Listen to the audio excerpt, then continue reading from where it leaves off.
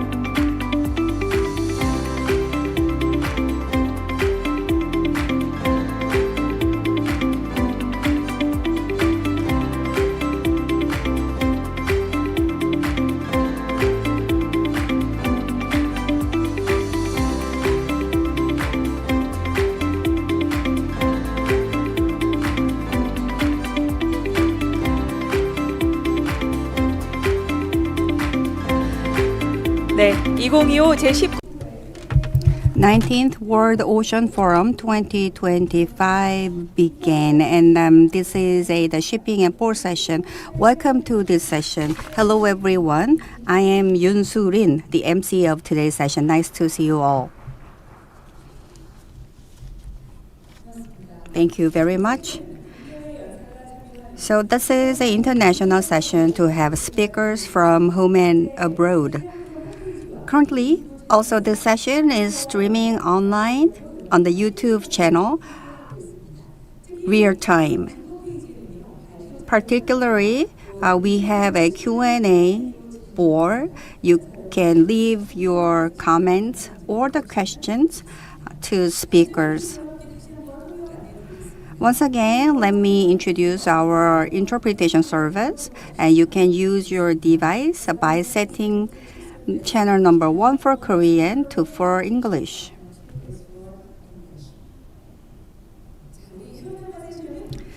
This shipping and port session is held under the theme of strategies for securing global maritime transport networks. So against this backdrop of the disruptions in the maritime transport network that have continued since 2020, this session aims to diagnose problems and seek solutions by focusing on the key factors such as ships, crews, and routes to ensure stability of the global maritime transportation. Especially, we will discuss the direction by focusing on all the training system for the seafarers and the transition to the decarbonization and the safety of the major maritime routes. I would like to introduce Kim Kyung-bong, the CEO of HMM Ocean Service, who will lead the session. He served more than 20 years in HMM and has accumulated various experience in the shipping field. And from 2019 for 3 years, he also took the role of the CEO of the HMM Ocean Service and the HMM PSA Newport located in the Busan port. So from now on, the Kim Gyu-bong, the CEO of the HMM, will lead the session. Please welcome him with a big round of applause.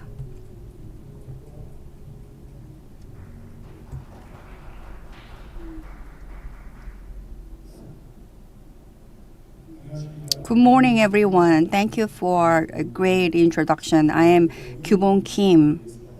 I would like to thank all the experts who took time out of busy schedule to attend this forum. And also, I'd like to thank the participants for being here with us. And especially, we want to make this session meaningful for you. In this session, we plan to discuss solutions to the unstable transport network by focusing ships and crews and securing the safe shipping routes and the legal systems to secure disturbed maritime transportation networks after COVID pandemic.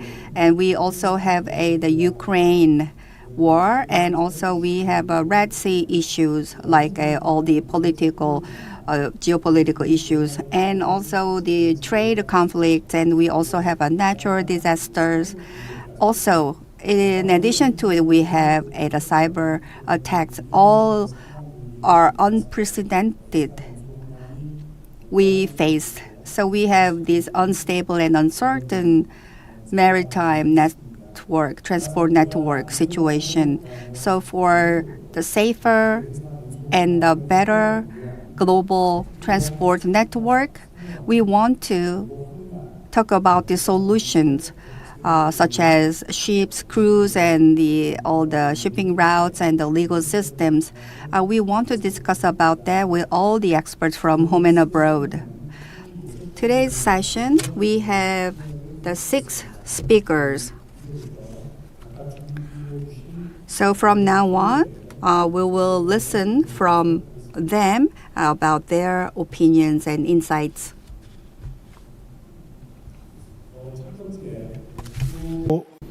The first speaker, we have Mr. Song Sang-keun, President of Busan Port Authority. He will present on ports as anchors of stability in global maritime supply chain. President Song began his career in 1992 at the Ministry of Land, Infrastructure and Transport. He was responsible for port and logistics policies, and he later continued to work in various maritime policy areas at the Ministry of Oceans and Fisheries. Then he served as Vice Minister of Oceans and Fisheries, overseeing Korea's entire shipping and port policy landscape, and is currently serving as President of the Busan Port Authority. Please welcome him with a warm round of applause.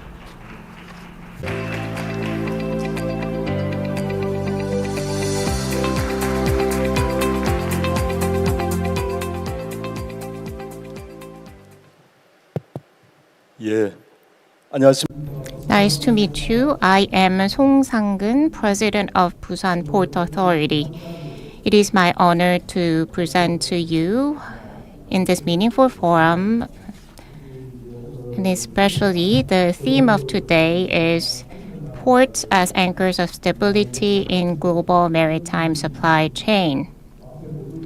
And as our moderator has briefly mentioned before, globally, we have experienced global supply chain disruptions, and still there are some concerns over the global supply chain. Against this backdrop, as a port authority, I am going to talk to you how we can prepare for such disruption and prevent the reoccurrence. Global logistics has been repeatedly shaken, so it is really difficult to predict, especially in recent years, not only during the COVID-19 pandemic, but also amidst the Russia-Ukraine war and Now we are seeing some progress, but still there are some Red Sea crisis. Congestion at a specific port can be the starting point for global maritime transport disruptions.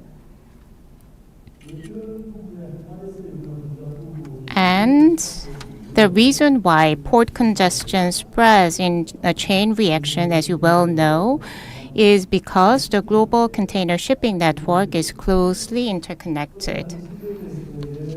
One congestion at one point is transferred to other routes or other ports. Therefore, the root cause of the problem lies in the lack of cargo visibility. In other words, this leads to data inconsistencies among stakeholders surrounding the port, and this reduces the predictability of the overall logistics flow and ultimately exacerbates congestion.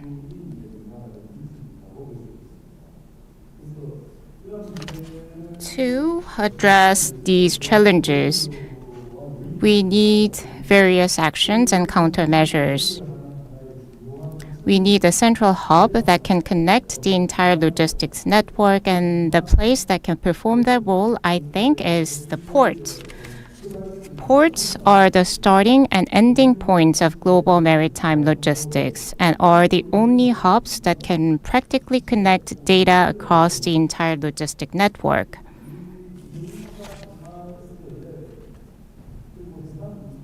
In other words, data from all stakeholders in the shipping network, for example, shipping companies, and at port we have terminal operators, and we have other CIQ, Customs Authority, and other government agencies. And on land, there are some transportation companies. Likewise, we have many stakeholders. And at ports, these stakeholders are doing business all together, so we can collect data and do some analysis.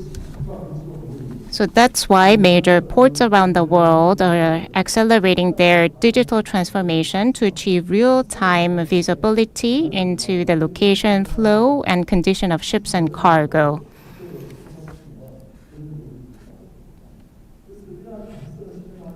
A key means of achieving this visibility, especially for port state, is the Port Community System, PCS.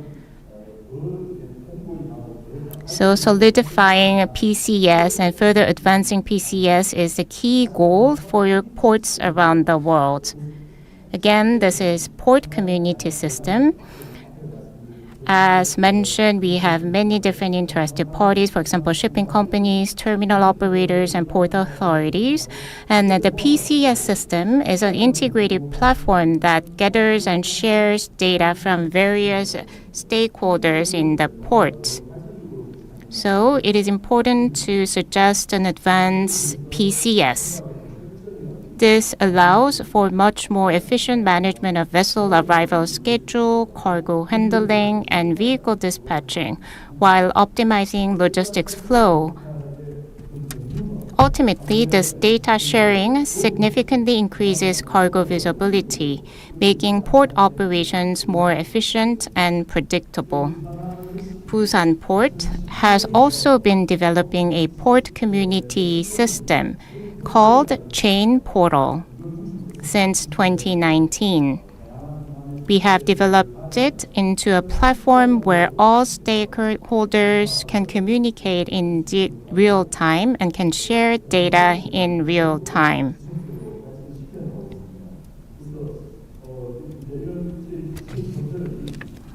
The Chain Portal has been recognized for its achievements and has been selected as a global best practice by the World Bank.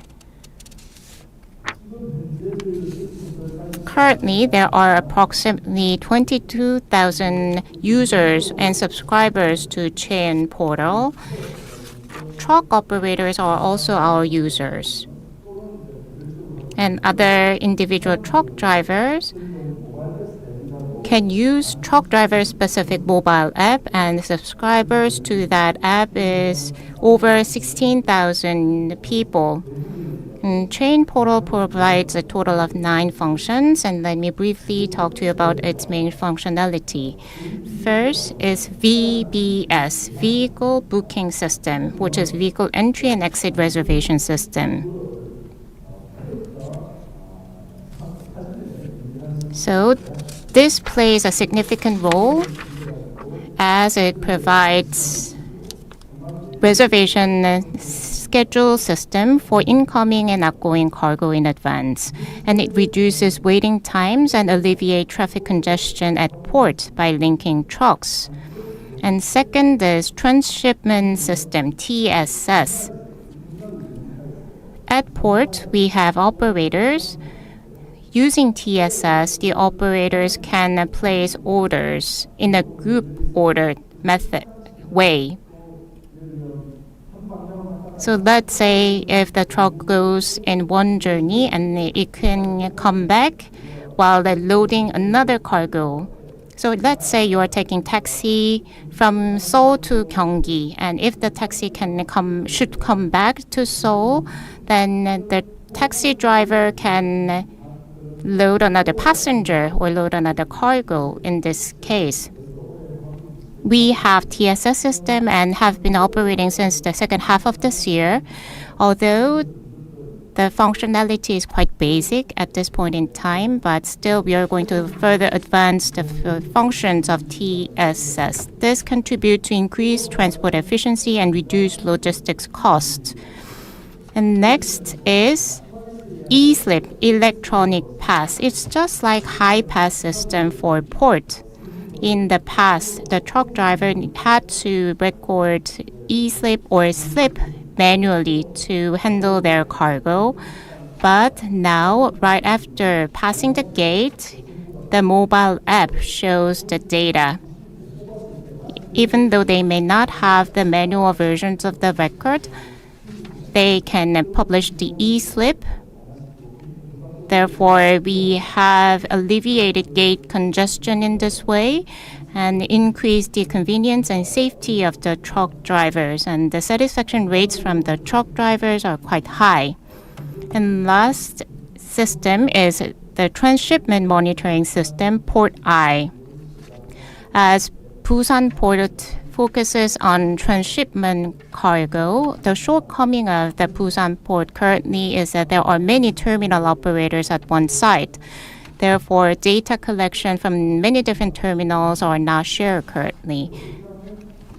We thought how we can centralize the data and go beyond the shortcomings that we currently have, and that's Port I. As mentioned, we have 9 terminal operators at Busan Port. By using Port I, you can track the berth schedule, loading status, and when the vessel will come in and go out, and how much cargo that vessel will discharge at the port. You can see that in real time. Starting from November this year, we are going to operate the Port I system. At first, collecting the data was not easy, because data collection itself is asset for us. Therefore, many participants, for example, terminals, didn't want to share their own data because it's their asset. But still, Port Authority constantly persuaded them while stressing the importance of confidentiality. And we promised them to make them better utilize the shared data.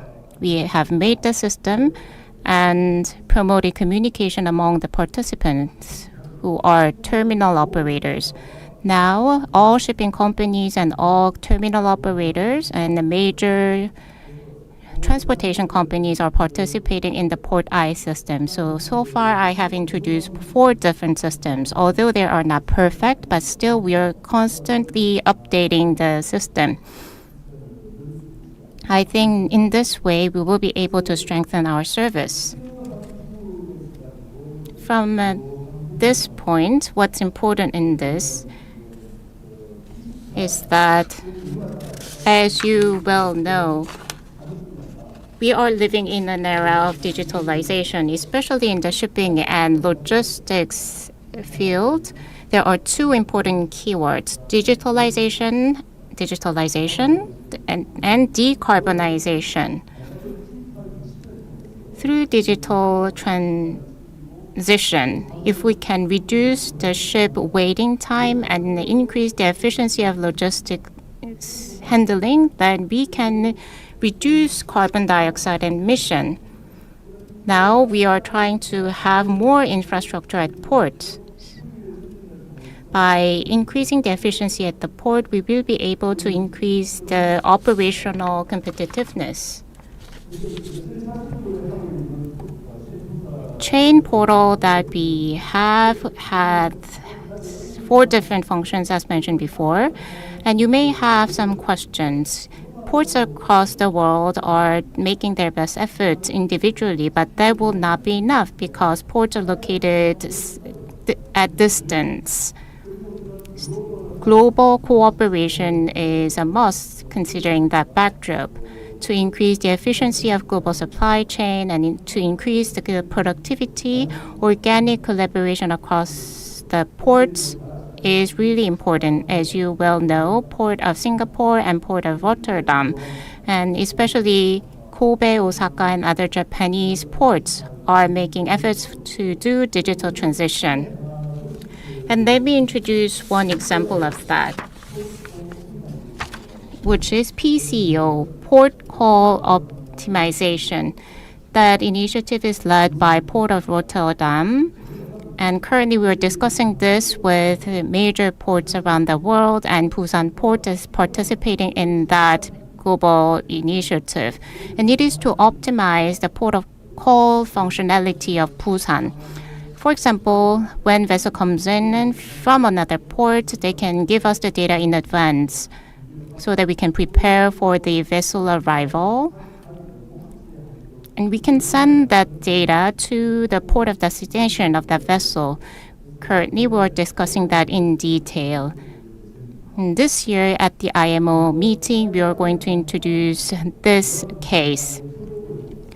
The PCO initiative is to accelerate digital transition while collaborating with ports across the world.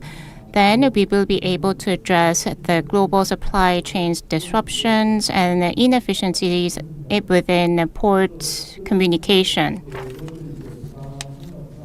In that effort, Busan Port and BPA will contribute more. And in the process, I would like to ask your assistance and attention, as we have many experts in the field of shipping, ports, and industry. We are going to have a discussion. So in terms of digital transition or to set up countermeasures against the disruption, if you have any good idea, please share with us so that we can contribute, so that we can weather through the crisis in global supply chain. I hope that we can take the opportunity of World Ocean Forum to come up with a better idea. I think that's why this meeting is so important. This concludes my presentation. Thank you.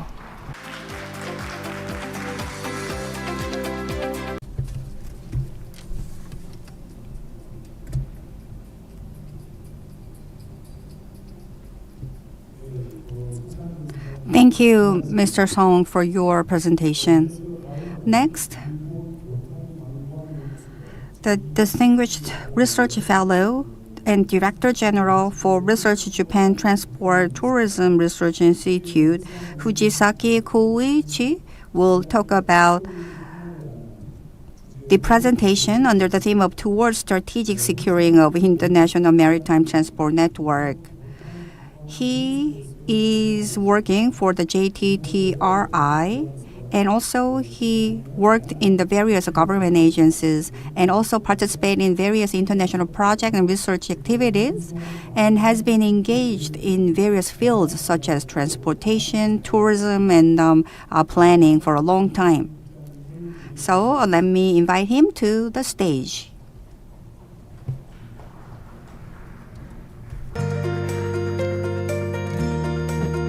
Thank you, moderator.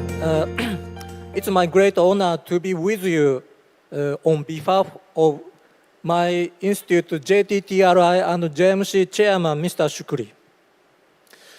I'm Fujisaki from JTTRI.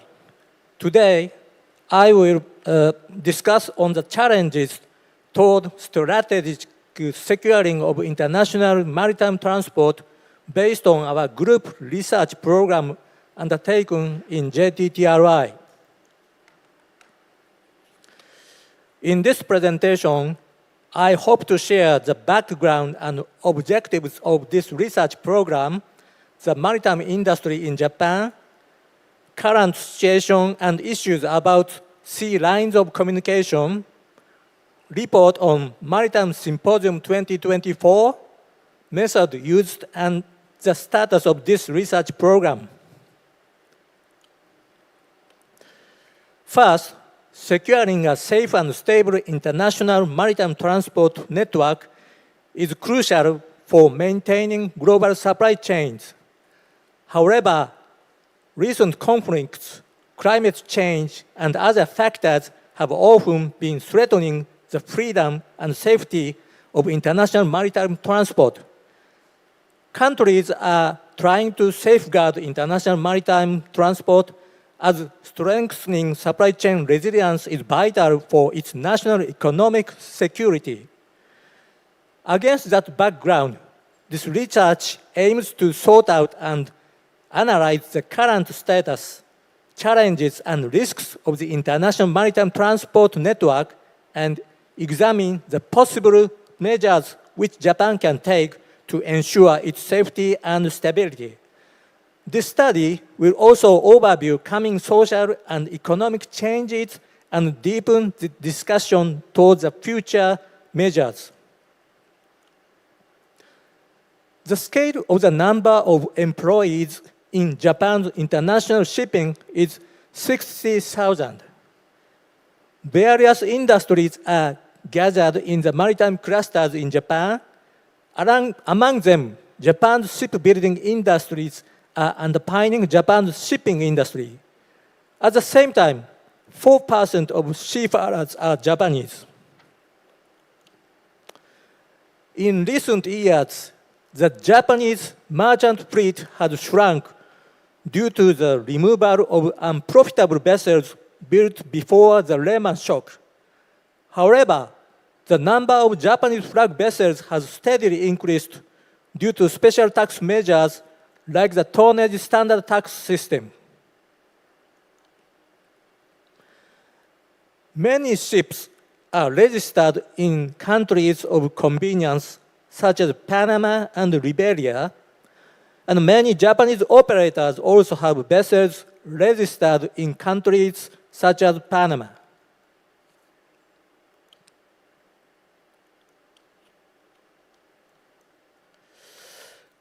Regarding demography, while nearly 50% of domestic seafarers are over 50 years old, the number of younger seafarers has been rising. With a declining working age population in Japan, securing, training, and retaining seafarers is a key challenge. Since the Lehman shock, global shipbuilding demand has remained low due to continued overcapacity. Japan's shipbuilding volume once declined. However, after hitting a low in 2022, the shipping volume began to recover from 2023. According to the Japan Shipbuilders Association's data, the number of ship modifications and repairs in Japan has decreased over the past 20 years, but completion values have risen recently. We are aware of a diversity of risks to sea lanes. First, regarding climate change, passage at Panama Canal was restricted due to low water levels from El Nino drought. And Japan often faces natural disasters, typhoons, and large earthquakes have caused damage to port facilities and affected ship operations. Second, there are ongoing piracy risks at the Gulf of Aden, Africa, Straits of Malacca, and Singapore. Third, there are geopolitical or international dispute risks. For example, in the Middle East, the Red Sea may be avoided due to the Houthi attacks. In addition, Japan has already experienced pandemic risks and cyber risks. Now I move on to the report on the Maritime Symposium which JTTRI co-hosted in US last year, which is the subject of sea lane safety and supply chain resilience for economic security. Speakers were distinguished maritime experts from industry, academics, and governments in Japan and the US. So here I introduce some extracts from discussions in that symposium regarding shipping market resilience and the role of international rules. First, maintaining the unity of the global shipping market is crucial, even under a diversity of risks. Second, fragmentation could lead to significant negative impacts. Regarding international cooperation and Japan's role, first, international cooperation is vital for economic security. Second, Japan must strengthen its shipbuilding and repair sectors. Regarding challenges in technology and supply chains, first, AI and DX are advancing vessel automation, helping address the seafarer shortages. Second, investment in alternative fuels could contribute to both sustainability and competitiveness. Third, ongoing research and measures are needed to address cyber risks.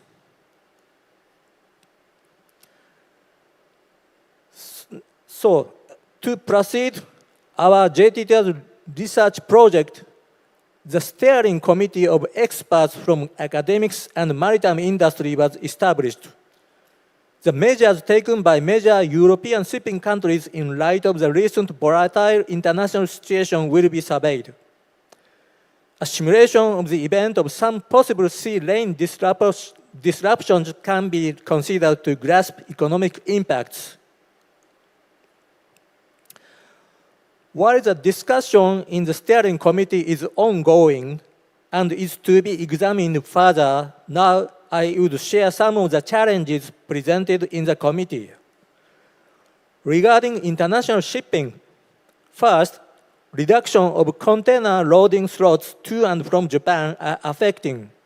Second, maritime insurance might not be applied in conflict areas, while its application would not guarantee sustained operation. Financial support might be necessary for unconventional damages or in emergency cases. European systems have to be learned for comparison. Third, collaboration with domestic shipping may be necessary in unconventional cases. Fourth, relation between freedom of the sea principle and intervention could be an issue.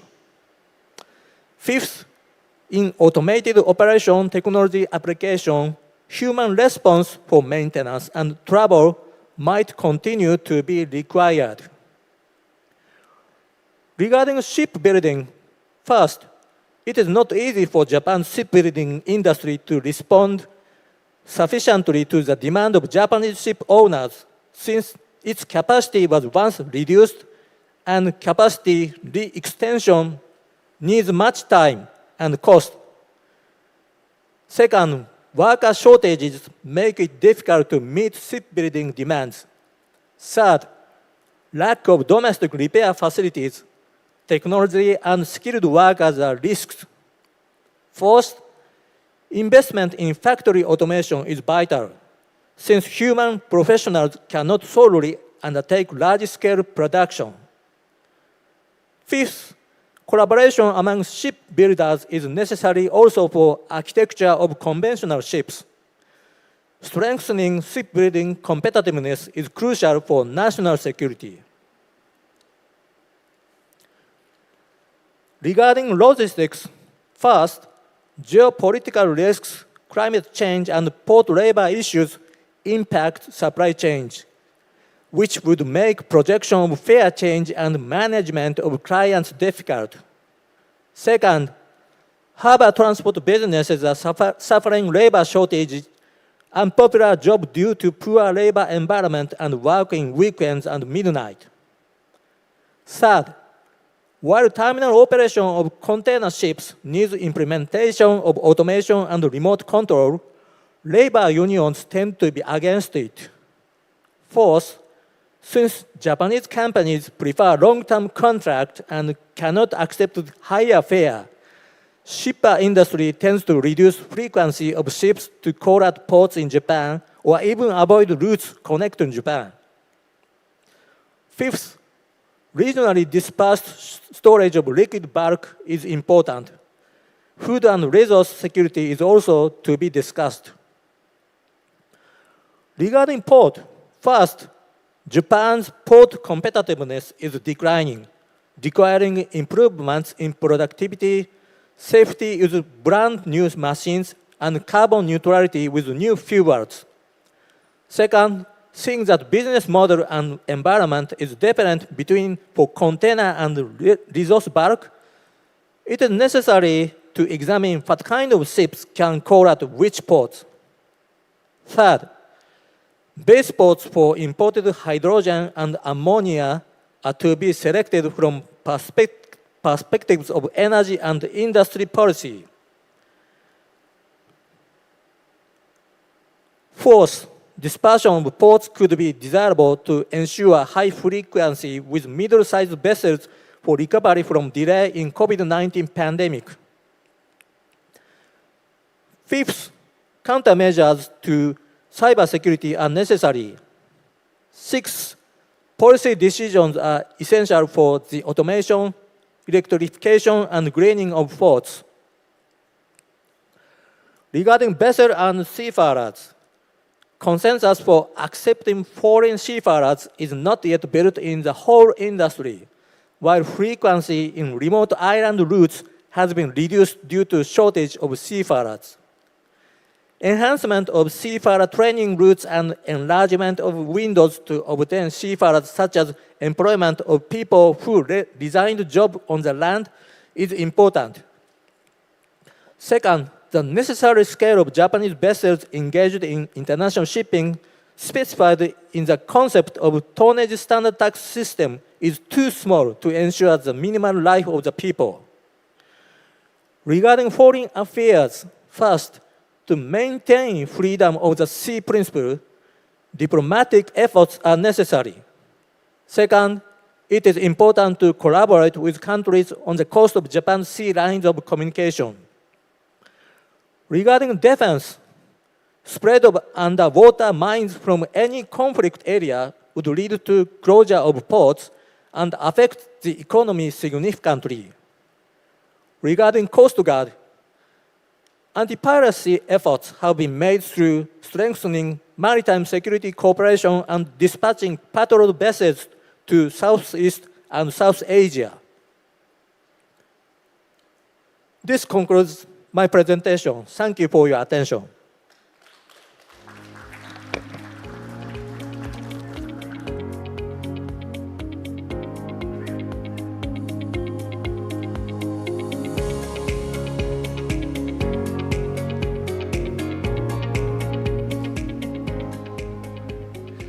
네, 후지사키. Thank you, Director General Fujisaki Koichi. Thank you for your excellent presentation.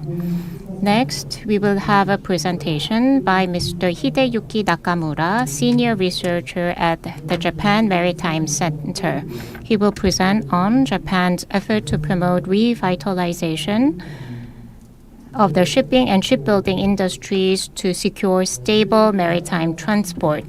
Mr. Nakamura has served at the Japan Maritime Center since 2007, and he has regularly participated as part of the Japanese delegation in meetings of the International Oil Pollution Compensation Funds, or IOPC funds, and IMO Legal Committee.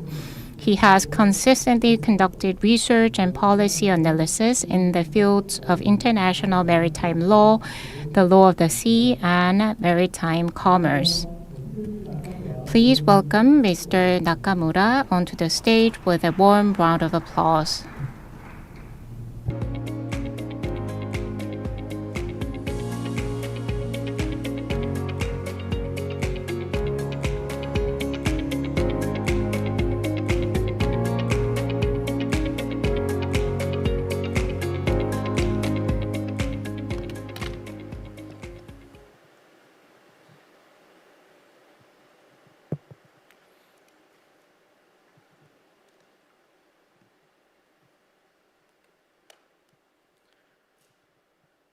Thank you for inviting me to this prestigious forum. It is a great honor for me to make a presentation here. My center, Japan Maritime Center, is a policy think tank for the Japanese maritime industry, especially the shipping industry. We have a close relationship with the Maritime Bureau of Ministry of Land, Infrastructure, Transport, and Tourism of Japan, and also the Japanese Ship Owners Association. Okay, let me start my presentation. As you all may know, the United States has adopted the policy restoring America's maritime dominance. It is well known that this is not only the result of an initiative of the Trump administration, but the former administration also had a similar policy. Anyway, the United States highlights more the aspect of national security of the maritime industry and expresses a strong commitment to support it more than ever. So, in Japan, this policy has awakened members of parliament, public officers, as well as the public. They renew their awareness that the maritime industry is critically important for Japan. Because Japan is an art-pelagic country and has more need of the shipping industry than the continental countries like the United States and China.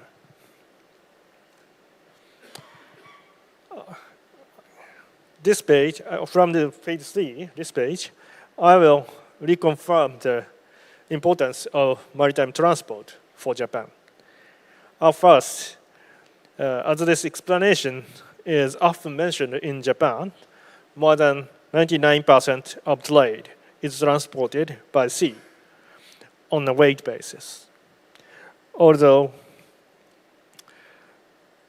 Japan depends much less on foreign trade than Korea, from the standpoint of importing essential natural resources and food, foreign trade remains necessary. The Basic Act on the Ocean Policy says the state shall take necessary measures to secure the efficient and stable maritime transport. This Basic Act requires the government to formulate a basic plan and ocean policy.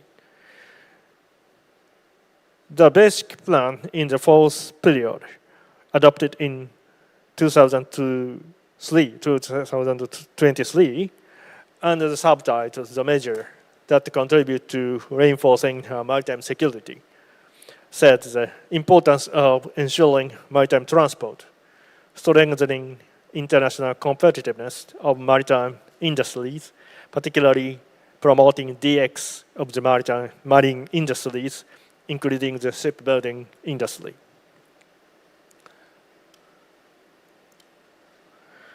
I think this is the latest one, Basic Policy on Economic and Fiscal Management and Reform, adopted in 2025 by the Council of Cabinet, says revitalize the Japanese shipbuilding industry and strengthen the maritime cluster centered on the maritime shipping and shipbuilding industries. Then, I have one question. Has the Japanese shipping industry or shipbuilding industry been sufficiently supported by the government? Since the 1990s, the voice of advocates of relaxing regulation and free market economics has been more convincing. Seemingly, the government has trusted the market mechanism and has not wanted to intervene in the market. It seems that the process of taking the support measure has been very slow, and its scope has been very limited. Page 9 and 10 show one of the significant features of the shipping market. That is, the freight rate fluctuates greatly. Page 9 shows the container freight rate. Page 10 shows BDI, which is the index of dry bulk charter rate, and the world scale, the index of freight rate of VLCC tanker. In this kind of dynamic market, operating a shipping company and securing its stability is very difficult, and the rise and fall of shipping companies is very common. Nevertheless, Japanese shipping companies have recently had a good performance. The performance of shipbuilding companies has not been so good, but it is gradually improving. The performance of shipping industry is sometimes evaluated by fleet size owned or controlled by companies. Page 12 shows the size of Japan's merchant fleet. In 2008, a tonnage tax scheme has introduced. After that, the number of Japanese flagged vessels is increasing because it is required under the scheme. After the Netherlands introduced this innovative tax scheme in 1996, and the European Commission accepted such a scheme, many shipping countries in Europe introduced almost the same or similar scheme. Norway in 1996, Germany in 1999, and the United Kingdom in 2000, Denmark in 2002. The Republic of Korea soon caught up this trend and introduced the tonnage tax scheme in 2005. Sweden introduced the scheme in 2007. Someone told me that Sweden was a bad example, and that because of too late action, Sweden had lost the shipping industry and its fleet. However, Japan introduced it in 2008, later than Sweden. It is very late. The Lehman shock occurred in September 2008. Therefore, Japanese shipping companies can enjoy the great profit from the tonnage tax scheme only after COVID-19. In addition, in the first period, this scheme only applied to Japanese flagged ships and obliged the ship operator to increase Japanese flagged ships and Japanese seafarers. The scope of application was expanded period by period, but it still only applies to Japanese flagged ships and semi-Japanese ships. So the merit of the scheme is still rather limited in Japan.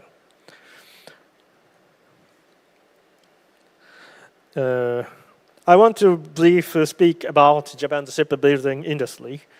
The shipbuilding industry in Japan was passed by the Korean industry and later by the Chinese industry. However, the Japanese shipbuilding industry is still alive and keeps certain share in the market of certain ship types. Since 1990s, Japanese government has been seemingly convinced that an open and free market could make various industries more competitive.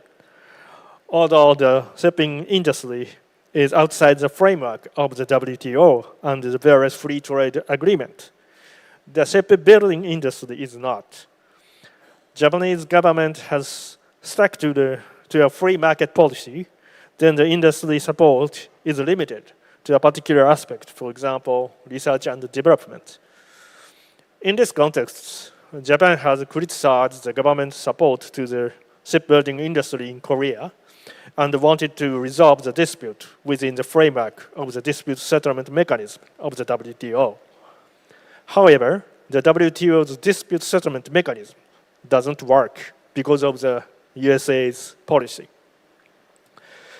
On the other hand, the government established an act for strengthening the maritime industry in order to support the maritime industry as much as possible within the framework of free market and free trade. In Japan, many ship owners called imabari ship owners or shikoku ship owners usually made a contract with the Japanese shipyard to construct their ships. Japanese ship operators mostly chartered their ships from Japanese ship owners. There are strong links among ship owners, ship operators, and shipbuilders. I think this tripartite link is a kind of winning formula from the standpoint of the national economy. But it is gradually undermined when Japanese shipping companies face the fiercely competitive market. They had to break up a part of this link to save themselves. This trend was typically observed in the segment of mega container carriers and liquefied gas carriers. I think the aim of the Act for strengthening the maritime industry is to rectify the links between the shipbuilding industry on the one hand and the ship owners and the ship operators on the other hand. However, I think the support program under this act is not very effective. The support program mainly stands under special loan. But as you know, the interest rate in Japan has been very low because of the quantitative easing policy by the Bank of Japan. Both the tonnage tax and Act for Strengthening the Maritime Industry are reviewed every 5 years. The review process of both schemes will commence soon. At this moment, the Trump administration announced a series of tariff policies. In addition, the executive order restoring America's maritime dominance and the action on the entry fee of vessels to USA ports under Section 301 were also announced. Instead of my conclusion, I have just put the issues for consideration. If the fundamental basis of the market environment is drastically changed, if we don't have to care about the principles of a free market and free trade related to the maritime industry, focusing much more on the aspects of national security, the Japanese government may take a more innovative and tremendous supporting measure than before without sticking to those principles. It might be that such a possibility was implied in the Basic Policy on Economic and Fiscal Management and Reform 2025 adopted by the former administration, the Ishiba administration, which is mentioned before. In fact, the Special Committee on Shipbuilding of the Liberal Democratic Party made an urgent proposal for shipbuilding revitalization, together with the Special Committee on Economic Security in June. However, I want to draw attention to 2 points. Firstly, since Japan has learned lessons from the last World War, the Japanese government should not highlight on these aspects or reasons related to national security. Secondly, in light of Japanese policy history for enhancing shipbuilding industry and the shipping industry, if a country strongly and blindly supported the shipbuilding industry, it would lead to an excess of supply, excess of vessels and or space. And so then the shipping industry in the world could be in a tough situation for a significant period. I think the concept of chunyon, maybe in Korean pronunciation, remains a moderate approach to the support to the industries, remains very important for us all. Thank you. Thank you very much. This is my presentation.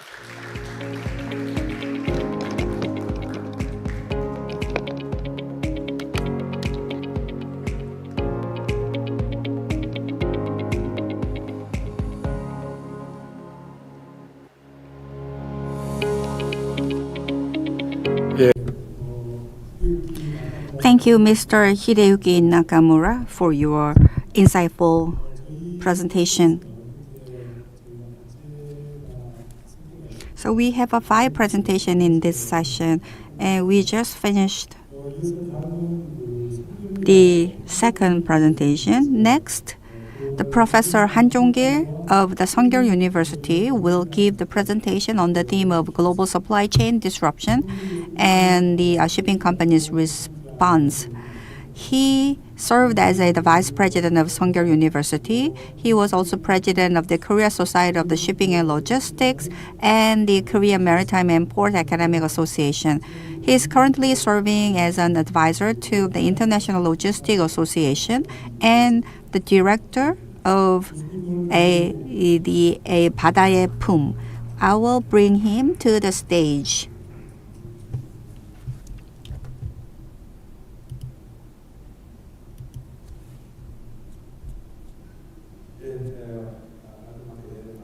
Good morning, everyone. I'm Han Jong-gil from Seonggyeol University. So I'm a professor. Usually, I give the lecture. So I just realized that how difficult listening to others' presentation for more than 1 hour as a participant in this session. So please enjoy my presentation. It will be very quick and short. So please feel free to take my presentation as a brief intermission. 오늘 제가 Today, I want to talk about the global supply chain disruptions and the responses of the shipping company from the perspective of BCP. When we talk about BCP, we always talk about the ISO, like a 23,000. But today, without talking about the BCP based on the ISO, but I just want to focus more on actual practices and activities of the BCP. So the definition of the BCP is the comprehensive strategy to maintain the core business operation without interruptions and ensure the rapid recovery across the diverse crisis scenarios. So that is the acronym of the business continuity plan. So that is the preemptive response actions to respond such kind of abnormal situation. So BCP to the logistic companies is very important because just a single day of the disruption can give and impose a huge amount of the money. And also that is important to strengthen the partnership with the clients. Also, when we have the global transactions, the BCP is a must for the shipping companies. So we have recently all the global disruption cases for last 3 or 4 years. So taking that example, I will talk about the BCP. First, we have the geopolitical risks. We had the Gulf of Aden attack, and also we had the Russian-Ukraine war. The merchant vessels were attacked, and the sea route was blocked, resulting in the route diversion and the sharp rise in the insurance premiums. Then the shipping company need the response, like immediate decision for the diversion, and also utilization of the vessel sharing agreements. So they have to make a quick decision making, and it can be possible through the tree decision methodologies, and also through the swift negotiations with the shippers.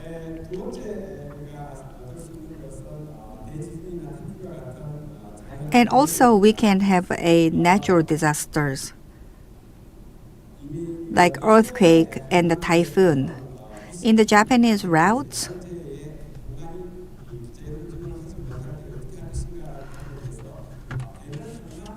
each port has their own BCP to respond such kind of a disasters.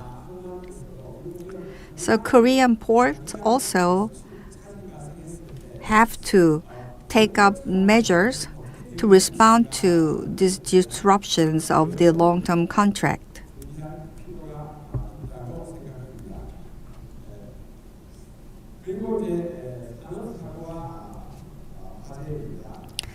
Also, there could be industrial accidents and the pandemics.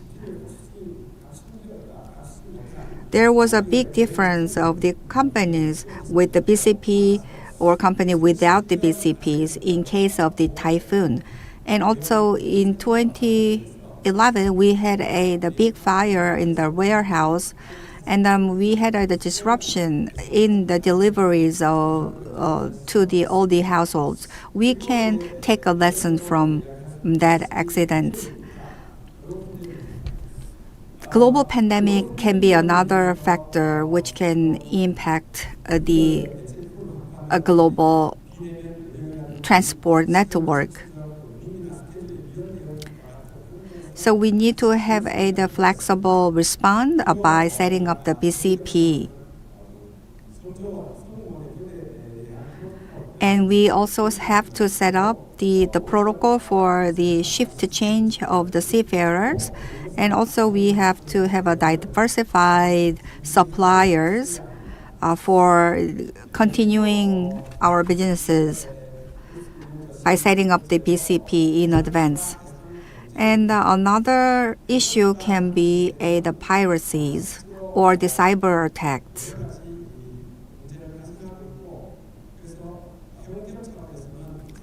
The shipping company has to have a risk assessment for their routes, and they also have the plan for the armed guards and the protections. So in case they go through the dangerous routes, they have to ask for the convoys through satellite communications and real-time monitoring.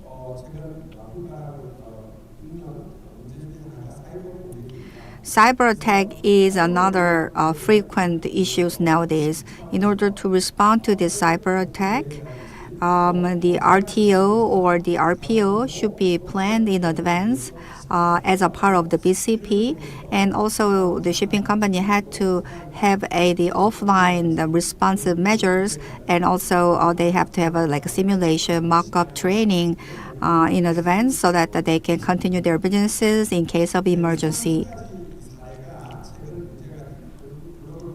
So I talked about actual cases in the global transport disruption cases. Then, from now on, I will talk about how this BCP was actually used in response to such cases. First case was the Suez Canal blockage incident. It showed how dangerous to depend on the single route. So you need to diversify your routes and prepare the stock up through the diverse suppliers. So it happened in the 2021 March, and for 6 days the Suez Canal was blocked. As a result, more than 300 vessels had to be on the waiting line, and 12% of the cargo should go through the Suez Canal, but there was the more than 10 days delays due to the reroute via the Cape of Good Hope. So there was the huge disruptions and the economical damage.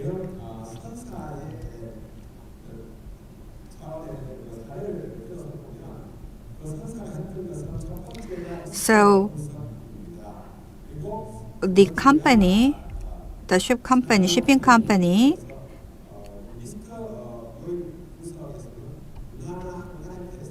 conducted the risk analysis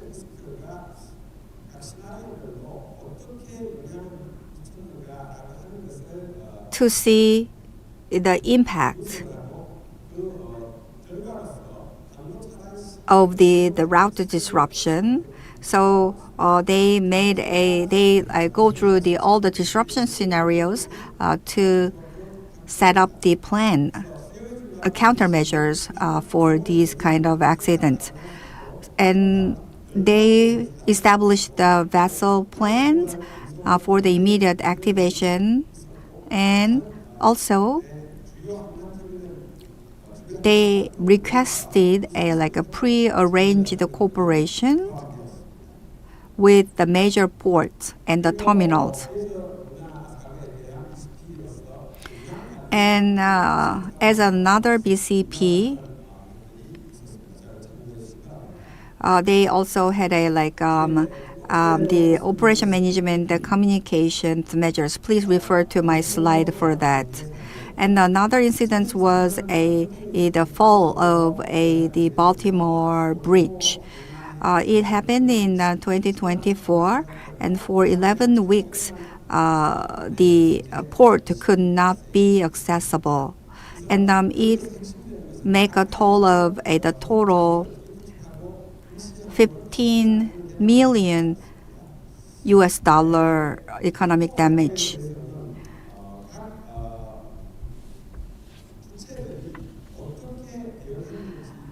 So I will talk about how each players respond to this Baltimore accident. So Maryland Port Authority ran the emergency plan, and they ran another 4 terminals. Together with the restoration, they passed the Emergency Act to give all the supplemental and the makeup package to the employees and all the affected people. And also the Dali vessels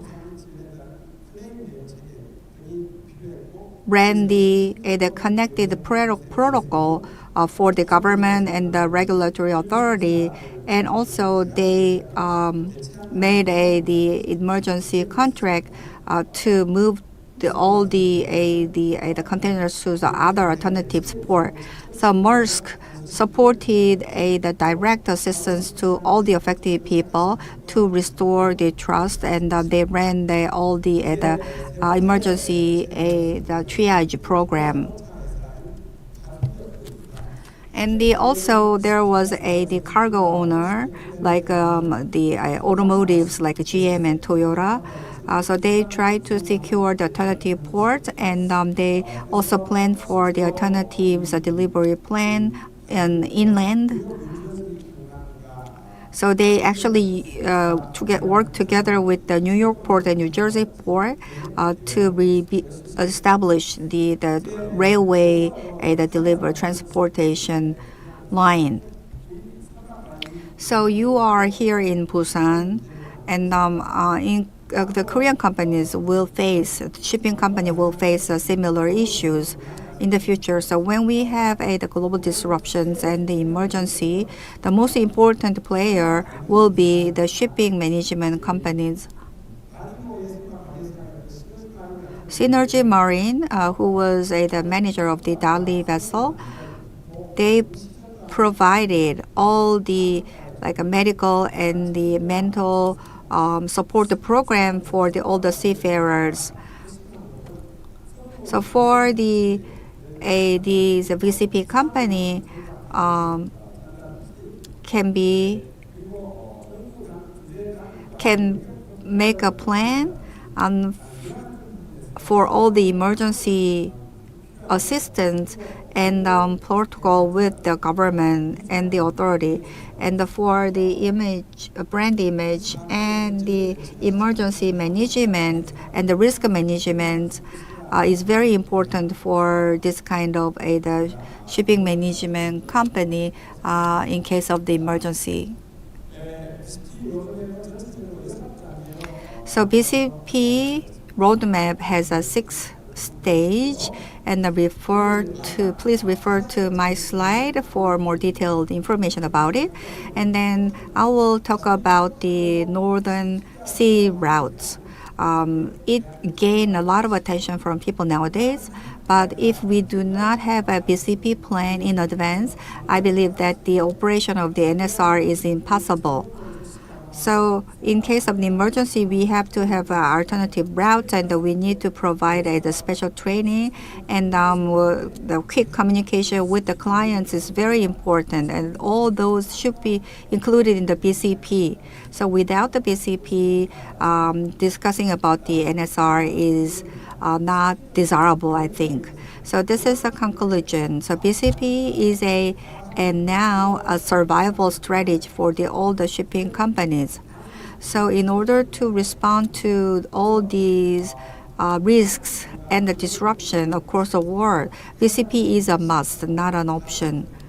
So the prepare the BCP is a key to minimize the damages and enable the rapid response.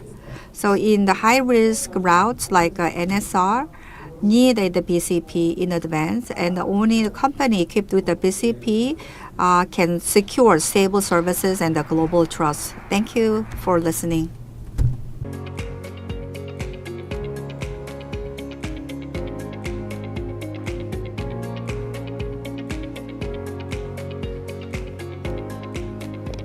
네, 한종길 교수님 발표 감사합니다.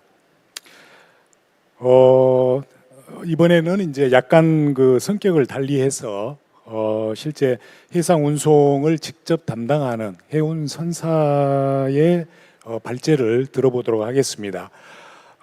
다음은 그 H&M R&D 센터 김영선 팀장님께서 IMO 중기 조치에 따른 해운 선사 전략이라는 주제로 발표를 하시겠습니다.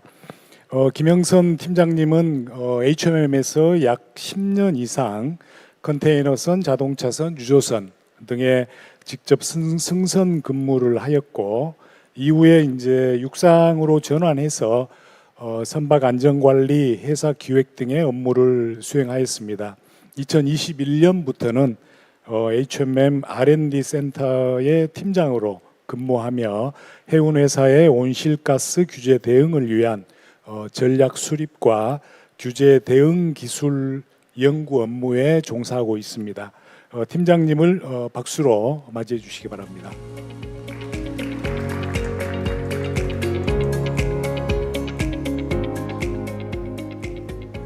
네, 안녕하십니까. 저는 HMM에서 근무하는 김영선이라고 합니다. 먼저 이렇게 유서 깊은 포럼에 또 아주 저명하신 그 연사분들과 같은 자리에서 이렇게 발표할 수 있다는 데서 되게 영광스럽게 생각합니다. 오늘 제가 발표할 주제는 올해 4월에 그 MEPC에서 IMO 넷제로 프레임워크를 승인을 했습니다. 그래서 우리 선사들이 이 IMO 규제에 대해서 어떤 대응을 하고 있는지 HMM 사례를 좀 말씀을 드리려고 합니다. 오늘 발표가 좀 시간이 꽤 딜레이 됐는데 제가 최대한 좀 캐치업 할 수 있도록 하겠습니다. IMO가 2050년까지 이제 넷제로를 하겠다라는 겁니다. 그래서 다양한 규제들이 국제사회에서 준비가 되고 있습니다. IMO에서도 준비를 하고 있고 EU에서도 준비를 하고 있죠. 그러다 올해 4월에 이제 IMO 넷제로 프레임워크를 승인을 했죠.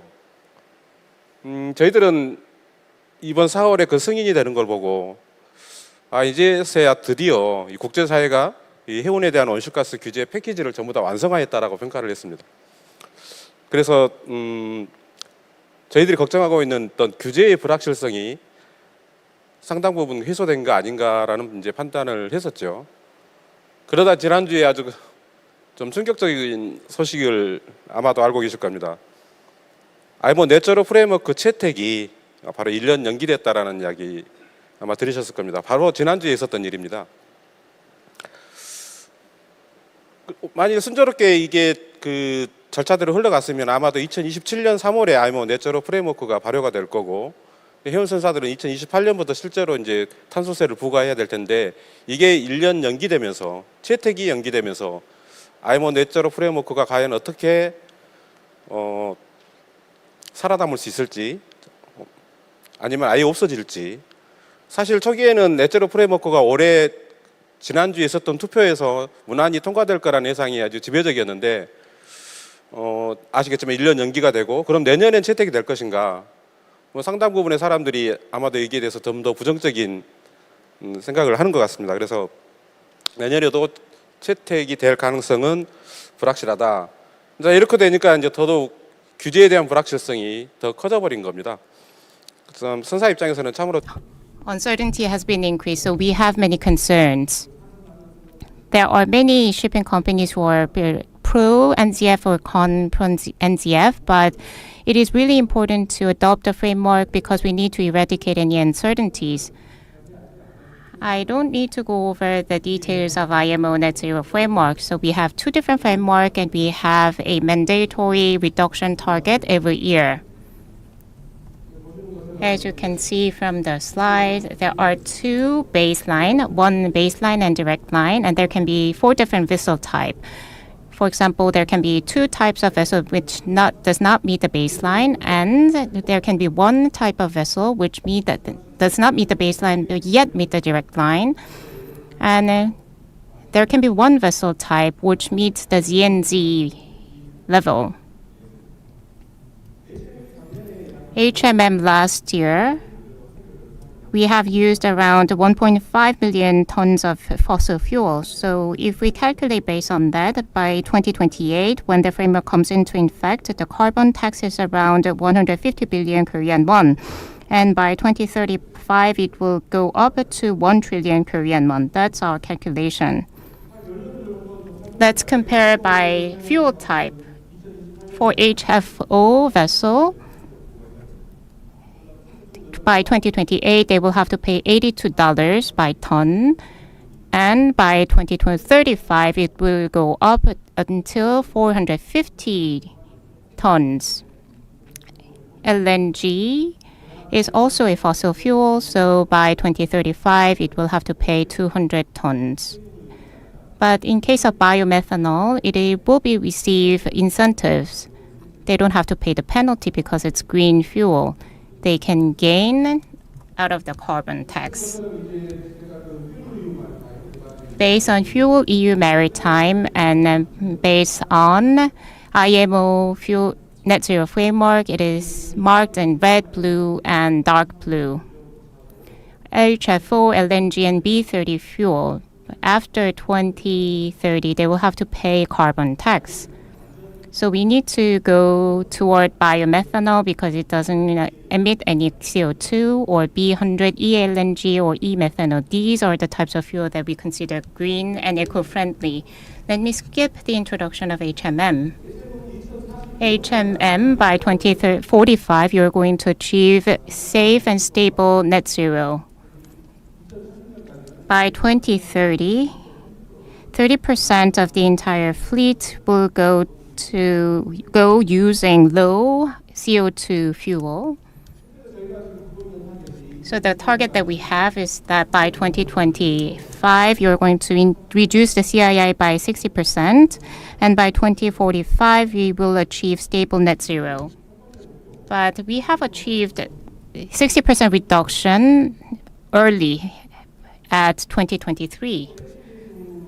So for LNGDF vessels, we have signed 8 vessels to be delivered.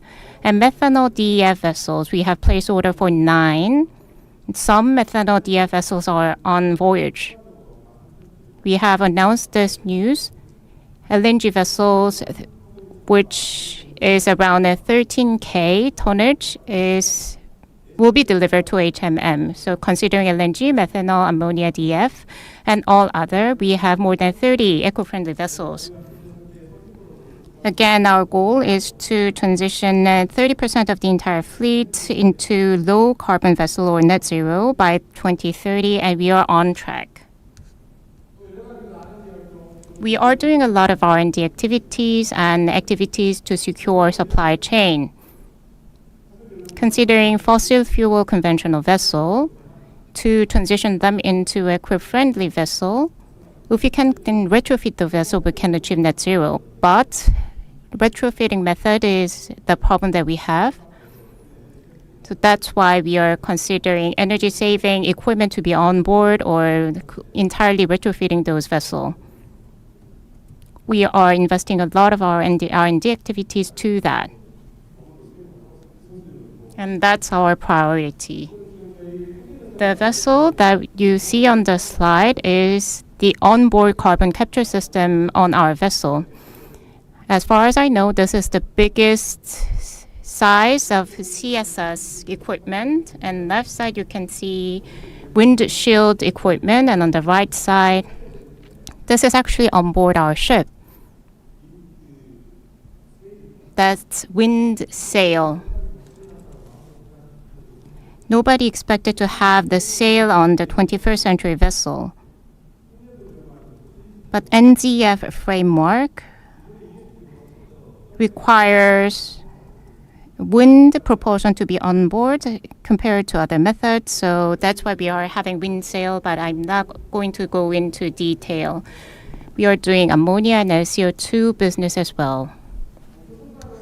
This is the achievement. I want to briefly mention about this. If you see the graph on the left side, this is carbon intensity of containers that moves from Asia to Europe. We are doing a lot of competition on the route, but if you see the yellow bar is HMM, and as you can see, the CII is quite low, significantly low compared to other vessels. The route between Asia and Europe, shipping companies put their largest vessel on this route. It's quite competitive shipping route. On this major route, we are showcasing the lowest CII, so that's a very encouraging achievement for us. So I'm not sure the destiny of NZF, how it will unfold. But I don't think that IMO will stay complacent. They will adopt NZF or prepare for another measures. I have shown you the graph related to NZF, and it's quite complicated. And we need to calculate the NZF and RU and SU in a complicated way. So shipping companies are preparing for a very strategic measures to meet the NZF target of IMO. I have mentioned it quite a lot. The keywords nowadays are digitalization and decarbonization, especially for the shipping company. The slogan or title of the World Ocean Forum is Beyond the Wave of Uncertainty. As mentioned, there is uncertainty related to the framework or future uncertainty because of the technology. Therefore, shipping companies, ports, and equipment industry, we will have to weather through the two big uncertainties and two big challenges. It is high time that we gather the wisdom. I hope that the uncertainty will present more opportunities than crisis. I saved you 5 minutes. Thank you.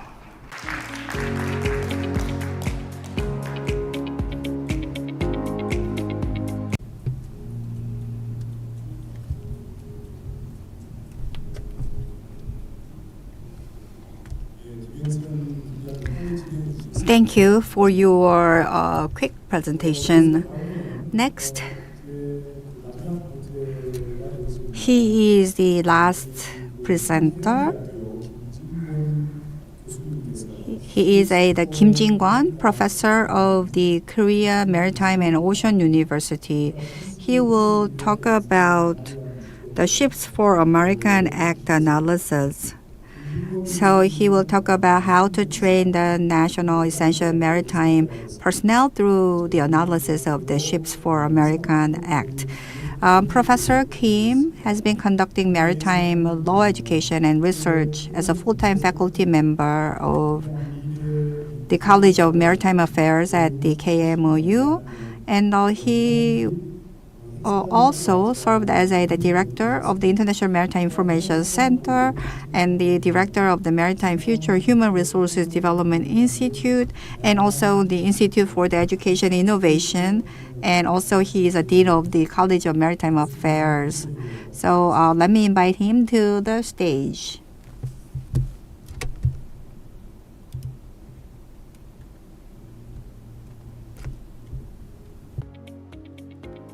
예, Nice to meet you, everyone. Hello, I am Kim Jin-kwon from the KMOU. And today I want to talk about how to foster the maritime manpower through the analysis of the Ships for America Act. I believe that you know about the Ships Act. There are many analyses about it, but I want to focus on the maritime manpower related to it because all the importance and like a basic information should be shared with you. That's why I brought this as the topic for my presentation. So this is content, and please refer to it.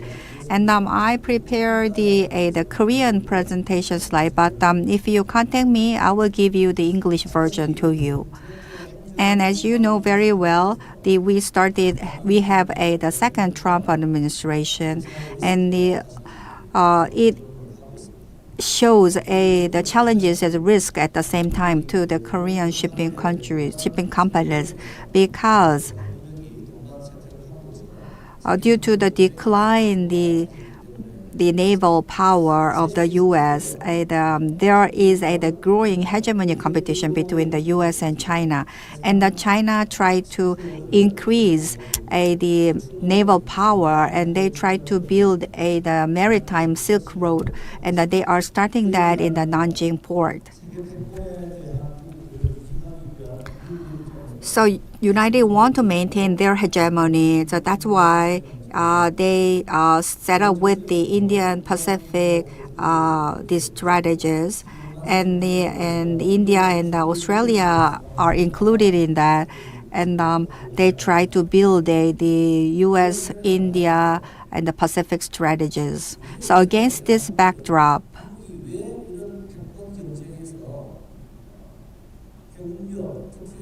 we need to analyze why the U.S. is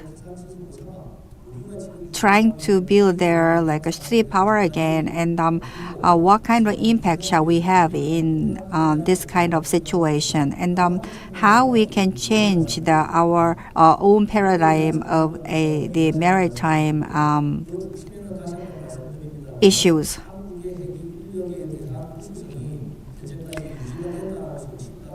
So the Korean manpower is very strong and capable, but I believe now is the very important turning point for the shipping industry and the maritime manpower.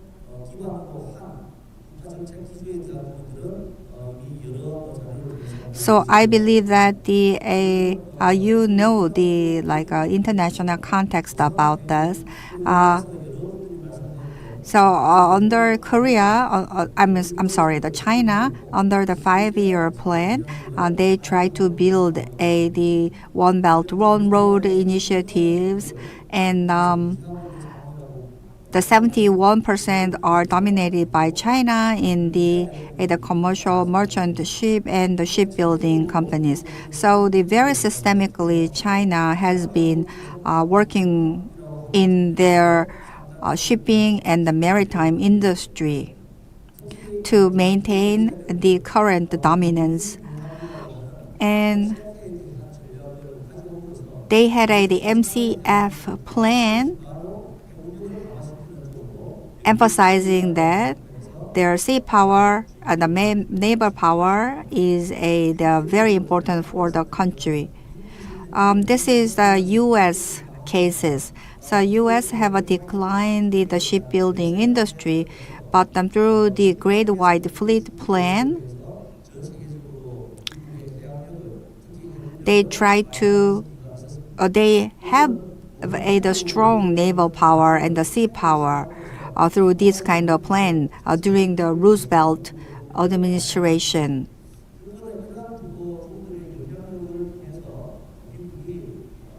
So based on that, they win the victory in the Second World War. But after that, due to the Jones Act and new freedom policy, they wanted to protect their own shipbuilding, but eventually their shipbuilding industry declined. And also due to the decline the subsidies, they have a situation like this, which shows the decline in their shipping industry. So for the National Maritime Strategy, the U.S. published the congressional guidance, like the Rubio, the Minister of Interior, and also the National Security Advisor, Michael Waltz, are leading this kind of the movement in the National Congress in the U.S.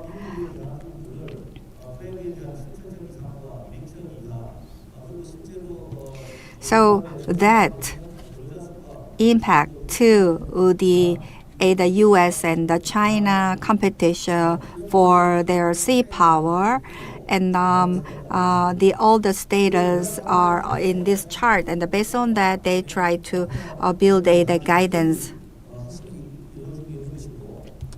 So they have like 4 strategies and 10 action plans like this, and after this, they brought up the ship's war tactics based on CSIS.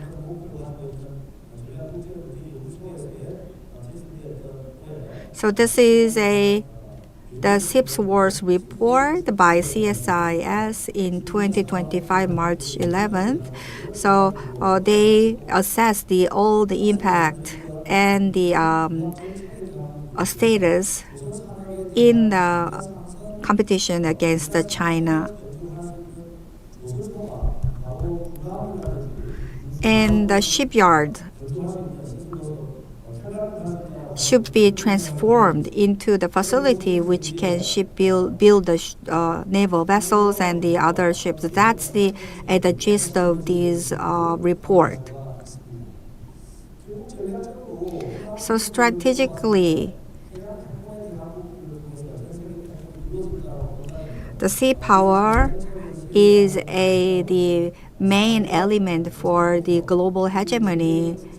So the U.S. tried to decrease the sea power of China, and came up with the idea to strengthen the alliance with Korea to enhance their capability in the U.S. territory.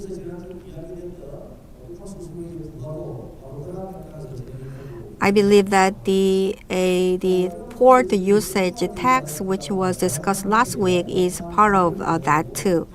So through all these new acts, like Ships for America Act and the Ensuring Naval Readiness Act and Ensuring Coast Guard Readiness Act, they tried to increase their sea power.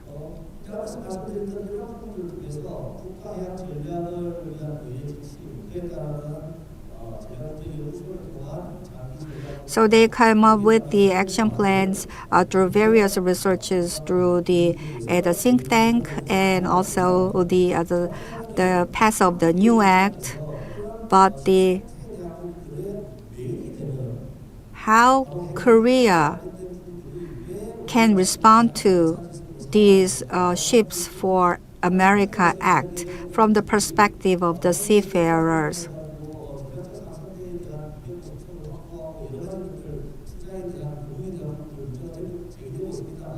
There are many issues related to the seafarers and the shipbuildings. But here, the main problem is the laborers, which are the maritime seafarers. So they need the maritime laborers and the skilled workers in the U.S.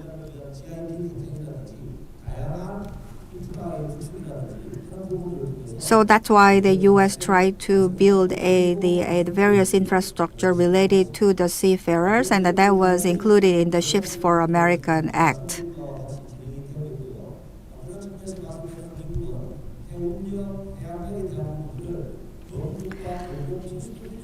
And the U.S. designated the sea power as the most significant part of the security, and they came up with the Ships for America Act. And inside the act, the essential maritime manpower became the basic rationale for the national support and the procurement of all these human resources.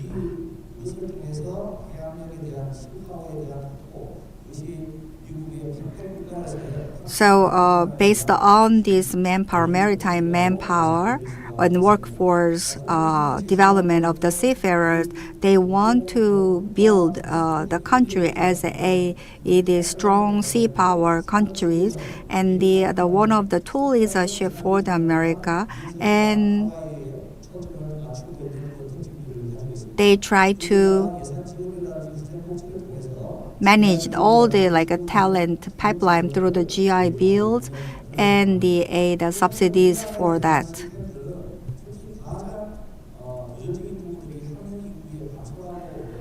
But the problem in Korea is the decreasing number of the people who are learning in schools.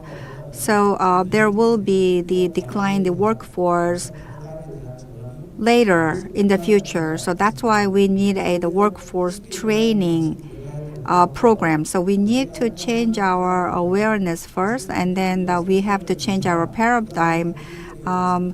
Instead of the simple training of the seafarers, we need to build the system which is focusing on the experienced worker and the skilled workers, and we need to provide the pan-government the training platform, and that can be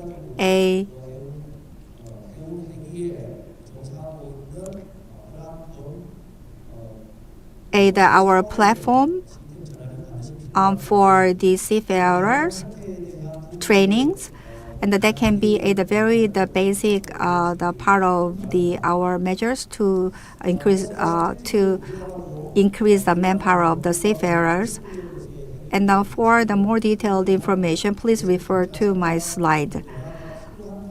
So this is a very important time for us to change our paradigm about the seafarer trainings. So we have to integrate all the shipping and port and the seafarers and the port policies all together. So only when we have a satisfactory training program and the workforce at work, we can change all the paradigm of the maritime the workforce and maintain the status of our country as the strong shipbuilding company. So in conclusion, the American Ships for American Act is a very good suggestion for our country. We have to respond to it, but we have to realize that everybody tried to find the sea power of their own country. So in order to maintain the status of our country as a strong sea power country, we have to be prepared for the changes in the future.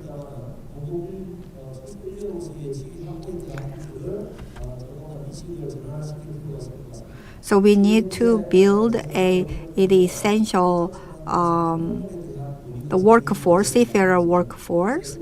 We already have the several policies and the countermeasures, and we also have to build the foundation for our workforce management, just like the U.S. does in their ships for the American Act.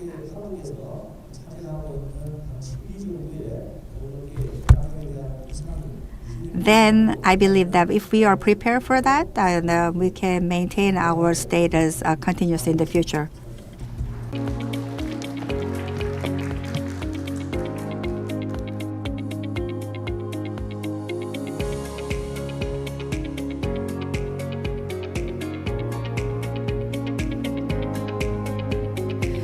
네, 소중한 발표해주신 모든 여러분께 Thank you for your presentation. Moving on, we are going to have panel discussion. Once the stage is prepared, we are going to invite all the speakers on stage and have panel discussion. We have covered a lot of topics so far. Amid uncertain global shipping environment, in order to have stable global supply chain and to maintain continuous competitiveness, speakers mentioned on how BPA presented its goal to operate a data platform going beyond its role as a maritime hub. And the second presenter mentioned about the BCP and mentioned about a lot of case studies. Mr. Kim Young-sun from HMM mentioned about the carbon tax, which will enter into effect in 2028, and he mentioned the countermeasures of the shipping companies, and he emphasized the need to have a countermeasures for carbon tax. And Mr. Kim Jin-kwon mentioned about the analysis on Ship for Power Act and importance of managing maritime talent pipeline. And he emphasized the need to have measures to prepare for the talent. And Japanese speakers mentioned about Japanese efforts to promote the shipping and maritime industry. All the speakers emphasized various topics related to the future competitiveness of maritime and shipping industry. I guess the stage is now prepared and completed. Once organized, I am going to invite Mr. Kim Chang-jin, who will serve as a moderator on stage. He is Regional Director of the Southeast Headquarters at the Korea Shipowners Mutual Protection and Indemnity Association. Every speaker kept the time, so I would like to thank all of you for that. And now we have panelists on stage. Once they take their seats, we are going to have a panel discussion with moderator Kim Chang-jin.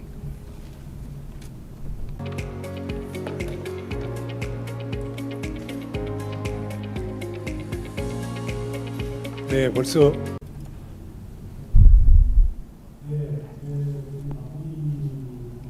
It's close to the wrap-up time. Including our keynote speaker, we had 6 presentations so far, and thank you all for your presentation. We are not behind our schedule, fortunately, so we can entertain 20 minutes of panel discussion. The MC has covered it well, and moderator will be served by all 4 our panelists. We have Mr. Kim Chang-jin, so let me introduce him. Mr. Kim has served at the KSA for over 20 years. He held key positions including head of insurance department and director of Busan branch. And since 2023, he has been serving as the inaugural regional director for the newly established Southeast headquarters. Before we have a panel discussion, I would like to take questions from the floor first.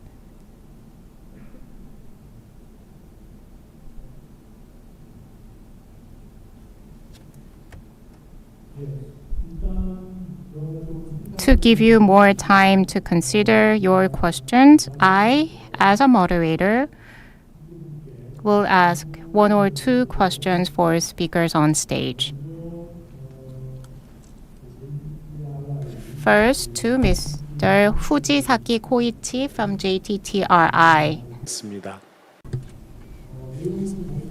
So from your presentation, you said that Japan and Korea, both countries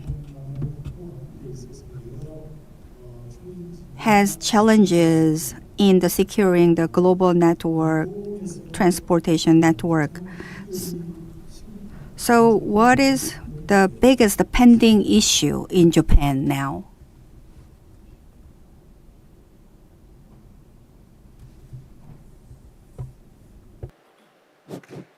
Thank you, moderator. Thank you for your question. So,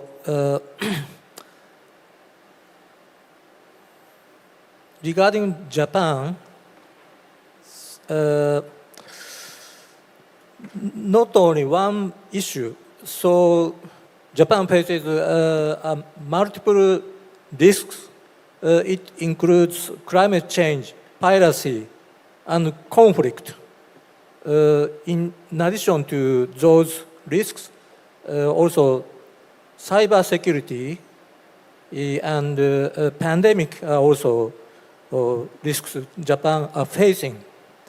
So that's why we started our joint group research program, the content of which I presented today. And the discussion in the steering committee of our research program, the discussion are still ongoing, and we had not yet reached the conclusion. The discussion will continue further. Thank you. Thank you for your answer. 다음은 Next question. I would like to ask question to Mr. Kim Young-sun from HMM. In your presentation, you've mentioned that for the long term, there will be carbon tax introduced in the field. And I would like to ask how you are going to accommodate the costs related to carbon tax. Thank you for the question. Actually, as the IMO net zero framework has been suspended, that's because of the Trump administration resistant to accept it. There are many reasons why Trump administration opposed to that idea, and one of that is because of the carbon tax. It will increase the logistics cost and it will go to the shipping companies, and that will be a burden to the customers. So when that cost is transferred to the shipping owners or shipping companies, I think that's inevitable. And when the oil prices fluctuated, the surcharge went to the ship owner or cargo owners.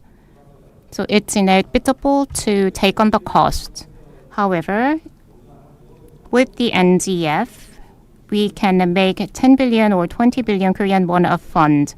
And that fund will be given to the vessels operated with eco-friendly fuel as a reward or incentive. So once we can get the reward, we will be able to offset the carbon tax. After that, we can reduce the use of fossil fuel, and then the shipping company will be able to reduce the costs borne by the new framework. Thank you for your answer. 혹시 플로우에서 추가적 Any questions from the floor? If you have any question, please raise your hand.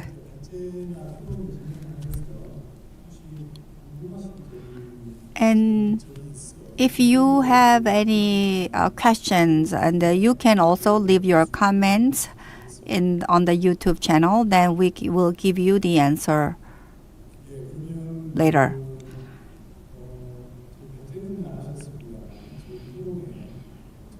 So he didn't give a presentation, but the Mr. Kim is joining in this panel discussion, so I will ask the question to you.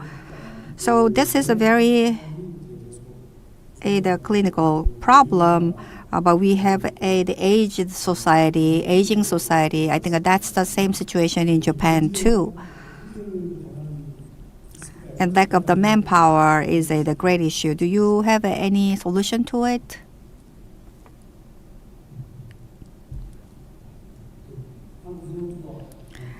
Thank you. I am Kim Chang-jin from the Korea Shipping Association. I'd like to thank all the speakers for your presentation and discussion. So before I make my comments, I'd like to ask questions to the speakers. So to Kim Jin-kwon, Professor Kim Jin-kwon talked about the Ships for America Act. He talked about all the measures we have to be prepared for that. So thank you for your presentation. The most important part for us is the fostering of the maritime seafarers and the workforce.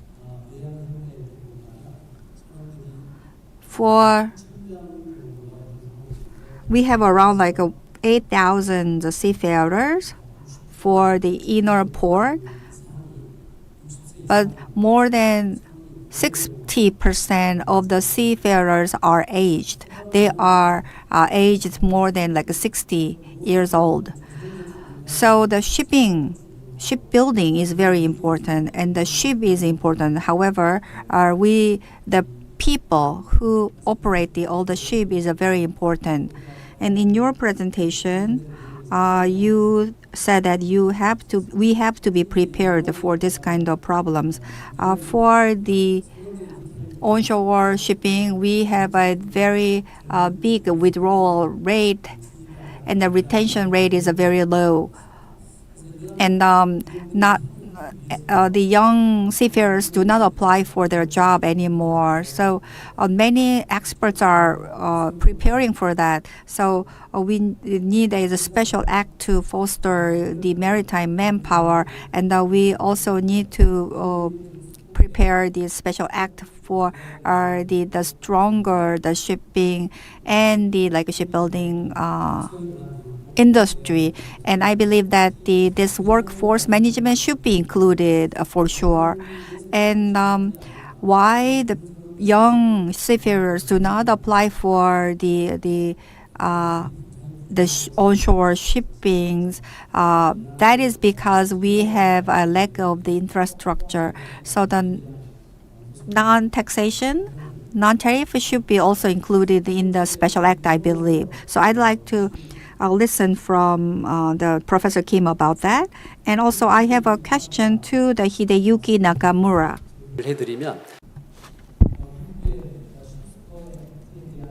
So Ship Power Act from America. So preparation for that, and then you've mentioned Japanese preparation for that. So I would like to know what kind of preparations you are doing in terms of newly enacted American Shipping Act.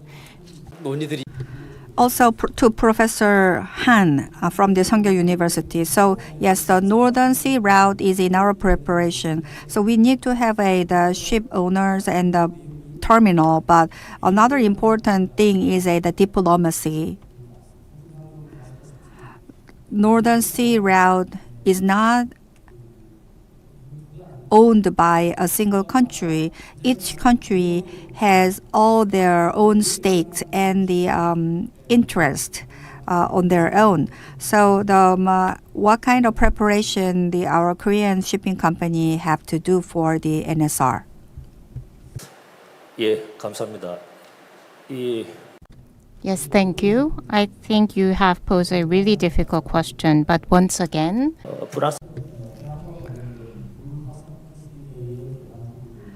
In the era of uncertainty, maritime workforce management is very important. We need to have a paradigm change. We talk about automation and all other technologies, but the operations are done by the human manpower. So, as Mr. Kim Chang-jin said, that is the common problem for the all seas. So, inner sea and the outer seas, we need to build the workforce pipeline in Korea. So the inner sea is also, yes, main problem. And I talked to the Japanese professor. Japan have a very advanced inner sea. So the Japanese seafarer do not want to go outer sea due to the different because they don't have a big difference in the salary in them, that they want to stay in the inner sea. So then how Korea should be prepared for that? So we need to make the policy to provide enough infrastructure and the benefits for the seafarers so that they can stay in the inner sea. So we have the many issues like sabotage, but we have to have a discussion about the foreign seafarers and the internal seafarers, about all the working environments and the benefits, incentives for them to stay in inner sea. Then I believe that we can have a more advanced the environment for that. thank you. And next, to Mr. Hideyuki Nakamura. Japanese measures against the Trump administration's policies. It's frankly speaking, that's a very difficult question because now that it's very difficult time to have negotiated with the American administration. We, Japan Maritime Center and my chair, want to collect information about some information from what is negotiated. But it's a highly confidential matter, so we cannot access what happened in the negotiation with America. So we just watching how the shipyard, the shipbuilding company, make cooperation with American shipyards or American shipping, American administration. But as you know, the United States has few facilities, little human resources, and it's very difficult to restore the American maritime industry. Then, how to do it? It's very, very difficult to expect.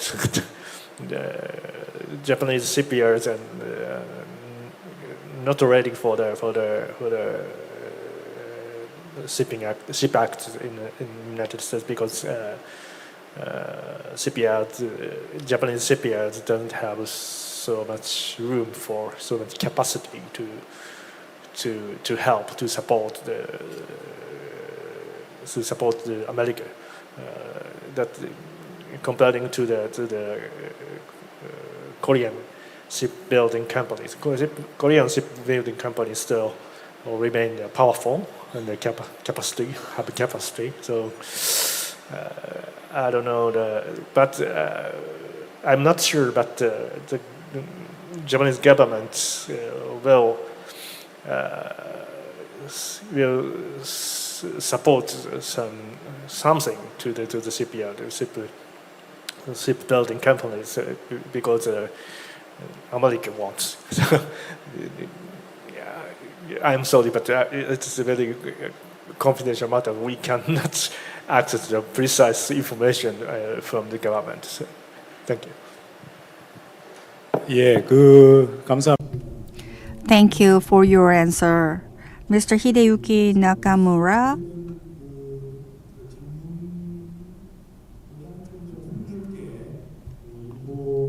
Made a comment about all the challenges Japan face now. He said it is very complex issues. That is the same for Korea too.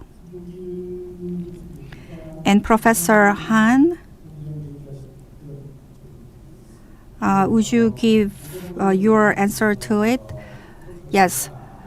For the Northern Sea route, everybody agreed to that. The NSR is a very effective route for all the shipping companies. However, we have the geopolitical and risks which the shipping company cannot solve,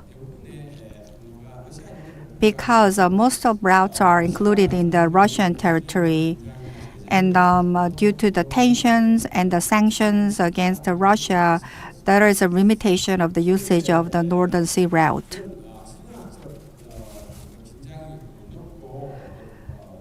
So because we have a high political tensions there, so the thing we can do, the shipping company can do, is the BCP, and they have to build the alternative routes in case of the disruption of the NSR within 72 hours. So they have to be equipped with this business continuity plan, which they can renew their operation within 72 hours. Thank you for your comments. I guess we are at the top of the hour. Once again, from the floor, do you have any questions? If you have any question, please raise your hand over there. Can we pass the microphone to the one who raised his hand?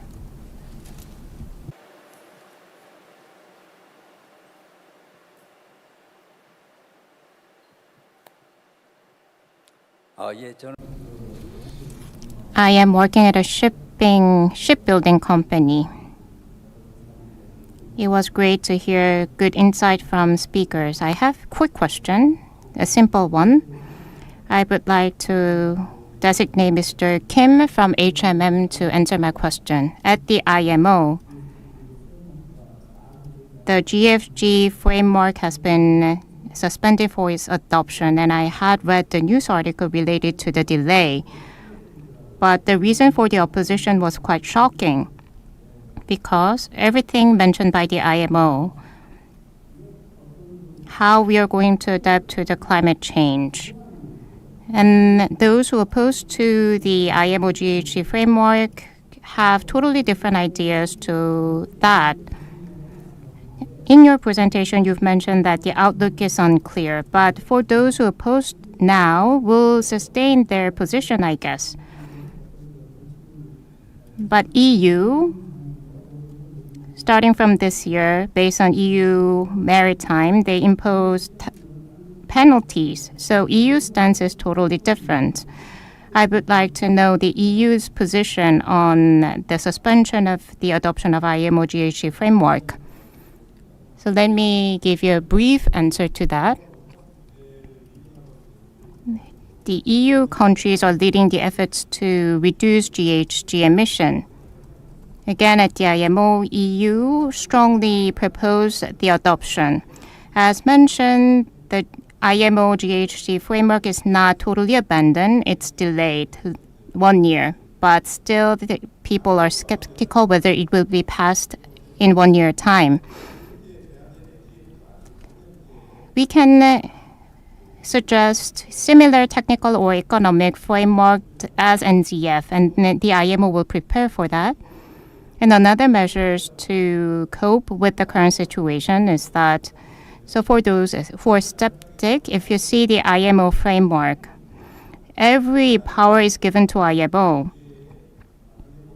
If IMO fails to establish a strong and robust regulation, then IMO will entirely control the shipping companies and shipping industry, so that's why they oppose.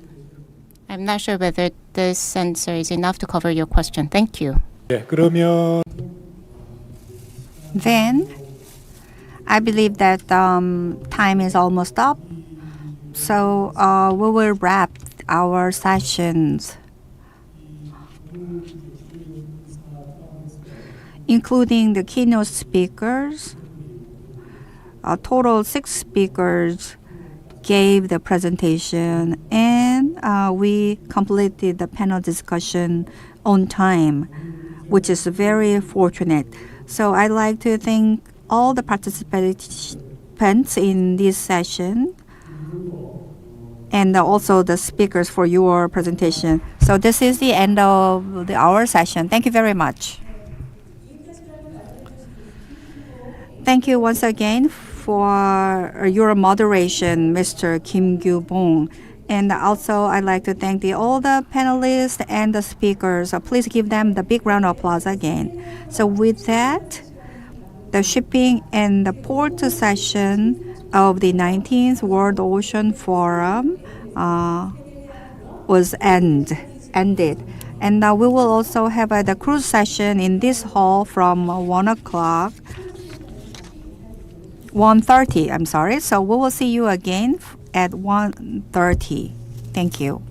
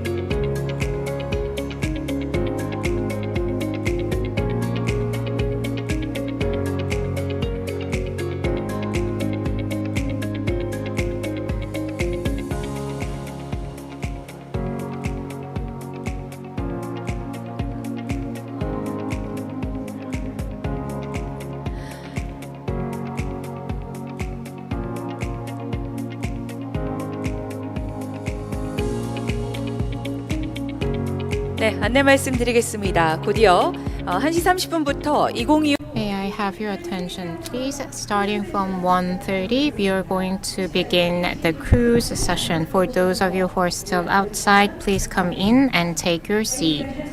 cruise session for the World Ocean Forum 2025 will take place shortly at 1:30 p.m. So those of you who are still outside, please come into the hall and take your seats. Thank you for your cooperation. 저희 세션에서는 동시 통역을 제공해 드리고 있습니다. 영어와 한국어 통역이 제공되고요. 통역이 필요하신 여러분께서는 테이블 앞에 놓인 수신기를 작용하시고 한국어 통역은 채널 1번, 영어 통역은 채널 2번으로 맞춰 주시면 되겠습니다. This session provides simultaneous interpretation service for you in Korean and English. So if you require translation, please pick up the device in front of you. And for Korean interpretation, tune to channel 1. And for English, channel 2. 장례가 정돈되는 대로 행사 바로 시작하도록 하겠습니다.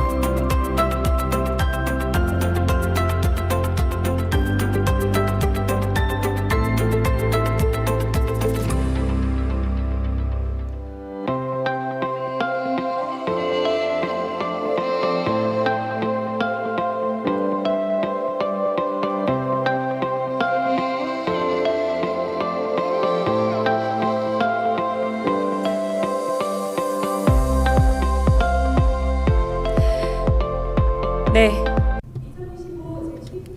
Welcome to 19th World Ocean Forum Cruise Session. Hello everyone. I am Yoon Soo-rin, the MC of today's session. I'm so delighted to be an MC of this meaningful session. This session is the international platform to have the speakers from home and abroad. Also, this session is streaming online on the YouTube channels with the participants from the other countries. You can also download all the materials, and we have a Q&A board there. So if you have any questions about the presentation, you can leave the comments and the question online. Then we will start the session. The topic of this session is the regrowing cruise industry, and we have the moderator Yong-sik Oh from the Korea Maritime and Ocean University. The professor is an expert in the international port and the navigations. He is also the member of the board of directors, and also he is a dean of the humanities in the KMOU. So from now on, I will hand over the microphone to the moderator Yong-sik Oh, professor. Please welcome him with a big round of applause.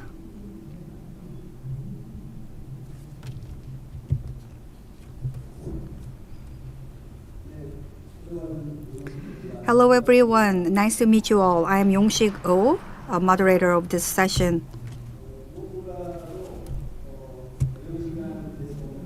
I'd like to thank the speakers who came a long way for this session despite their busy schedules.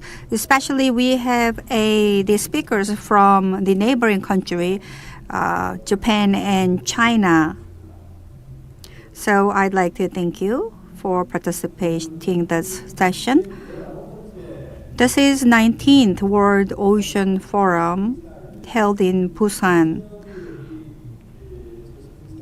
And cruise session became an official session from 5 to 6 years ago. Due to COVID pandemic, we had several difficulties, but I believe that this is a great time for cruise industry to fly high again. So it is all the more opportune to have this session again today. And today's presentation will be made by 4 speakers who are the prestigious leaders in each sector. And now we also have the Japanese speaker and the Chinese speaker. I believe that we will have a very fruitful and productive session with them, I think. I'm a moderator, but I'm very concerned. And I look at all the presentation, and presentation is so extensive and covering so many areas. But the time we were given is just 2 hours. So I want to plan the 1 hour for the presentation and the 1 hour for panel discussion. So I believe that we don't have enough time because we will have a very in-depth discussion in the panel discussion. So as a moderator, I will try to do my best to keep this session on time. So the speakers, please keep your time strictly so that we can have the productive session. So our time is until 3:30, but the next session starts 4 o'clock. So we have the little room to maneuver, but we have to try to keep on time. So without further ado, let me invite the first speaker. First speaker is Professor Kang Soo-kyung from Gyeonggi University. She will present on post-pandemic recovery of the global cruise industry and outlook for the Asian market. So first, let me introduce Professor Kang. Professor Kang currently serves in the Department of Tourism Development and Management at Gyeonggi University. with a strong academic and policy focus on cruise tourism. She has been actively involved in initiatives to revitalize the Asian cruise tourism market. From 2019 to 2022, she served as Secretary General of the Asia Cruise Leaders Network and played a key role in launching the Jeju International Cruise Forum. Please greet her with a big round of applause.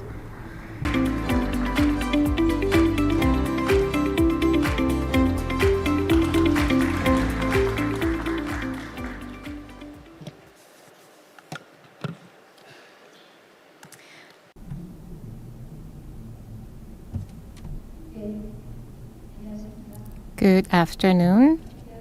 I am Kang Soo-kyung from Gyeonggi University. Thank you for the kind introduction. As moderator mentioned, he stressed the importance of keeping the time, so I will do my best. From now on, let me begin my presentation. The topic of my presentation is post-pandemic global cruise industry recovery and Asia market outlook.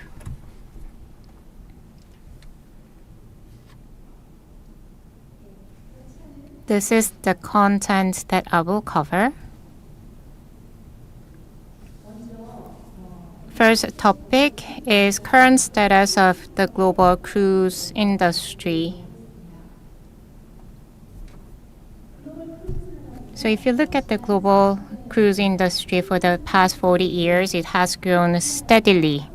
Not only that, amidst the COVID pandemic, it has achieved a rebound relatively quickly. In 2023, there was 3,170 passengers and travelers. So this figure is the same as before the pandemic. So compared to 2019, last year, it grew by 16.9%. In the world global tourism market in 2024, the market grew by 0.2%. But comparing to that figure, it shows that cruise market is rebounding fast and strong. Global cruise industry is expected to grow continuously. If you see the source market index by 2028, there will be around 42 million travelers. Compared to 2024, it is about a 20% growth. The market growth will be led by source market, consisted of millennials and Gen Z, multi-generational families, luxury travelers. So let's look at the supply side. By 2033, the cruise vessel will be around 518. So there will be around 100 vessels more in the market. Passenger capacity will grow by 24%. This is the forecast of the market size by different research institutes. Looking at the period between 2025 and 2034, the CAGR will be from 5.7% to maximum 11.8%.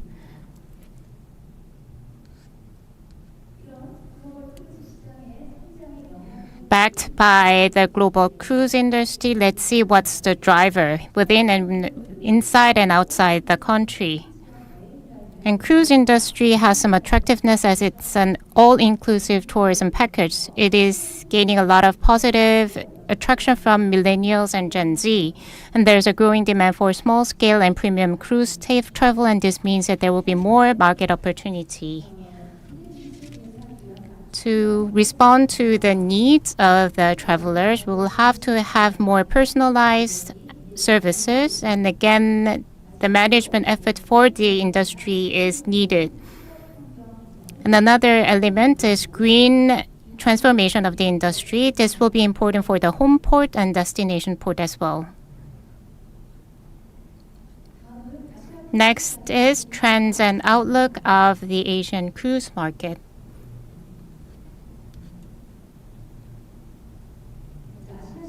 Let's look at the status of the Asian cruise market first. Starting from 2010, the market rapidly grew. Starting from 2010 until 2019, the CAGR was about 25%, and it grew as one of the biggest market in the world. And if you see the current status, there was around 2 million travelers. Unfortunately, compared to the pre-pandemic level, it's only around minus 30% level.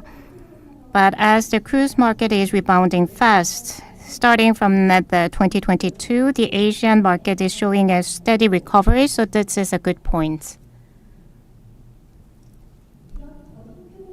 Amid a slow rebound, the Asian market is expected to grow further, and it has a lot of potential. According to the McKinsey & Company, within the entire global economy, the GDP of Asian economy in 2024 figure, which is 36.5%, it will grow by 42% to 42% by 2040. So the graph below is cruise penetration rate compared to GDP growth rate. As you can see, many Asian countries compared to the USA, it is positioned in the second upper left. This means that even though the penetration rate is quite low, but still there will be a big opportunities in the market. So middle income family or middle income people will grow. For example, India, Malaysia, Taiwan, China, and Korea, and Japan. They will lead the market growth in Asia.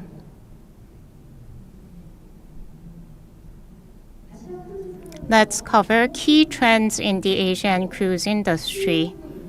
Let me identify the keywords. It's diversification in the supply.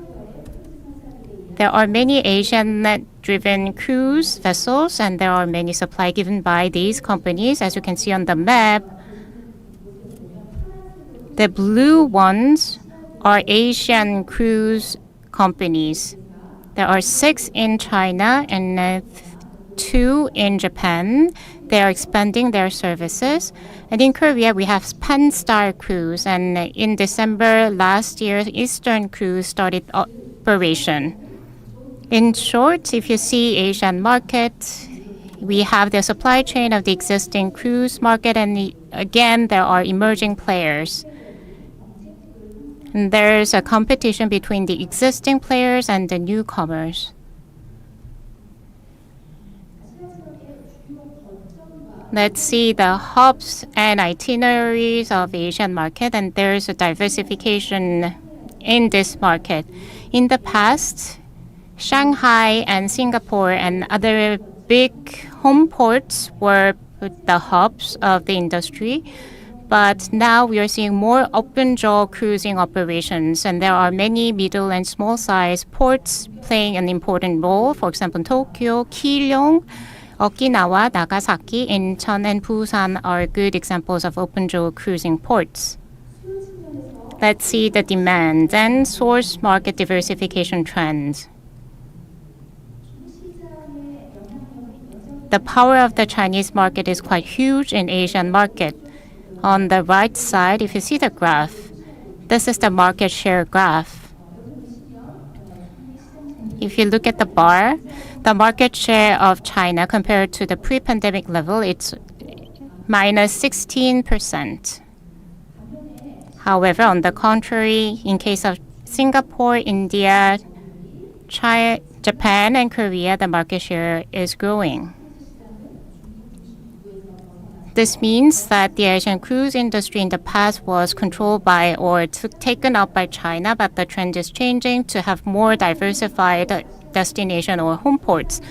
And this signifies that in going forward, the diversification of the source market will create more opportunities for Asian players. So after the COVID pandemic, the cruise market rebounded fast. But why is Asia cruise recovery so slow? Let's look at the root causes. In the initial stage of the rebound, there were some constraints over the supply. For example, global cruise companies allocated their vessels to other routes, so the supply was not enough. And then the operation of the port was constrained, and due to the restrictive or delayed government policies, the market couldn't rebound fast. But as we have solved the supply issue, now the biggest challenge or biggest task that we need to adapt to is the demand issue. The demand from the China side is slow in recovery, and Asian consumers are not familiar to the cruise travel yet. And there are some emotional resistance to the cruise travel in terms of safety. So what's next for the Asian cruise market?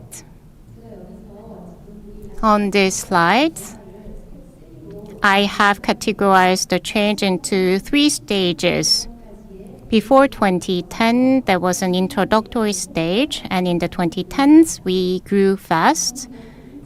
And I think that's stage 1 and stage 2 of the Asian cruise market. And this is see now, after the pandemic, we are in structural transition stage, stage 3. Asian cruise now, following the strategic redeployment of global cruise and emergence of Asian cruise operations, we are now experiencing diversified destinations and shifting towards sustainable cooperation. So let's sum up. In the past, the Asian cruise market was based on hub and spoke network, but now they are transitioning into decentralized network. Now we are seeing many medium and small hubs participating in the cruise industry. And the Asian cruise market, to achieve a sustainable life cycle, we are at the turning point. In the 2010s, we experienced the first stage of growth, and in going forward, we are going to see some rebound just like the right side. So we have 3 options: the option of rebound, or options of stagnation or decline. So we are at the threshold. I think this is a very important point in terms of future growth.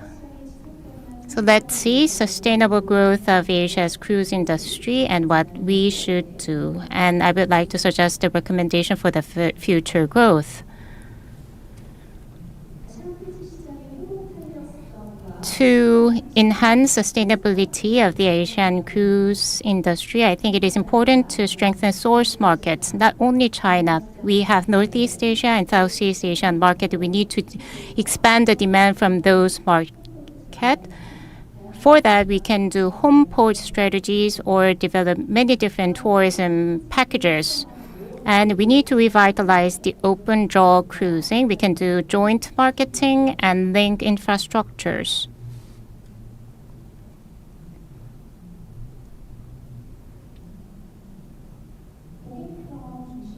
Centering on customer experience, we need to develop joint products and infrastructure. We need to move away from customer-centric, simple, supply-driven packages. Instead, we need to focus on experiential product. For example, we can integrate the MICE experience or other festival and food in our tourism packages. And another important thing is to provide seamless experience. We can improve the accessibility to the port and strengthen transportation linkages and enable safe and efficient immigration management. All in all, the competitiveness depends on the customer experience, and seamless integration of all those experiences is crucial to strengthening the competitiveness. Realizing sustainable cruise tourism is another task we need to solve. Asian countries will have to adapt to the environment regulations, and for that we need to increase the investment in infrastructure. For example, eco-friendly ships and smart ports and green ports will be very beneficial to go green. And there's a gap in terms of competitiveness of the ports, so that's why we need international collaboration. Lastly, let's see social aspect of this. We need to pursue coexistence with local community. Local community is not just merely destination, they are partners. However, there was an issue of over-tourism, traffic congestion, and economic inequality. And these issues are aggravating. To solve all those issues, we need to manage the demand from the local community's perspective. In order to maximize the economic benefits, we will have to address minimizing negative impacts and encourage local community to participate and expand that participation. And that will be really important for coexisting with local communities. Asia is the new growth engine to balance global concentration. In order to achieve sustainable growth of the Asian market, what's important is strong regional cooperation. I hope that regional Asian players will strengthen cooperation to promote this industry. These conclude my presentation. Thank you. 감사합니다. Thank you for your presentation.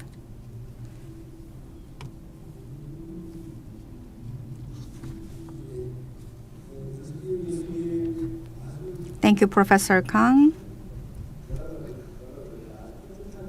Her presentation was very well organized, and her voice was so beautiful. So I believe that the students will like you a lot, I think, because it was very easy to understand your presentation. In summary, she said the future pillar for the growth of the cruise will be Asia, and she said the local and the regional collaboration is a key for that. So thank you again, and let's give her a big round of applause again. And I will invite the next speaker.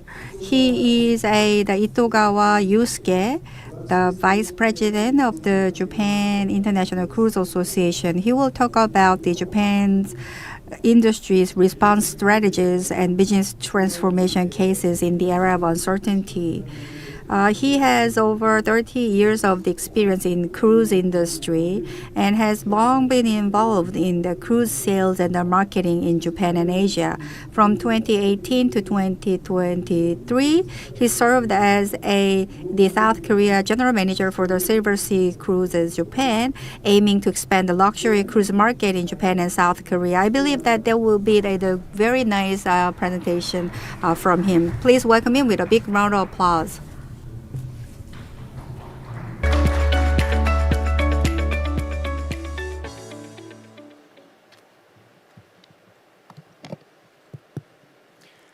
안녕하세요.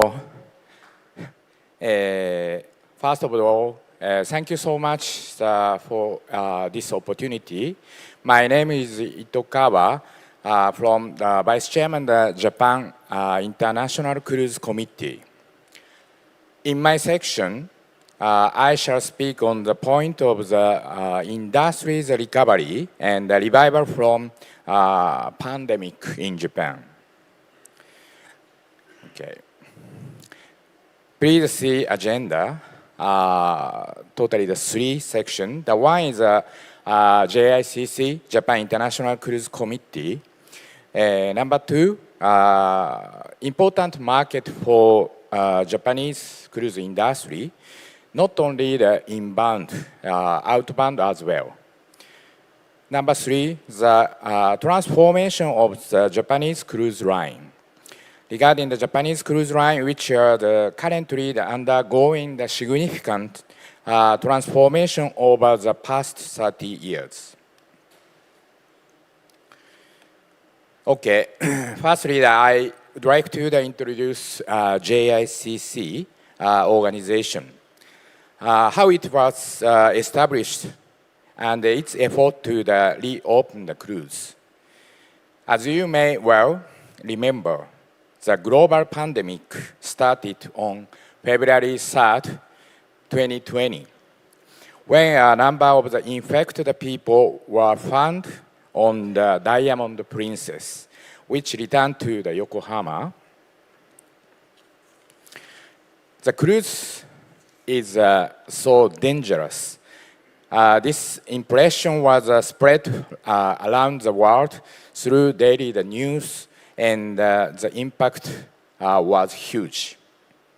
So finally, the 2021 April, established this committee. Officially, the member, totally 8 cruise line, 8 cruise company, and 12 brand. Associate members consist of the 28 GSA, the sales agent, travel agency, ship agency, and land operators. These officially the member are all the cruise lines that currently have the office in Japan. Purpose and aims of the JICC. Our purpose to contribute to the promotion of the cruise in Japan and the regional development by stimulating Japan home porting the cruise ships and port of the call in Japan. We are thinking the 3 phases. Yeah, already done the resumption phase. Second phase is a revival. So still this phase, second phase. And then the third phase is expansion.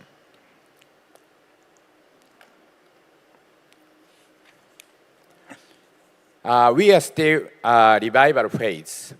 What did we do to resume? Yeah, firstly, the consultation with the Ministry of Land, the Infrastructure, Transportation, and the Tourism, the Japanese government, and the Ministry of the Health, Labor, the Welfare. So, and at the same time, the consultation with each local government, and then the formulate is the guideline. Secondly, is lobbying the politician. Last one is promoting the understanding the ship safe for local people, each port. Finally, we restarted from March 2023. Yeah, next one is the important market. Yeah, after the restarted, we had a quickly the recovery, the international ship coming back. However, almost ship is sourcing international market. Yeah, this is a highly unstable situation for Japan, with an increase in the number of the port of the call due to the uncertainty of the when ships may leave. We will consider that what is important for the cruise industry in Japan. Cruise line naturally develops the ship to the area where there is a demand and the revenue will increase. It means not only the outbound, inbound also. This represents the maximization of the interactivity within the industry. We believe that 3 markets are important in creating the demand. First one, A, the Western market, the US, Europe, and Australia, New Zealand. B, Asian market, the Korean, China, and Taiwan. Number 3, the Japan market. It's all category the increase in the Japanese cruise line.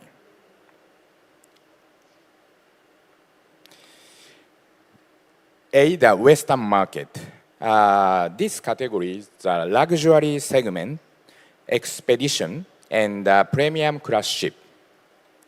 In order to approach this market, it is necessary to improve the quality of the shore excursion and develop new tourism attraction. In short, it is important to keep the visitor interested in Japan and keep them coming back. Number 2, B. It's contemporary class, the casual class ship. Geopolitically, this market can easily increase in the number of the port of the call. However, there are political risks and issues related to over-tourism But like the Mediterranean, it has a great potential for carrying the passenger from the various countries, Korea, China, Japan, Taiwan, etc. Yeah. Yeah, finally, the Japan market. This is the most important in Japan. In Japan, in the particular, if there is no market, the cruise line will not continue to develop the ship in this area. So we are just challenge how to expand the market, and the Japanese government, 2 weeks ago, 1 month ago, Japanese government is the target the 1 million passenger, Japanese passenger, until the 2013.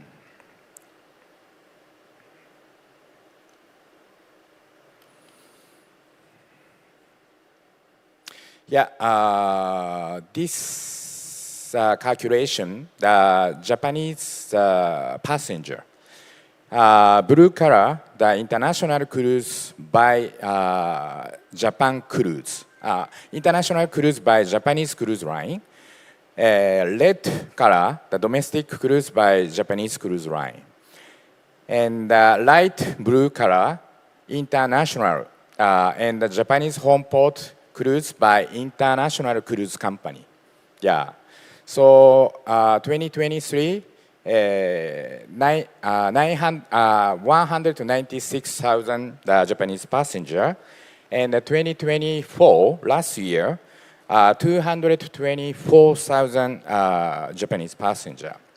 However, they're still not back to the 2019 level. 19 level is 356,000 the passenger. This is also the major challenge for Japan.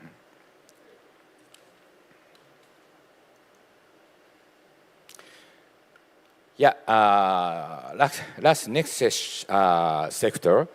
Let's us look the transformation of Japanese cruise line. Yeah, Japanese cruise line, it means the Japanese company. Yeah, the history, the 1990, actually the starting the Japanese cruise line operating in 1989, actually. This period of the economic growth came at the time when Japan was enjoying a boom. The focus was on luxury ship with per night the rate around the 400 to 500 US and more. It increased into the 7 cruise ship in 1992, but has continued to decline since then, reducing to the total of the just 2 ships by 2 years ago, 2023. Japanese definition of the cruise ship. One is a Japanese registration ship. One is a shipbuilding in Japan. One is a market is a 99% focused Japanese passenger. Yeah. So this is not obligation, but rather the definition each company has established it. They operate world cruise business that is rare globally, featuring the passenger of the single nationality. Incidentally, the Germany also offering the single nationality world cruise, such as Hapag-Lloyd, the cruises. Yeah. So, but just now is a new ship that coming. Last year, the one, and this year, another one cruise ship that coming. The totally 2 ships additionally.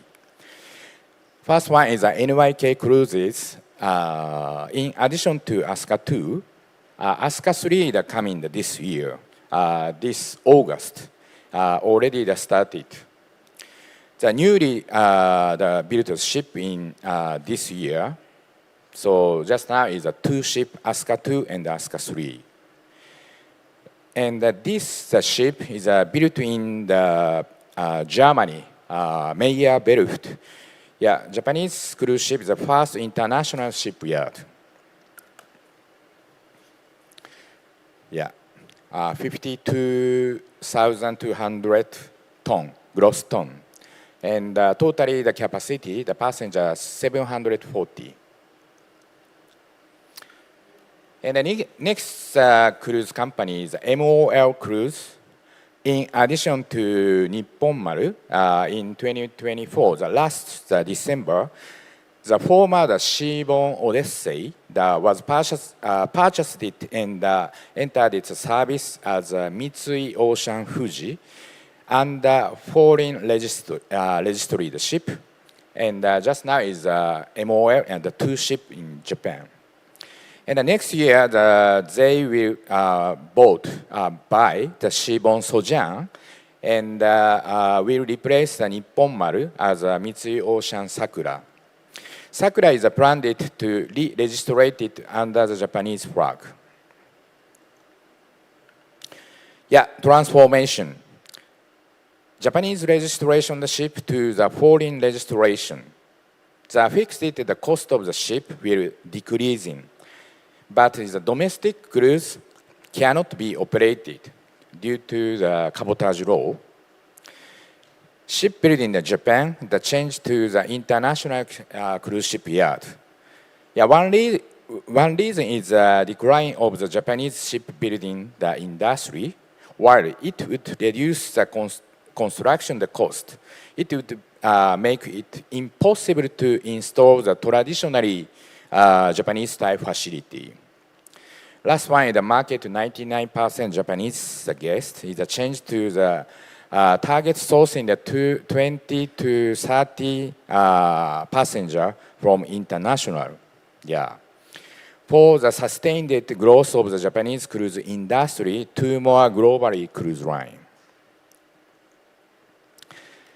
Another one, the new player. One is Disney cruise line. They will start its service 2028. 140,000 ton, 4,000 capacity. Yeah, so big ship coming. And this ship is Japanese flag, the Japanese registration the ship. Their first year, the target, the 400,000 passenger. This target is represent the figure greater than the annual passenger number of 2019. And another one, the Ryobi Holdings, the R Yacht, they will start in the service 2027. So very small ship like expedition type ship. Yeah. And the others such as Mitsui Real Estate, the hotel company, and also the Hoshino Resort, like as a resort hotel company, also the considering the now. Yeah. So still the Japanese challenge expanding the Japanese cruise market, the target the 1 million, and also that we should be the get international sourcing. Yeah. It can be said that the construction of the new business model perfectly aligned it with the new era has commenced it. Moreover, this represents a test of the real value of the whether transformation can lead to the sustainable business. Yeah, 감사합니다. Thank you.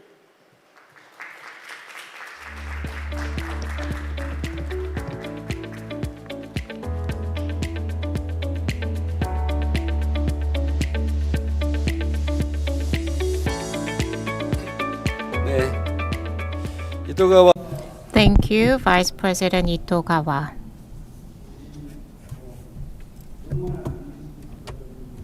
Japan is our forever friend, and we could learn about the status of cruise industry and market of Japan thanks to your presentation.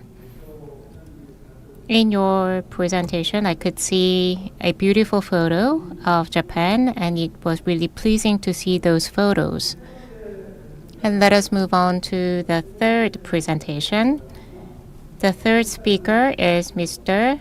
Chang Woo-seok, Director of the Passenger Sales Division at Penstar Group. He will present on recovery scenario and strategic response for the Korean cruise industry. Let me introduce him briefly. Mr. Chang worked in the hotel and cruise industry, including the Western Joseon Hotel, Harmony Cruise, Banyan Tree Hotels and Resorts, and Penstar Cruise. In total, he has worked in this field for 20 years. He currently serves as a special advisor to the Cruise Industry Development Committee of Busan Metropolitan City and a guest lecturer for the Ministry of Oceans and Fisheries Cruise Industry Talent Development Program. Let me invite him onto the stage. Please give him a big round of applause.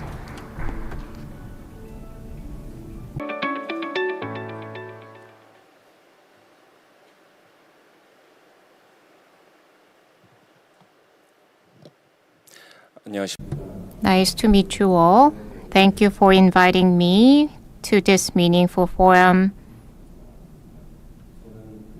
I am Chang Woo-seok from Penstar Group. I'm in charge of passenger business. Nice to meet you all.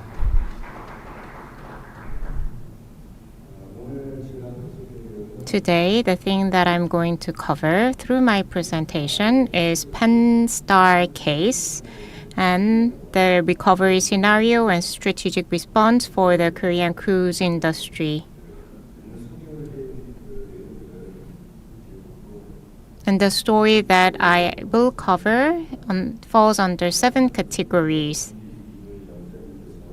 And previously, the professor mentioned about industry index and statistics. And the next speaker will also cover statistical analysis. So instead of that, I will focus more on the field story because I could get first-hand experience in this industry. So that's what I'm going to deliver to you. It feels so unreal. Looking back, the memory, it doesn't feel real, but after the pandemic, the cruise industry is at a turning point. During the pandemic, the industry totally halted and many cruise companies were sold. Many industry experts and professionals who had many experience lost their job and couldn't come back to the industry.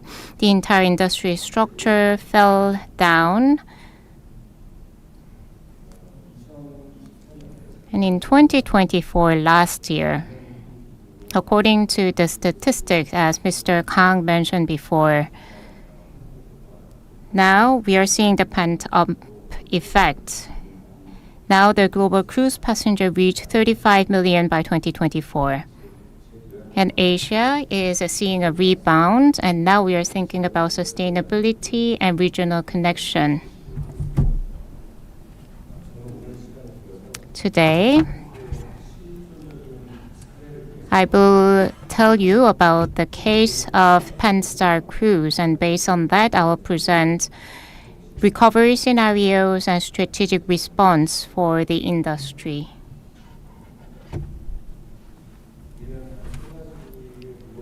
Three things on the slide are the key trends in global recovery of cruise market.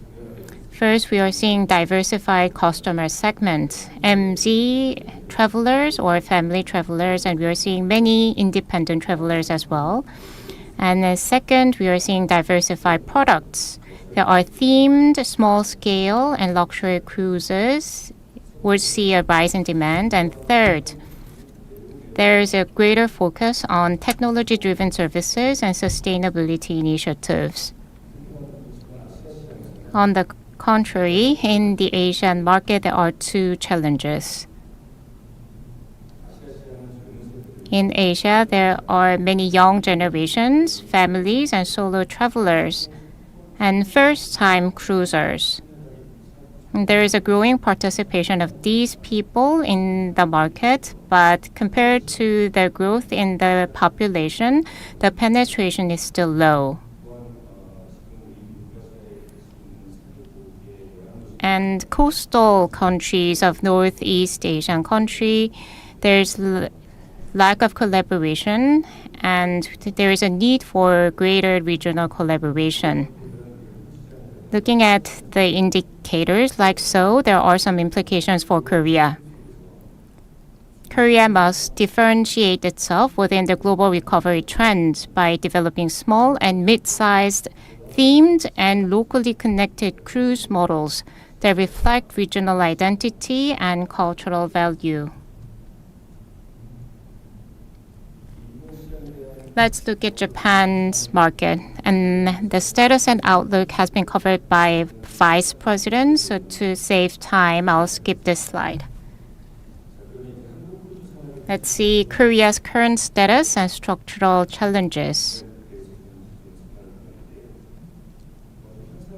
First, status check first. If we see national flag carriers which operate cruise operations, there is none.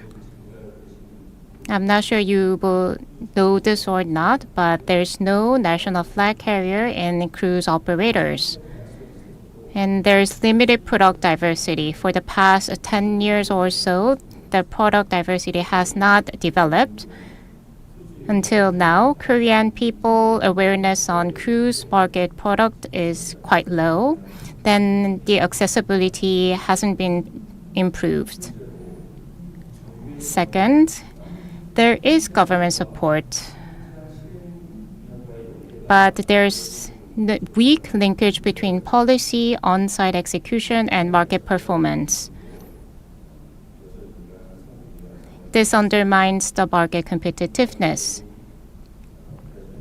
There's insufficient infrastructure, and in terms of efficiency, it's quite low. Above all, the cruise operators, there's not many cruise products that we can sell. We need to diversify cruise products. And more detailed segmentation of the product and the market segment is needed, and we need to improve public awareness and increase the accessibility. I believe as we are living in a post-pandemic era, and as we are recovering from the past loss, I believe now is the time that we shoot for transformation. Of course, having a foreign cruise attraction is good, but rather than focusing on foreign cruise attraction policies, I believe it is more important to nurture domestic operators. And that's the paradigm shift that we will have to aim for. This is the focal point of my presentation. This is Pan-Star Cruise from Recovery to Resilience Strategy. Let me show you a brief video. And then I'll come back.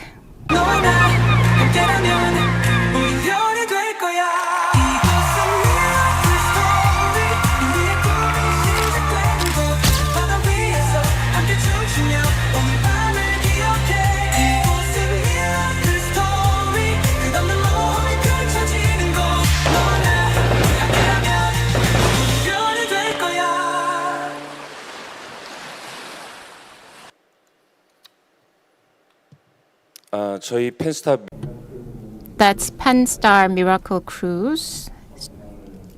It started operation in April this year. It's not even in operation for 1 year. The name of the vessel is Ro-Ro passenger vessel. We call it GA. So on the drawing it says Ro-Ro passenger vessel. It was difficult to do shift mode. We need to target different passengers and customers. And our previous customer came to us, so we had to promote new products and new journeys to them, and they felt really difficult to adapt to the changes, and we are still in the transition period. With one vessel, in the weekdays, we provide regular services on the Busan-Osaka route, and on weekends, we provide 1 night, 2-day themed coastal cruise around Busan. Together with Pan-Star Dream, These two models are exactly the same, but what's different from that? In Miracle Cruise, we provide monthly product of 3-night, 4-day special cruises with designated port calls. We don't take cargoes on that route. We only take passengers and go on a journey for 3 nights and 4 days. The first time we operated that was from Busan, because it's our home port. And we departed from Pohang, then to Busan and to Japan for 4 days. So the passenger capacity was filled by about 2/3. As our vessel is difficult to pursue economy of scale, so the efficiency was quite low. But this is not just for the profit of our company. We need to have a long-term view, because if we operate the services in going forward, when we have a stable cruise market, then this product can be the seed for further growth. Even though there is a loss while operating this vessel, still we are pursuing this business. Next is our product strategy. To develop Korean themed cruise, we have invested a lot. And sometimes we operate themed cruise, and it is not just a cruise that goes to Osaka. It's not just a mode of transportation. On the cruise vessel, we are trying to provide exquisite and unique experiences, and customers are embracing this concept. We are providing MICE events, and there are many commercial events that's hosted by companies, and these are the segment that we provide services. In terms of music, cuisine, culture, and festivals, we can provide immersive experience to the cruise passengers. And while building the Miracle Cruise and operating it, these are the focal point that we need to foster. So comparing to the pre-pandemic level and post-pandemic level, we have compared the data that we had before the pandemic on the route between Korea and Japan. The share of foreigners, including Japanese, it was only 10% or so it was really low.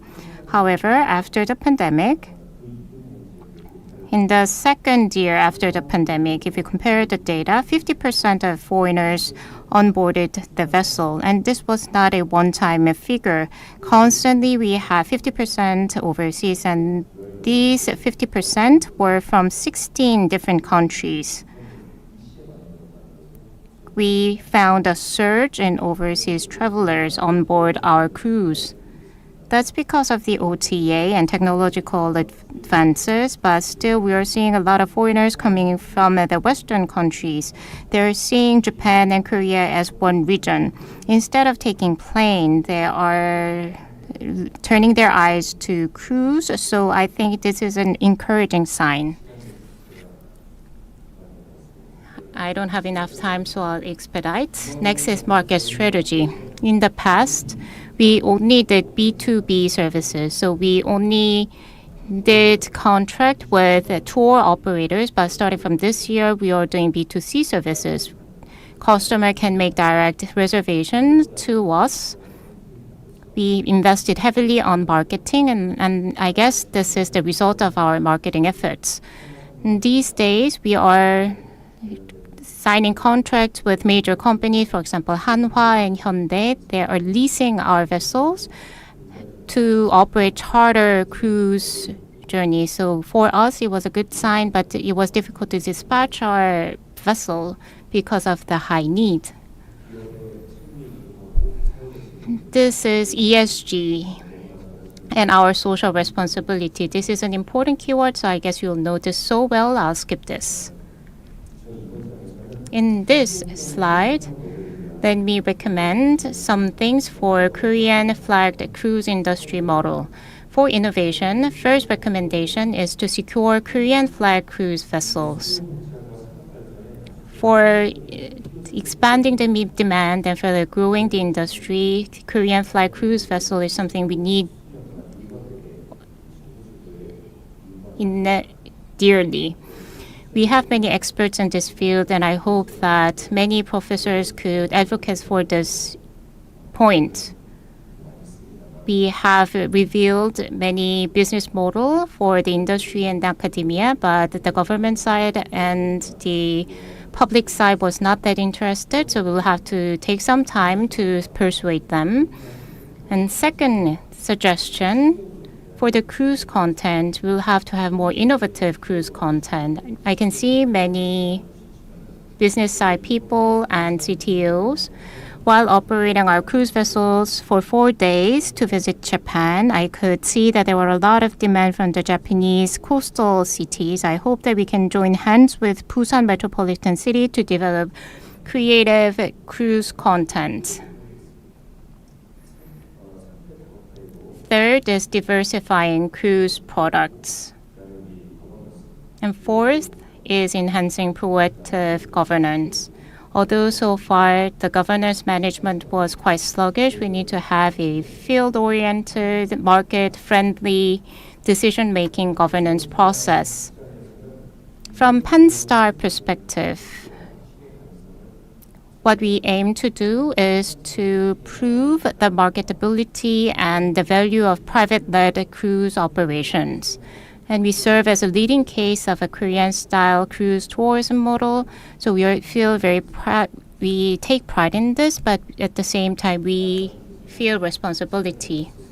So I have used up my time, but this is the 3-step scenario for rebound of the industry. The reopening phase has been completed, and to rebuild the market, we are doing the services to Japan and, as mentioned, for the coastal region. And the next phase is resilience phase. As mentioned, we are using Ro-Ro passenger vessel. That's a new build, and we are using many different vessel types to operate cruise journeys. And soon we are going to have one fast speed vessel to operate that for coastal region. That's in our pipeline. What remains is to be an independent cruise operator. To have a mature product, then we'll have to have a national flag cruise carrier so that we can have an earnest Korean flagged cruise operation for the future growth of this industry. That's my conclusion.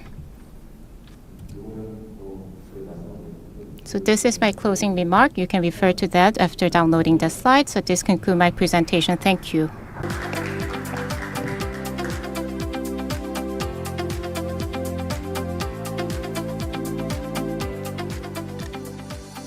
네. Mr. Chang, thank you for your presentation. You gave us impressive pictures in your presentation. So he talked about all the struggles he is doing at the front line of the cruise industry. Now it's time to invite the fourth speaker. She is Hwang Jin-hee.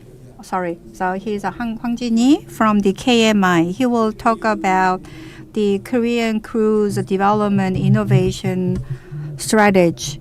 He worked for the KMI for more than 30 years, and he is also working for like a cruise industry policy and NSR Northern Sea routes and North Korea, and he is responsible for so many various topics.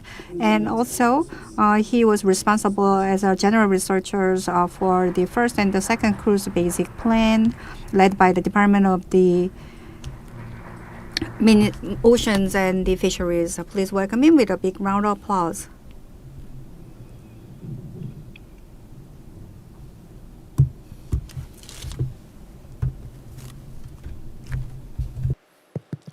예, 안녕하세요. 한국향 Hello everyone, I'm Hwang Jin-hee from KMI. So the topic of my presentation is the innovation strategies for development of the Korean cruises. So I put the word innovation because we cannot change the table with the conventional ideas or the existing methodology. So that's why I put just word the innovation in the strategy in front of the strategy. And today I want to talk about like 4 things. And as you see in the my slide of the content. So why we need an innovation? Because we have an absence of the national cruise vessels, and we don't have the competitiveness or uniquenesses in the shore excursion program. And also the cruise terminal service space is narrow because that was designed as the port of call. And the security services are inconvenient. And we don't have enough manpower for the policy execution. So we need an innovation. And without the perseverance and the effort, innovation is difficult. This slide shows the trends in the foreign cruise ship arrivals in Korea. In 2016, we had the 2.2 million. But it is not recovered yet. The Professor Kang said that there is a recovery, but the Asia and Korea do not see any recovery of the passengers' numbers compared to before COVID pandemic.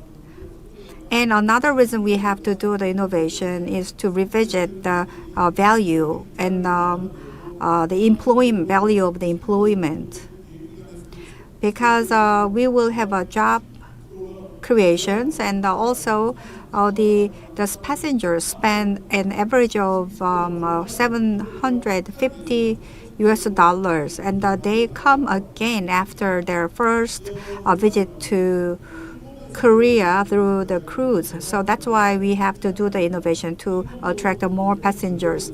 Japan also have difficulties, but the Japan announced the recent year as the original year for revival of the cruise industry.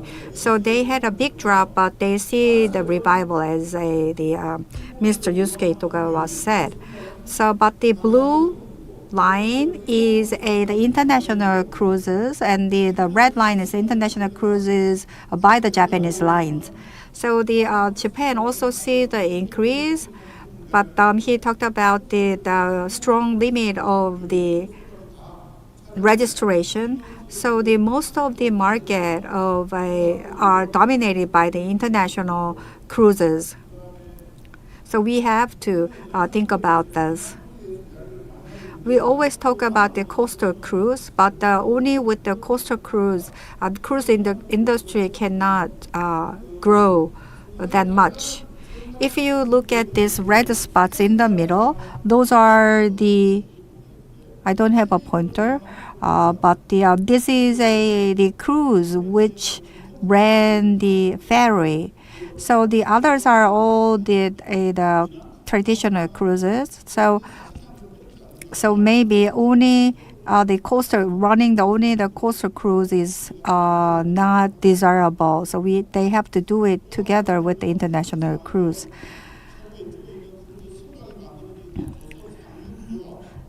And the cruise industry consists of the upstream of the shipbuilding and the midstream and the downstream.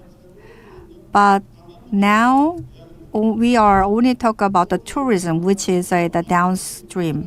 So only when we combine the upstream, midstream together with downstream, the cruise industry can grow like the European market. So we cannot grow the market only with the downstream businesses.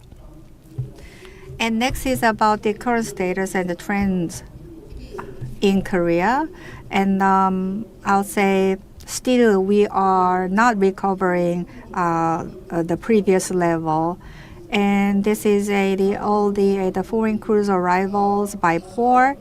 And we have cruise passengers from not only from Asia but also from the U.S. and Europe, which is around the 18.2% and the 20% respectively.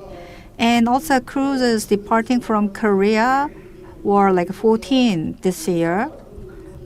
These are all chartered cruises. So this number should grow further. In case of the Taiwan, they have almost like 100. So we have to grow the number. And most of the porting was in Busan. Home porting was Busan. And we don't have that much home porting. So we have to increase the cruise passengers. But the important thing is the days of stay of the passengers.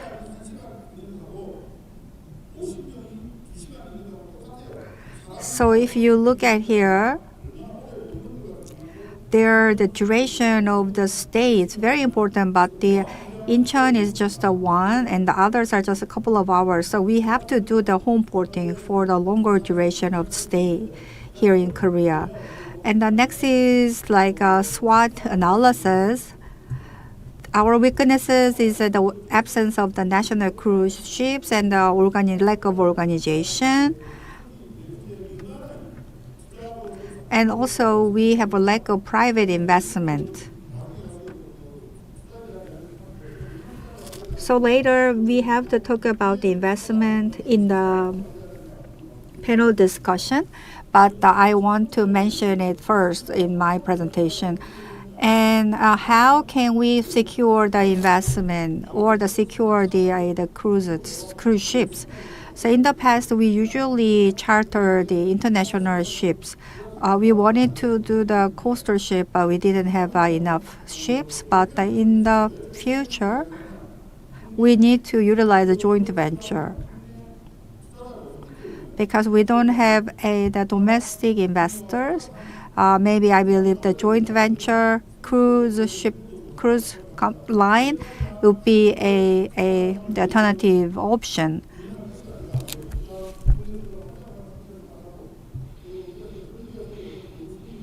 So we need the joint venture and all the government financial tools, instruments will be needed for the support of the cruise industry. Next is about the innovation in the cruise sighting programs. Most of the sighting programs are similar. Busan, Jeju, Incheon, Sokcho are having the mostly similar programs.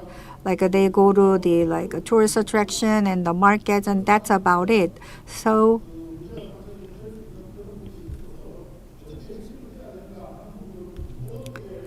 I put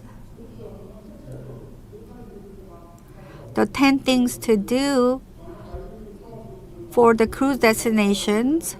I brought this information from the UAE Association of the Mediterranean Cruise Ports, so maybe you can refer to it. So based on that, maybe we can make some innovation in the sighting program. 대해서 좀 더 다시 말씀드리. We need to establish strategies to innovate the cruise tourism products.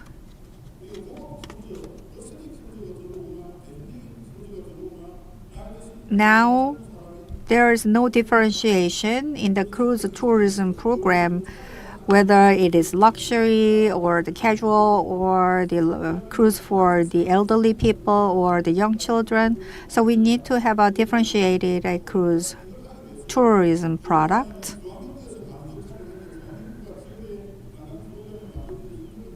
And so far, the government assists many infrastructure for the cruise industry, but I think the role of the local government and the local tourism organization will have more to do to revitalize the cruise industry.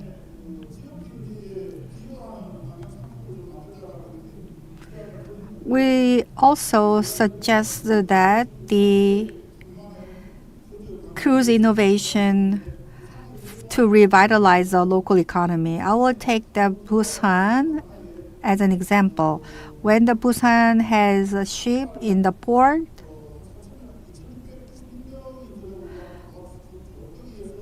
the number of passengers is around 3,000.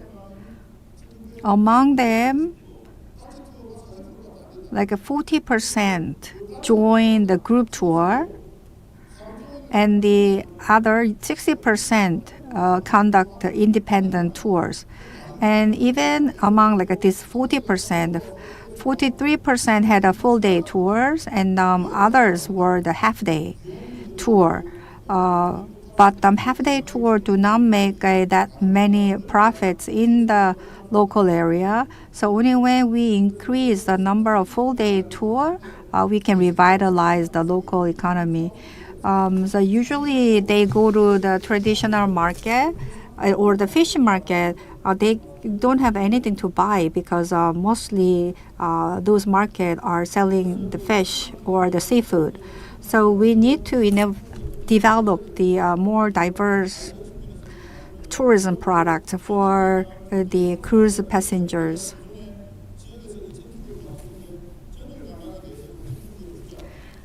So the incentive should be given to the full day tour to the passengers, and the more products should be developed so that the cruise passengers can shop in the market.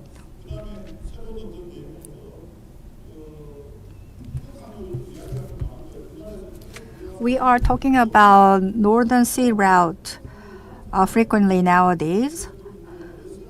But NSR is far away from Korea, and also the Ukraine war limit the ships go through the NSR. So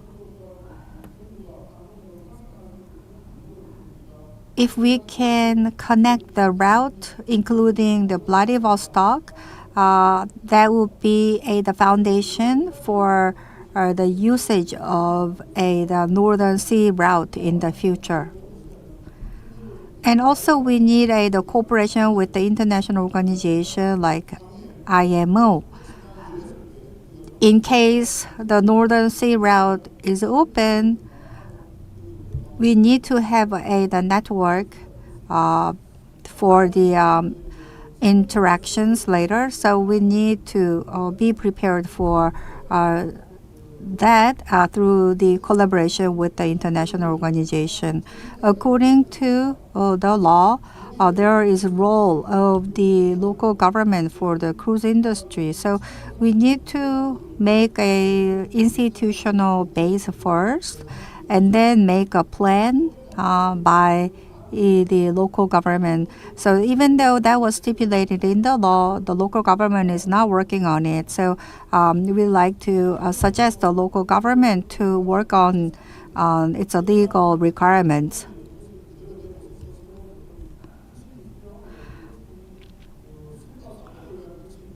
So we need the various types of the innovation in ship acquisition and innovation in siting programs.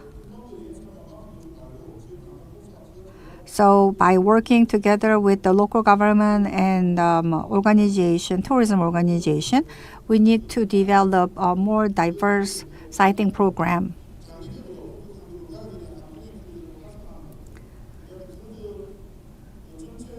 And we have to develop the Asian Far East region first, so that we can have the possible usage of the Northern Sea route later. I believe that's about it. So this is my experience.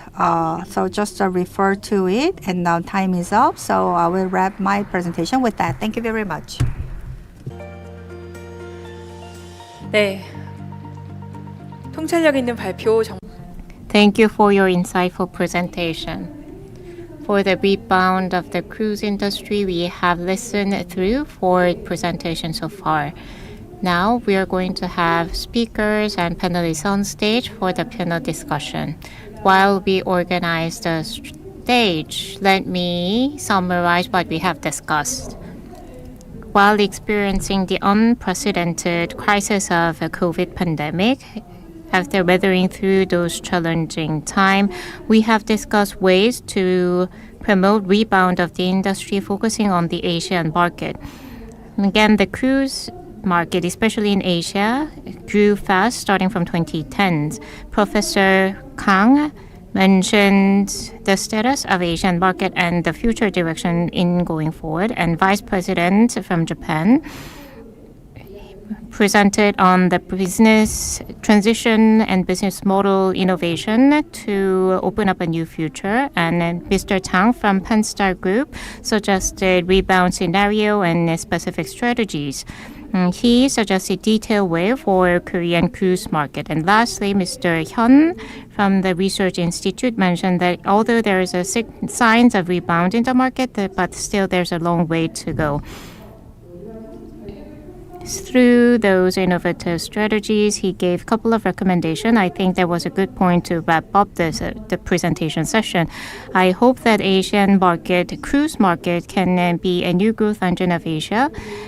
And so far, we have listened through 4 presentations, which included some innovative strategies and business model. With that, I think we have laid a foundation for a great leap forward for the Korean cruise market. And all those insights that we have shared here, let's have a panel discussion on those points. Once again, let me introduce Mr. Oh Yong-seok, the moderator for the session, and I would like to invite speakers onto the stage and panelists.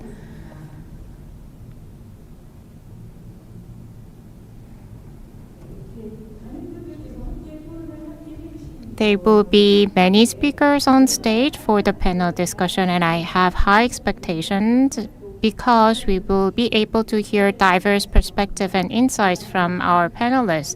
I think the stage is ready, so I would like to invite Mr. Oh Yong-seok and speakers and panelists on stage. Please come forward and come up to the stage and take your seat.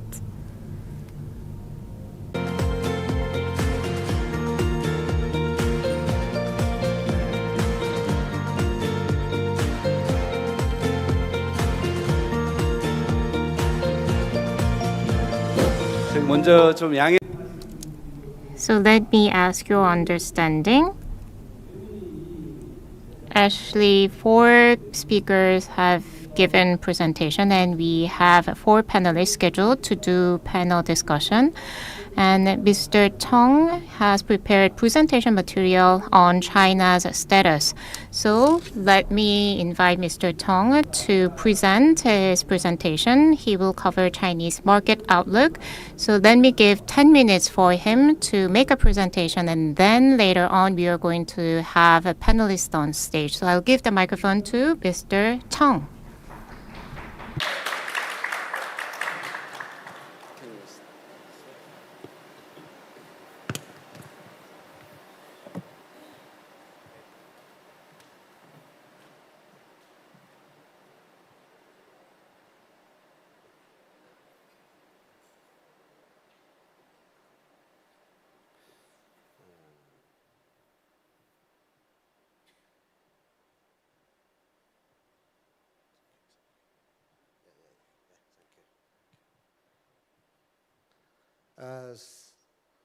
Thank you very much. Now I have a short PPT, just about 10 minutes.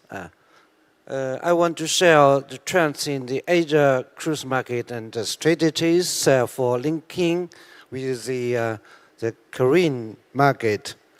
I come from Shanghai Maritime University and worked in Asia Cruise Academy for at least 10 years. I want to share 5 parts. The first one is the trends in the Asia cruise market this year. And then geographical characteristics of Sino-Korean cruise region in Northern East Asia. And then market characteristics of the Sino-Korean cruise region in Northern East Asia. And part 4 is tracking to deadlock and revitalizing opportunities for the Northeast Asia cruise region. And the last one is strategic initiatives for Sino-Korean Cruise Corporation. Just now, we have seen the resilience of the cruise industry over the past 40 years. In the last year, Asia cruise market reaches 2.6 million and account for about 14% of the global cruise passengers volume.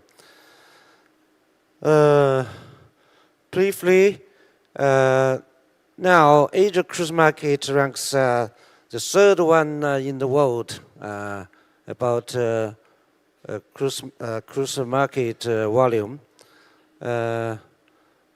Of course, the first one is mainland China, then Singapore, then India, then Japan, and the Taiwan region, and Hong Kong.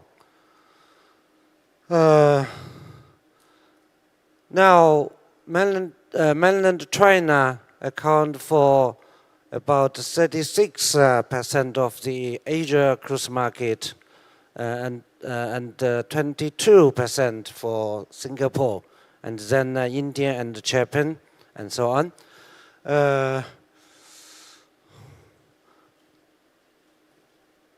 Market characteristics of Asia cruise market, about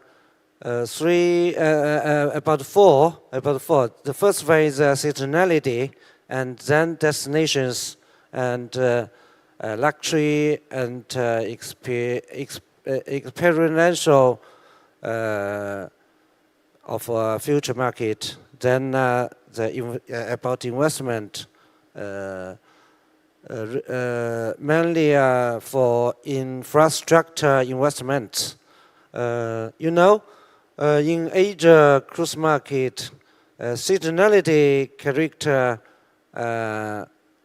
like year-round cruising is increasingly common, and especially in Southeast Asia due to the favorable climate conditions. About destination, key itineraries include voyages to Japan and Korea, and Southeast Asia exploration, and Chinese coast cruises, and so on. I want to share the main market characteristics about Asia cruise market. In China market, the length of cruise itinerary about 5 days average, and the average age of cruise passenger about 47. It's rather typical, and also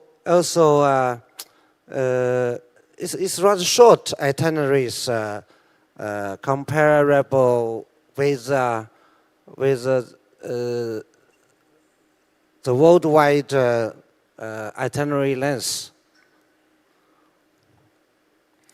Then the geographic characteristics of Sino-Korea cruise region. There are 5 parts about the geographic characteristics. The first one is climate. The second one is the hinterland population is huge, about nearly together Chinese coast area and Korea and Japan. The total population in this area about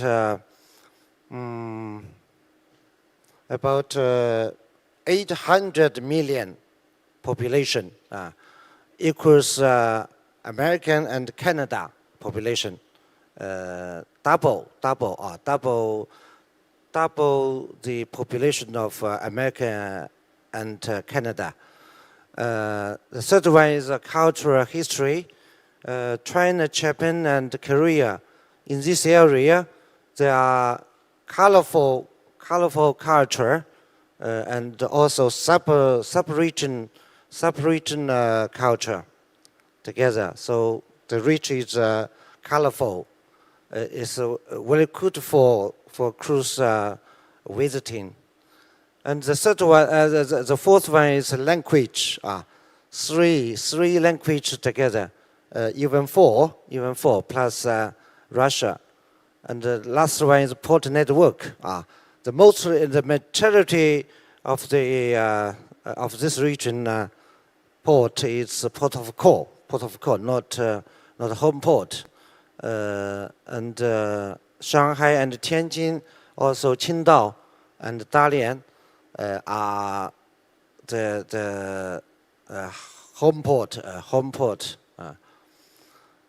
And the third one I want to share is the market characteristics of this region. There are about 7 points about market characteristics. The first one is itineraries. Itineraries is rather short and more about coastal short itinerary. And the second one is the biggest home ports in this area is mainly Shanghai and Tianjin. And the third one, we know Jeju Island is the largest port of call, even in the whole Asia cruise region. Also, it's very famous, I think, in the world. And if we compare Asia cruise port with the world's other famous cruise port, we can see Caribbean and Mediterranean. There are many world-class home port. But we like world-class home ports in the Asia cruise market. Even Shanghai and Tianjin is rather big. So we need a new pattern. New pattern in the Asia cruise region. So there are 4 key issues affecting the development of the Northeast Asian cruise market. First one is overwhelming majority of Shanghai and Tianjin home port sailing. And the second one is cruise product is monotonous and the limited capacity of a few cruise ships and the lack of rich itineraries. And the third one, it's difficult for the market to form a self-cruise mechanism within the region. So totally, we can say the market volume and market vitality it's not enough. It's not enough. The interaction between home ports markets is not active enough. So these four key problems influencing the whole Asia cruise region. Based on the above analysis, it's necessary to bypass the existing market pattern and find a new development model for the Northeast Asia cruise market. The region cruise market lacks overall vitality. In Caribbean cruise area, there has been formed a rim model from west to east, south, and Bahama, and also in Mediterranean cruise region, they have formed a regional grouping pattern.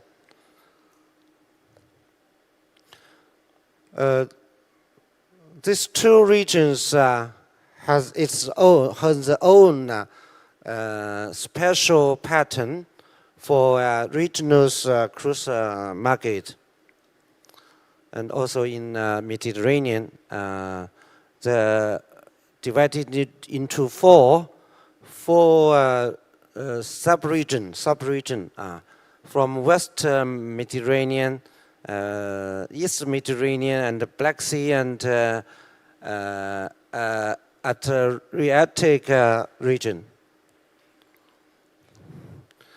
So we need to break the deadlock and revitalize opportunity. This is the opportunities for the Northeast Asia cruise region.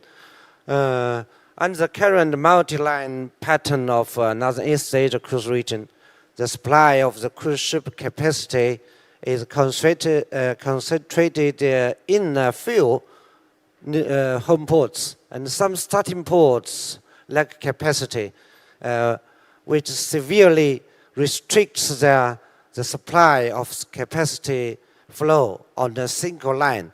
Now, mainly cruise passengers move from China cruise port like Tianjin, like Shanghai, and Qingdao. There is a linear pattern from China to Korea to Japan, and then lead to the above 10 reaction. Therefore, the problem lies in the pen of a diversified capacity structure. It means practice of new cruise market model in the ENG Asia region must be achieved through a diversified supply of cruise shipping capacity. Breaking the deadlock and revitalizing will form five circuit. The first one lies in Bohai Bay circuit, and second one from Yangtze River Delta and adjacent sea circuit. And the third one is from coastal belt from Yangtze River and Bohai Bay. The fourth one is Japan South Korea circuit, and the last one totally we can expect the Northeast Grand circuit will form. What is the driving force of self-circulation cycle to promote the self-circulation? This driving force comes from the cruise market entity, namely the multi-business classification of cruise companies. Yeah, we need many kinds of cruise company, from small and medium and huge cruise ships together, composed of cruise ship types facing different cruise market segments. that is diversified capacity supply. Lastly,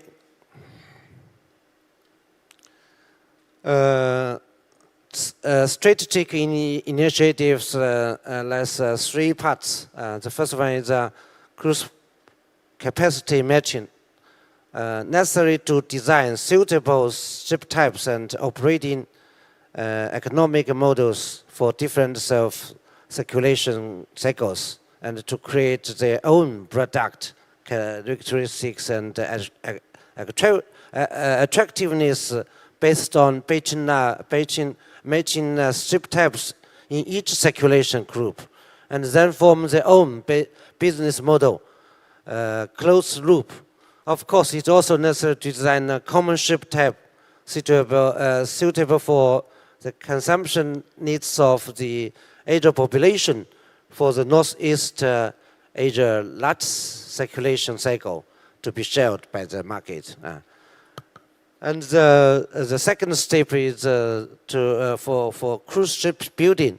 After the ship type is designed, it's necessary to focus on how to build diversified ship types based on the existing ship industry foundation in this area, which requires the integration of Europeans' industrial design capabilities and supporting industrials. And the third step is to seek a collaborative win-win, double win. It can be exchanged in the market, it can be listed, it can be jointly invested in, it can be set up as a joint stock company, and it can seek cooperation or business opportunities in different cycle of business. Above three types can solve the embarrassing situation of the current Northeast Asia cruise market.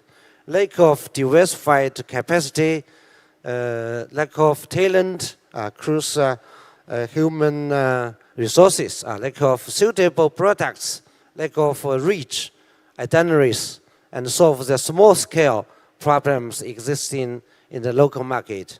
Only then can a dynamic Northeast Asia big cycle be formed. And we give three suggestions for the cooperation of Sino-Korea cooperation. First one is starting from market share. And the second one is landing on the complementary cruise construction capabilities. And the last one is to succeed through cooperation, achieving double win. This is my PPT. Thanks for all. Thank you.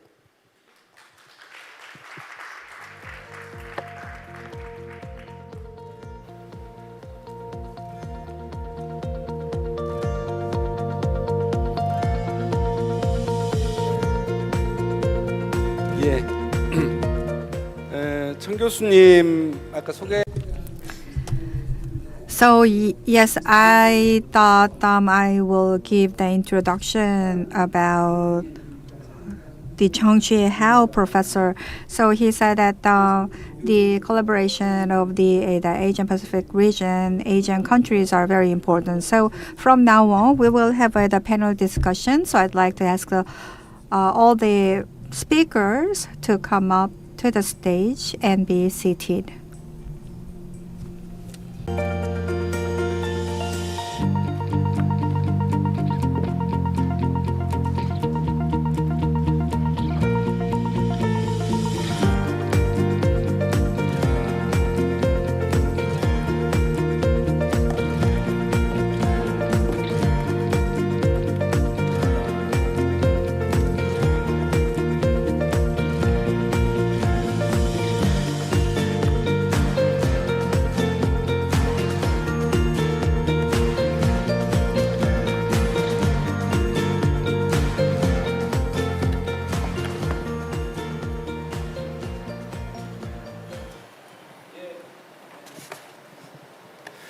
제가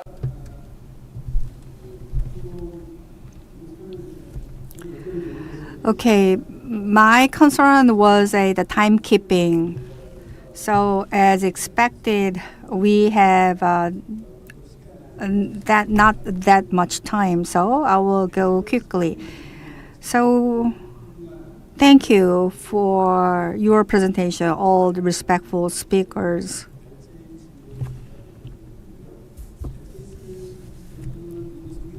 So I already gave the introduction about the speakers. So let me introduce the panelists. So we had the Professor Chongjie Hao. He is a professor of the Asia Cruise Academy, University of Shanghai. He is also vice president of the China Cruise Yacht Industry Association.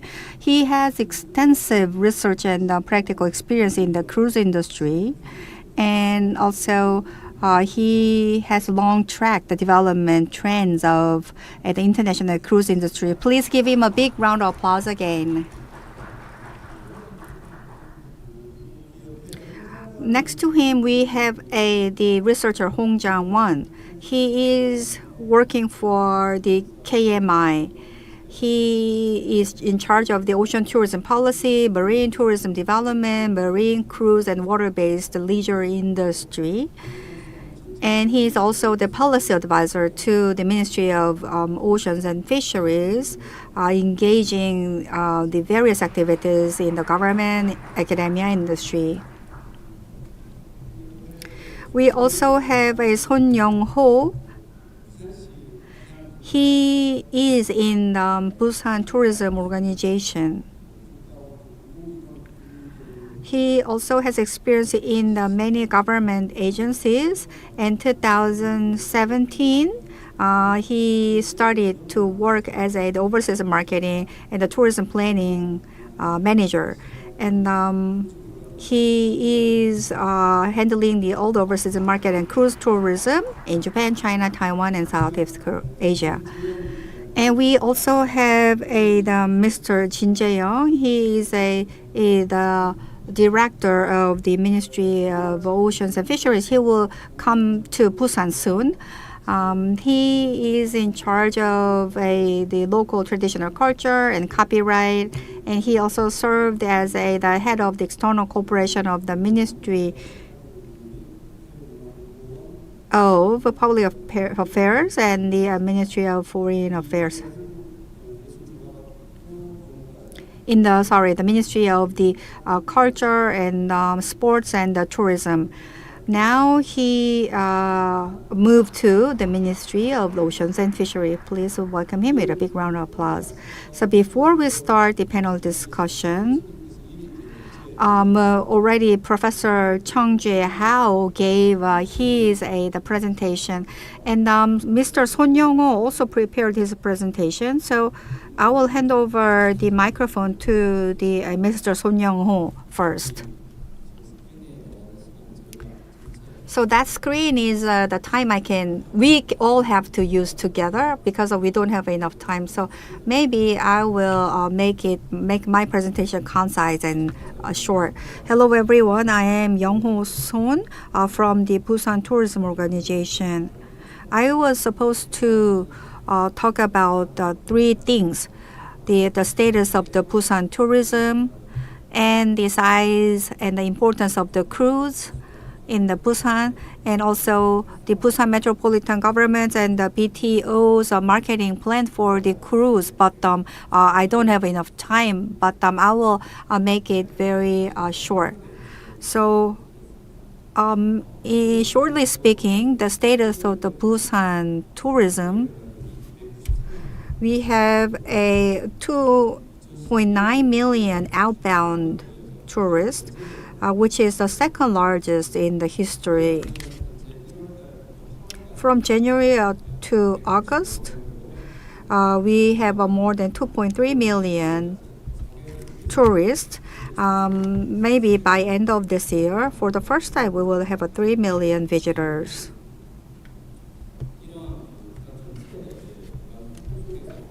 So in this kind of a boom of the tourism in Busan, after COVID pandemic, we entering into the growing stage. except the home porting, we have a 113 the port of calls of Busan. And with the 148 calls, we will have a huge number of visitors.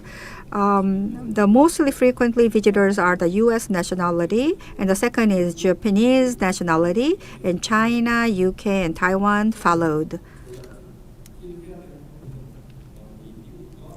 Maybe the American and the British people are visiting Busan via cruise ships. We have a direct line between the Japan, Taiwan, but the visitors from the Western countries are very meaningful because it shows that the cruise is very important for Busan, and the cruise is contributing to the Busan tourism a lot. So what kind of marketing activities we do in the Busan Metro government and also the Busan Tourism Organization? So we have a total of 4 kinds of activities. We try to diversify local contents of Busan, and we want to reflect that into the cruise product.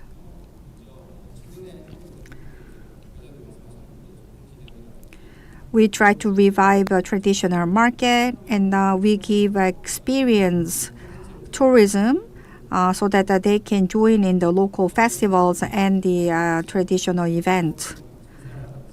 And secondly, we have the active networking with the cruise line, overseas cruise line, and we try to do the marketing against them.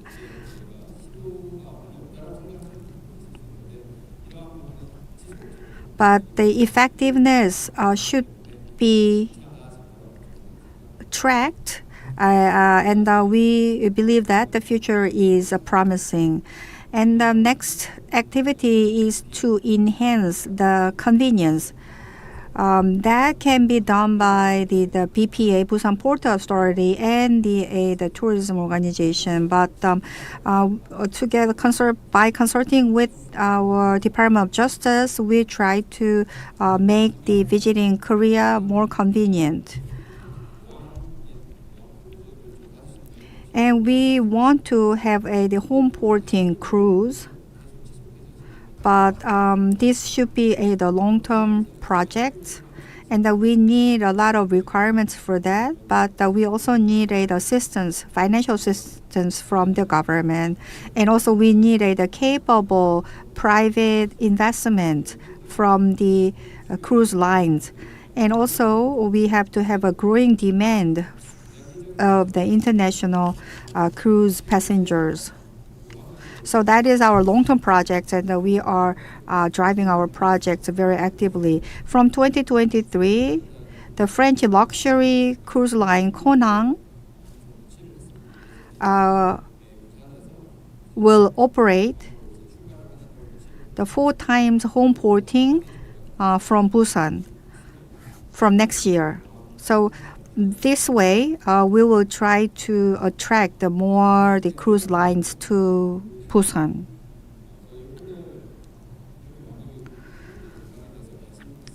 So we talked about the cruise industry a lot today.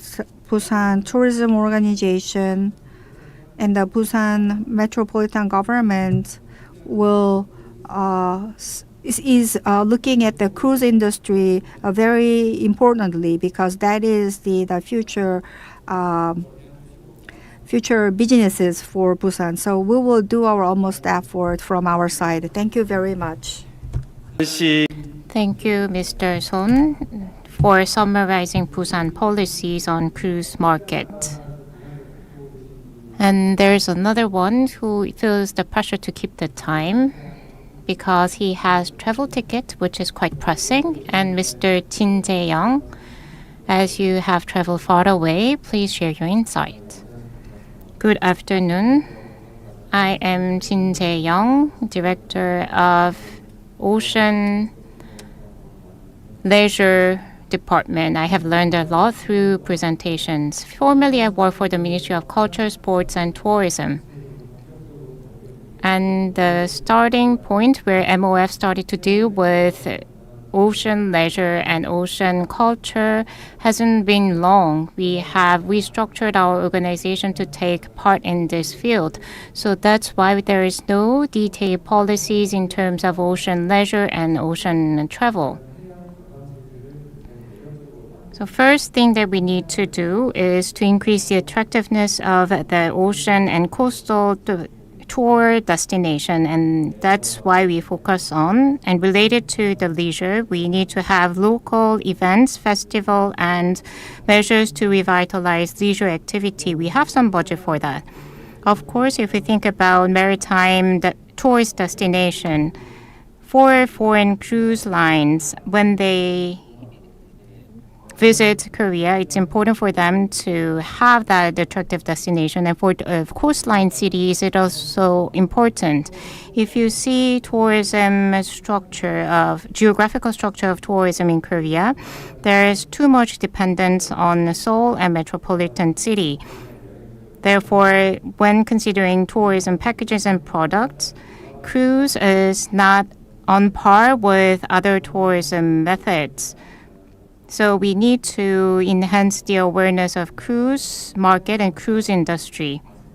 And also the maritime travel is not that active because we are pretty much dependent upon Seoul and metropolitan city for the tourism. Therefore, we need to find unique attractiveness of the maritime cities and coastal region related to cruise industry.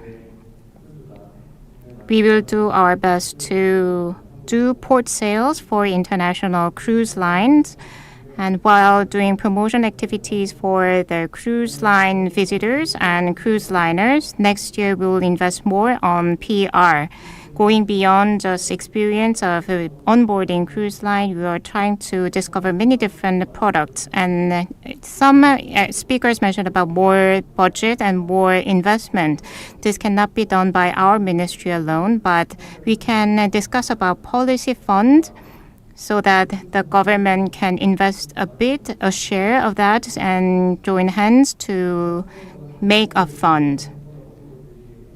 It would be impossible to have that fund solely by MOF, but together with the Ministry of Finance and National Assembly, this is all related to their roles and responsibility. But in order to persuade them, we will have to have an attractive selling point in selling the idea that cruise market and cruise industry is attractive for the country's economy, in terms of tourism, in terms of local economy, and so on. So we will do an analysis on that. And I think international cooperation is also important with East Asia, Japan, and China to further advance our policies. Thank you. Thank you for your comments. So I promised with him we will finish the panel discussion because he has a train to catch. So please understand that he leaves in the middle of the panel discussion. So anyone who wants to ask the questions to the Ministry of Oceans and Fisheries, and please say it before he leaves. Okay, so we have a last panelist, Dr. Hong Jang-won. We had almost 5 presentations. So would you give us like overall summary or your comments about the whole presentation? Because you are in the maritime tourism for a long time as the main researchers in KMI. Maybe you can give us the overall opinions and insights about it. I believe that you gave me the big homework because I cannot summarize all those wonderful presentations. Always the panel discussion is short, but you give me the very big responsibilities. Okay, thank you. So it's been a while since I joined this kind of the discussion. So I thought the 2 things. So the stagnation. was like a big word, which hit upon me very much, because in 2015, as we have the Cruise Industry Act, we had the first and the second plan to restore the cruise industry. But is there anything new since then? I believe that there's no big change. So maybe that's because we try to look for so many new things. So that's why we didn't have actual change so far. So I heard from the Japanese and Chinese speakers, and I felt that the Korea need to do more work. So there are various attempts in the Asia market, and the Korea also should be prepared for that. So source market was the very important part. I thought, how can we increase the demand more, and how can we operate depending on the increasing demand? I believe that the Yusuke Itogawa gave us the answer. Japan also is concerned about demand, but he talked that the Japanese demand and the Chinese demand and international cruise demand. But I think that anyway, we have to think that what's the target strategy for each market, like each Japanese and Chinese and the other, because even Chinese, Japanese, and all the other international visitors are going to the Jakarta market all together. There's no charm because there's no differentiation. We have to provide the contents they want, but I think we do not do it yet. So we have to think more about it. And regarding the policy, we have many parallel policies. So like home porting and all the registration and all are in the same policy. So if the home porting is difficult, we have to start from the port of calls first. When we have passengers, international passenger, we have to think what we can provide to them. And also, the one speaker talked about the number of passengers, and one ship is almost same as 10 airplanes. I also did some analysis before the pandemic. When we have a most number of the passengers, 12% of the visitors use a cruise line before.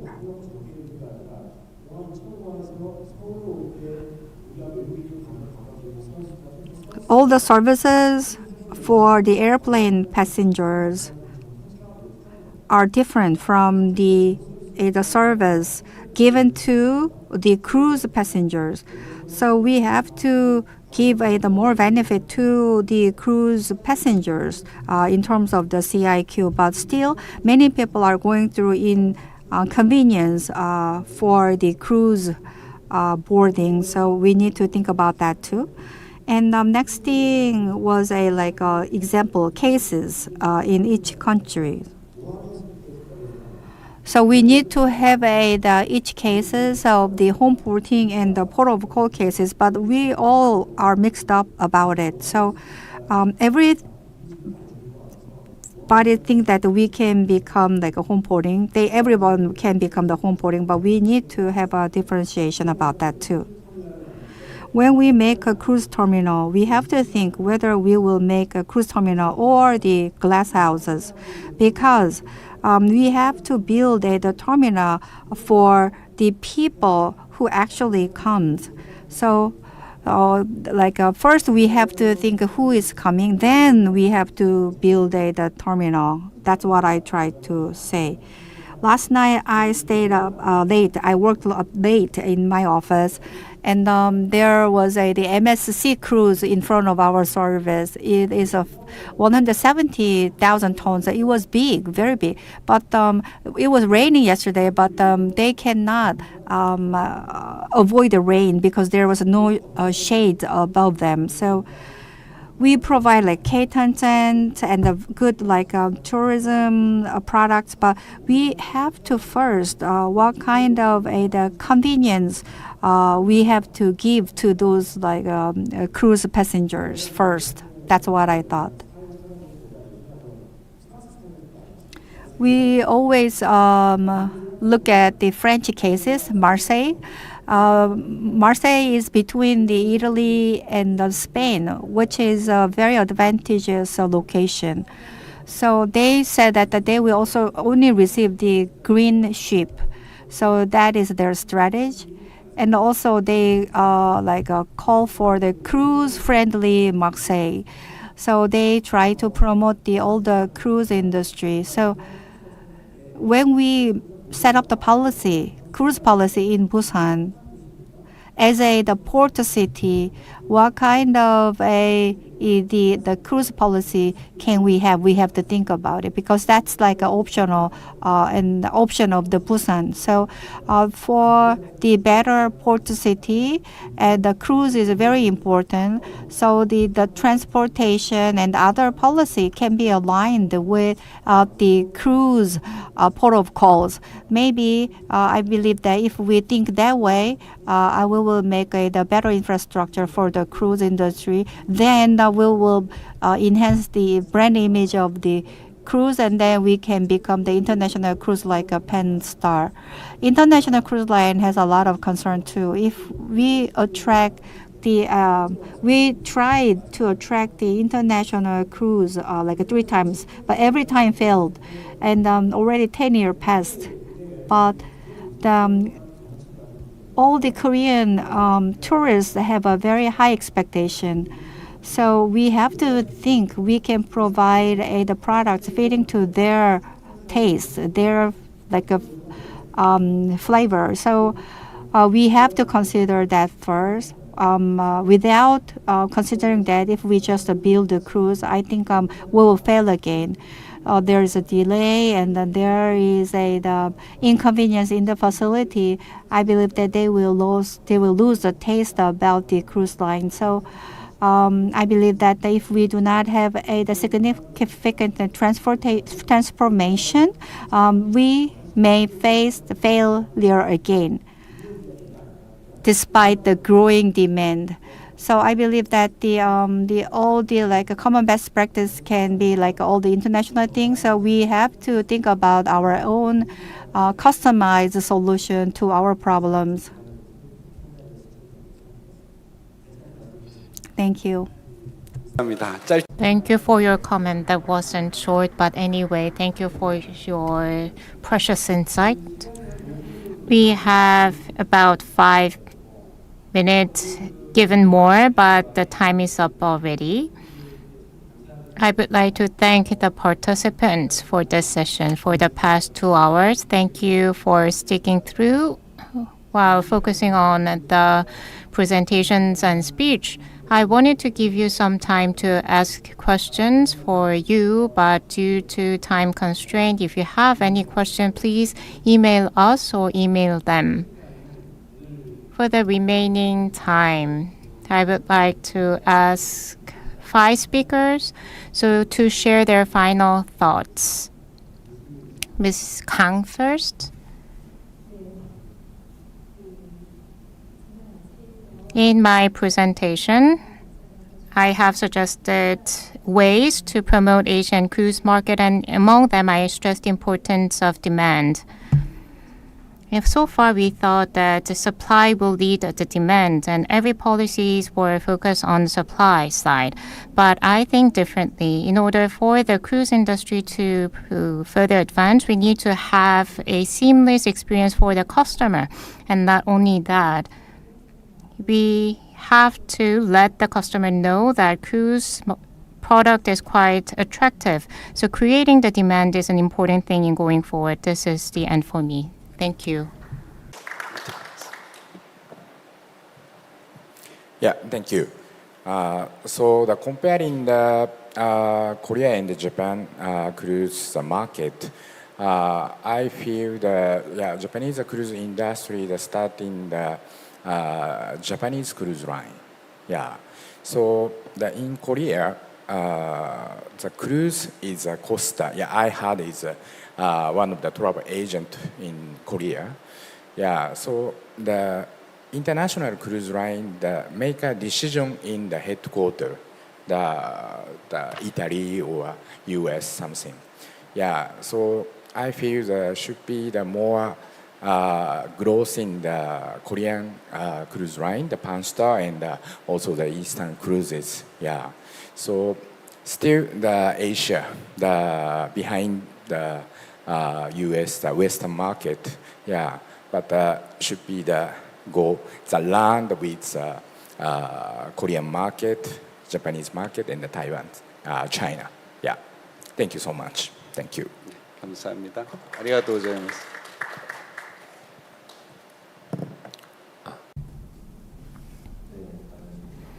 Nice to meet you all. So to add on to what Professor Kang mentioned, and she has mentioned all the things that I wanted to say. So once the customer or our client experience the cruise travel, their satisfactory level is quite high. And there are many people from the company side, and I have mentioned it for so long, people don't know about cruise life and cruise product content. They don't know, but they will be able to enjoy on board a cruise ship. So we'll have to let them know. I hope that institutions and organizations can then do some campaigns, good campaign for the public to raise awareness on the cruise market. Let's say if we do a big campaign next year or 2 years from now, that would be really good for the industry. Thank you. 예,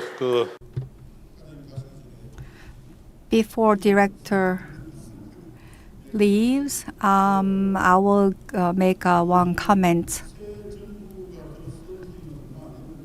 So it's been short since the new administration came in. The direction and the detailed plan for the cruise industry is not promoted well. So the policy, cruise policy, and the direction of the new government should be explained to the industry first, and the government agencies and the experts from the local governments should get together to provide the opinions, industrial opinions to the government. So we had the cruise committee in the Jeju before, but that is outdated. So I'd like to listen to what kind of plan and the policy and the direction the government has, and also hear from the industry. And I also want to learn about to make the international network also. Thank you for your suggestion, Mr. Chung. Okay, it's time to close for this session. I want to simply outline my opinion about this session. Yeah, I think the booming of Northeast cruise market lies on to get new cruise line in this area, just like Panstar. Panstar has started very good, I think. Even in China market, very many investors want to invest new cruise companies, including the coastal cruise market, cruise line, and even canal cruise, and some small cruise ships enter in design. So I think the most important factors influencing the cruise market is that we need diverse cruise ships in this area. This is the first step for the booming of Asia cruise. I want to just that. Thank you. 예, 감사합니다. Thank you for your comments. I believe that this session was very meaningful because we started a conversation about the Asia and Japan and China and back to Korea. We talked about all the reality and the on-site experience about the cruise industry. And we covered pretty much every aspect of the cruise industry. So we are a little behind the schedule, around the 10 minutes. So I'd like to ask your understanding, not giving you the time for the Q&A, but I think we have to close the session here now. Thank you very much.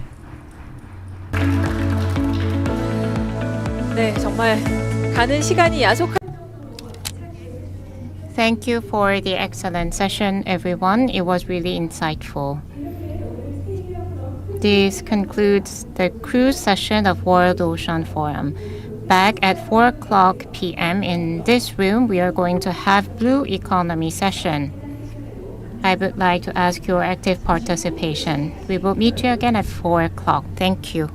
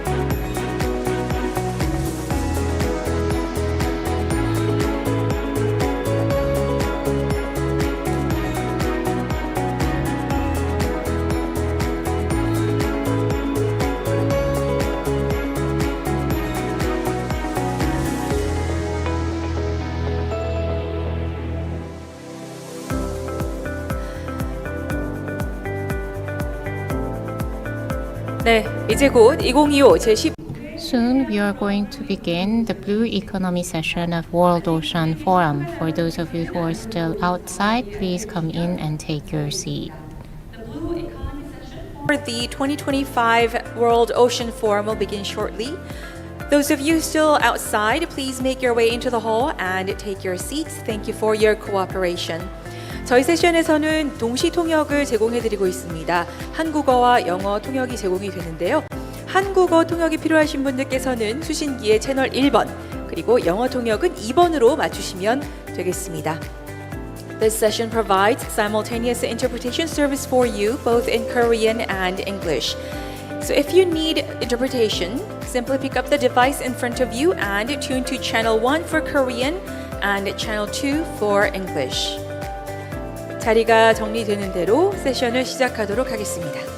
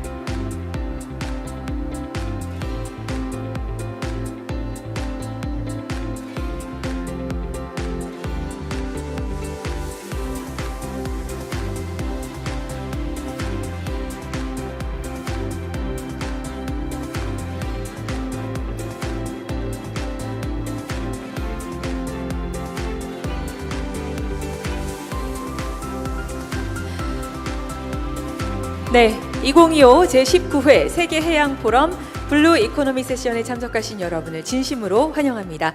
인사 먼저. Let me introduce myself. My name is Yoon Soo-rin.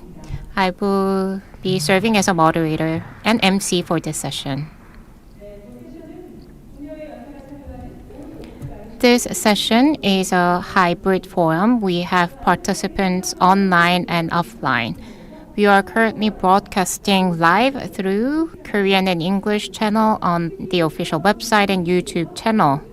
You can also download presentation material in real time through the website, and you can ask questions in real time to the speakers. The Blue Economy session is held under the theme of Connecting APAC through the Blue Economy, Sustainable Solidarity and Cooperation. In this era of extreme uncertainty, international solidarity to pursue sustainable growth and shared prosperity through the oceans has become more important than ever. Accordingly, this session aims to facilitate the sharing of blue economy cooperation strategies among Indo-Pacific countries and explore concrete measures. Let me introduce the moderator for this session. We have Mr. Kim Min-soo, Director General of Planning and Coordination at KMI. Mr. Kim has served as a member of the Korea government delegation to APEC's Transportation Working Group, the UN Convention on the Law of the Sea, Conference of the Parties, the Arctic Circle, and Arctic Frontiers. I expect active discussion that will take place throughout this session, and please give one round of applause to our moderator, Kim Min-soo.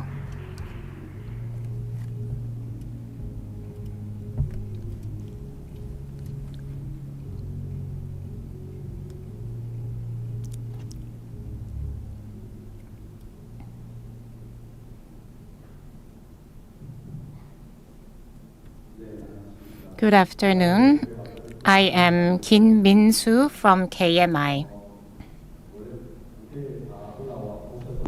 So it would have been good if I could invite all the speakers on stage, but instead of that, I'm alone on stage to give you an introduction about the session first. The theme of the World Ocean Forum this year is Beyond a Wave of Uncertainty. So I ask a question to myself. So we are living in an era of extra uncertainty, and how we are going to weather through that challenges and uncertainty is the main theme of the session.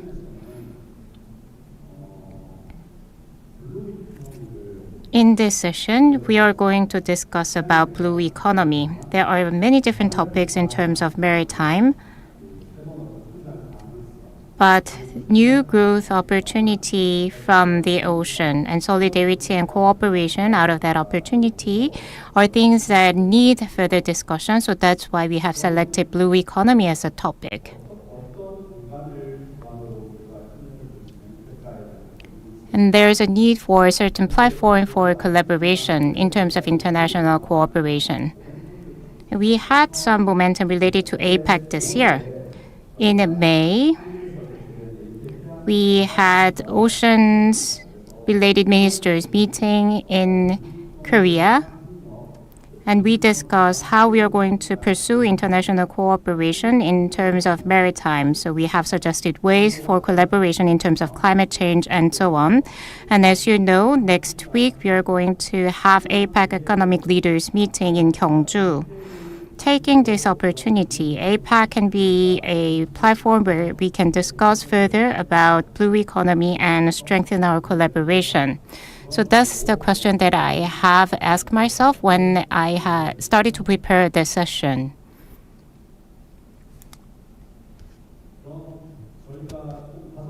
We have 5 panelists today. And let me introduce the panelists one by one. When being introduced, please come up to the stage and take your seat. Among 5 of our panelists, 3 will be in-person speakers and 2 are online. So let me invite our first speaker, Dr. Kim Thi Thuy Ung-ok from Vietnam. Dr. Ung-ok currently serves as a head of Science and International Cooperation Division at the Institute of Strategy and Policy on Natural Resources and Environment under the Ministry of Agriculture and Rural Development of Vietnam.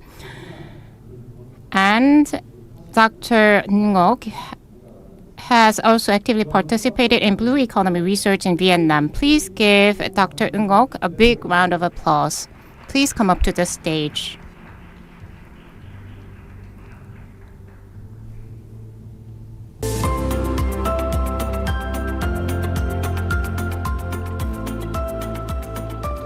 네, 다음으로 Moving on, we have one Korean panelist from KMI. We have Ms. Kim Joo-hyun, Director of the Marine Economy Research Division at KMI. She conducts research on data production field survey in terms of blue economy. Let me invite her onto the stage.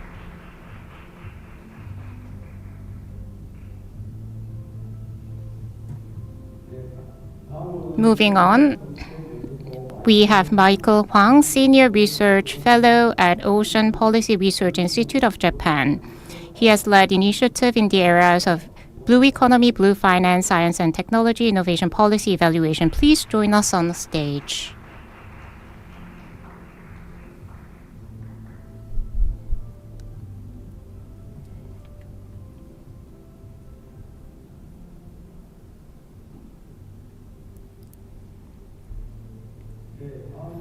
Next, we have two speakers joining us online. 예, good afternoon. First of all, let me introduce our online speakers. From China, we have Professor Shi Song. Professor Shi Song, as you can see on the slide, is from the University of Oceans and Fishery, and she has conducted a lot of research related to the maritime, and she has published more than 100 papers and has engaged in many national level maritime survey, and she has been referred to as one of the top-notch scholars in China in this field. And she is the director of Carbon Neutrality Center in China and serving a lot of positions as an advisor. Please give her a big round of applause. Also joining us online, we have Mr. Lucky Wong. Lucky Wong is a doctoral researcher at the University of Wollongong, Australia, focusing on integrated ocean government. His research explores how the experiences of various maritime nations in managing marine and coastal areas. So please give him a big round of applause.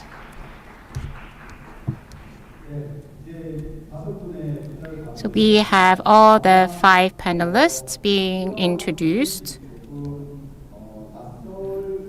Although this format might not be familiar for our participants, we are not going to have presentations, but we will have in-depth discussion with our panels on stage.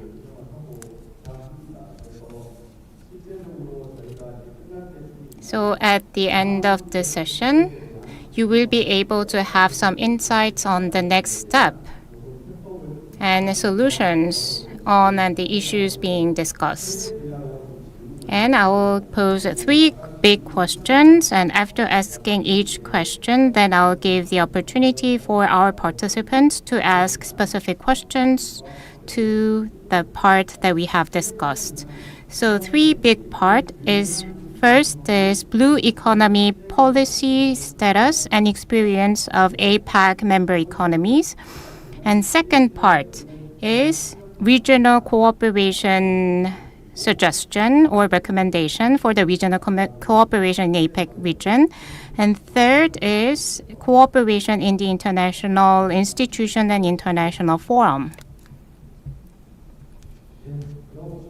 So for the first segment, we have 5 panelists representing 5 economies.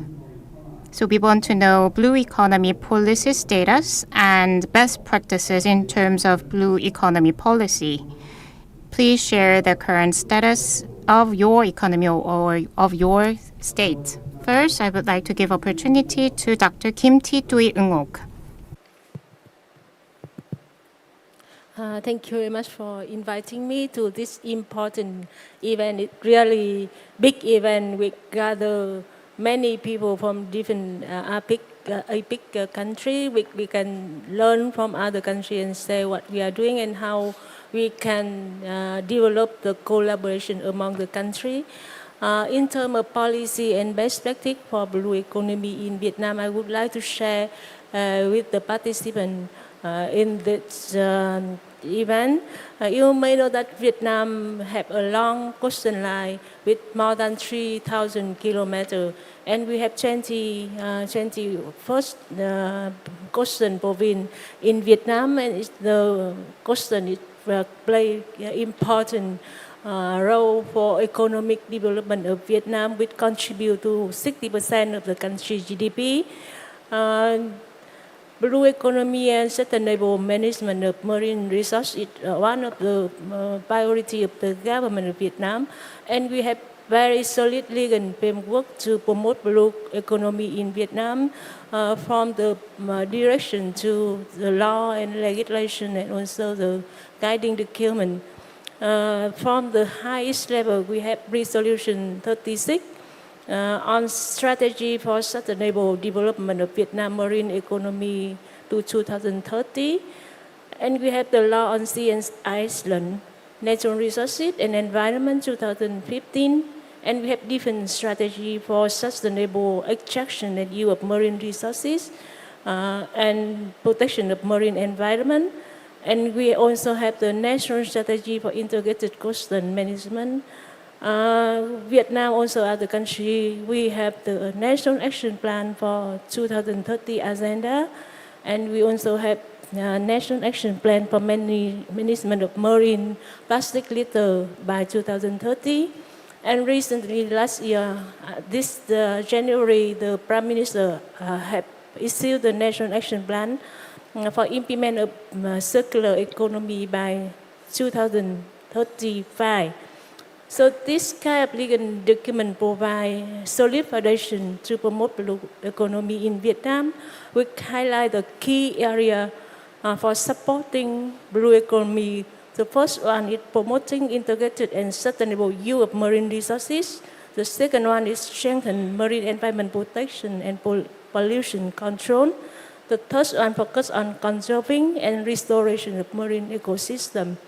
The fourth one focus on improving legal and institution framework.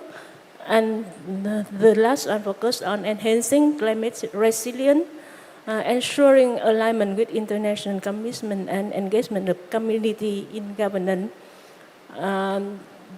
This legal framework also encourage the national level and provincial level to develop the sustainable marine management program. And Vietnam have different initiatives to support blue economy. We have different support from different development partners, include the World Bank, UNEP, UNDP, and also ADB, and also EXCAP and etc. And this initiative have support Vietnam to calculate the value of natural capital, the ocean accounting. Vietnam joined the Global Ocean Accounting Partnership with kind of platform to share experience among the country. And we will also have the support of World Bank to do public expenditure review to see what is the current investment for coastal marine protection and conservation. And UNDP supported in piloting marine spatial planning to identify which area for development, which area for conservation, and how to reduce the impact from different marine sector to natural resources and environment. And we also do some kind of integration of marine resources into national statistics system. We work with EXCAP to try to calculate what is the contribution from marine resources to the GDP, and how we can recognize the value of the natural capital for economic development, how to reduce the impact from different sectors to different sectors to marine natural resources. And currently we work with UNEP, try to integrate the value of natural capital into development planning and try to develop a blue economy sector for different sectors, including the tourism, aquaculture in the province. And we also try to integrate the value of natural capital into statistic system, so it can reporting how the natural capital can contribute to economic development as concerned provincial level and national level. So the General Statistics Office is the key focal point to work with the Ministry of Agriculture and Environment, try to develop the indicator to calculate the value of natural capital and try to identify different indicators for reporting the SDG implementation, like SDG 14 and SDG 12. So we currently have support from the government and also from different initiatives to promote the blue economy in Vietnam. And the question, natural resource is very important, and it's support the economic development, and we need to ensure the balance between economic development and natural and marine natural resources and environment. And I do think that this given some kind of opportunity to see how we work with different APEC countries to promoting blue economy in Vietnam. And thank you for having the opportunity to learn from each other. Thank you. 네, 발표 감사합니다. Thank you for your remarks. So we are going to pass the microphone by listening to the speaker one by one. But when we have to ask questions in detail, I'll give you the chance to ask to the speaker. So whenever you have questions, please let me know. So related to Vietnam, the part that I was interested in was about natural capital. Assessment of the natural capital, and you try to put it into the statistic to link it into the SDG 14. So that is a very systemic attempt. But my question is that, like, assessment of the natural capital is not easy.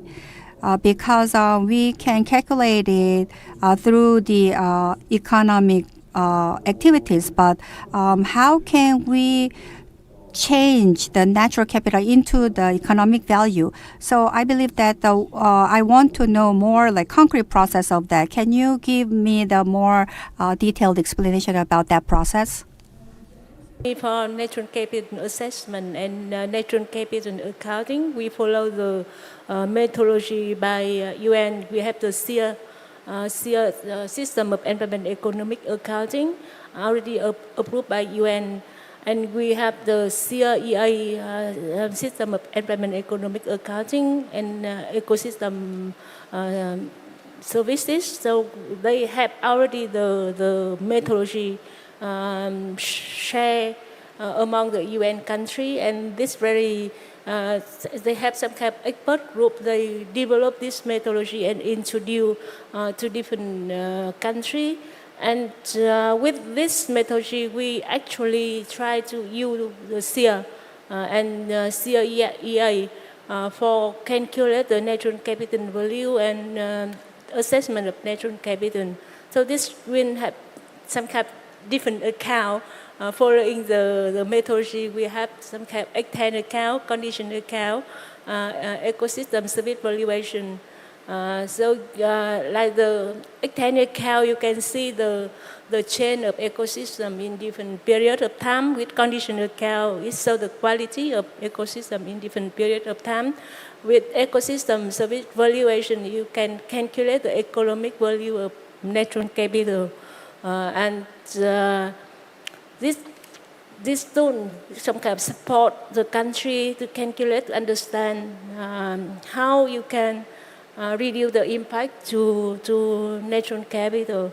And they have very detailed guidelines already approved by UN, and this some kind of reference for the country to apply. And actually, many studies already public and already this method is already applied by many countries, and Vietnam is in the initial step to apply this methodology to calculate the natural capital and the value of natural capital and bring this value into the statistic system. And actually for the World Bank, they already do this kind of study to see what is the investment for natural capital and what the contribution of natural capital to national GDP. So different initiatives working on this area, and we work with UNEP for 3-year project, and we will use this type of methodology for province, coastal province, and support province to use this assessment methodology for bring the value of natural capital into province and planning process. Thank you. 네, 감사합니다. 그 유엔에서 Thank you. So you mentioned there is a detailed guideline from UN and many countries are implementing that. So later on, I guess we'll have the chance to ask more questions to you. And next, I would like to ask question to Ms. Kim Joo-hyun. And I would like to ask a bit different questions to you. So far, we've heard about blue economy, but participants may not know about blue economy. So please introduce the concept of blue economy first, and then please introduce Korean policies related to blue economy.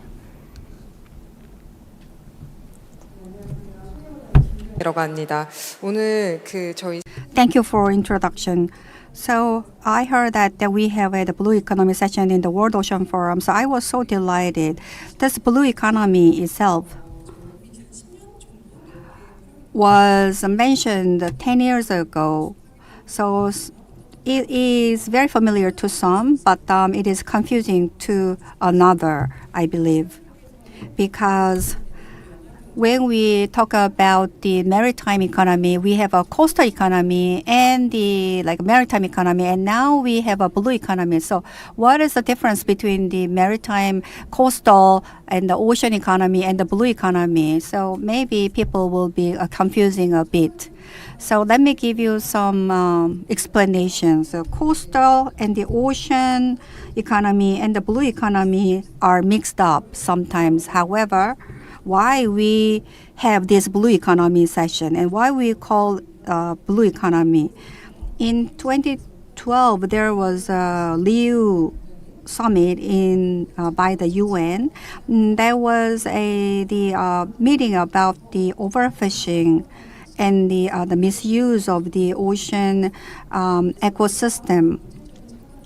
So based on this problem, many developing countries and the Pacific Islands and the coastal countries recognize the severity of the problem, and they want to conserve the nature while developing their economy. That's why the importance of the blue economy becoming more transparent and prevalent around the world. So since 2012, we are using this word blue economy, and UNEP and the other UN agency, World Banks and other international organizations have their own definition and the terms about the blue economy. But the one thing regretful is that there's no consensus or the total agreed definition about the blue economy yet. So each organization, each agency have their own definition about the blue economy. So the KMI because we are the center of the research, Maritime Research Institute. So we wanted to make the definition of the blue economy, which is not described fully yet. So for the last 3 years, we made a task force for this and conducted some researches, and I joined in the international research and the like a conference with the all other panelists here.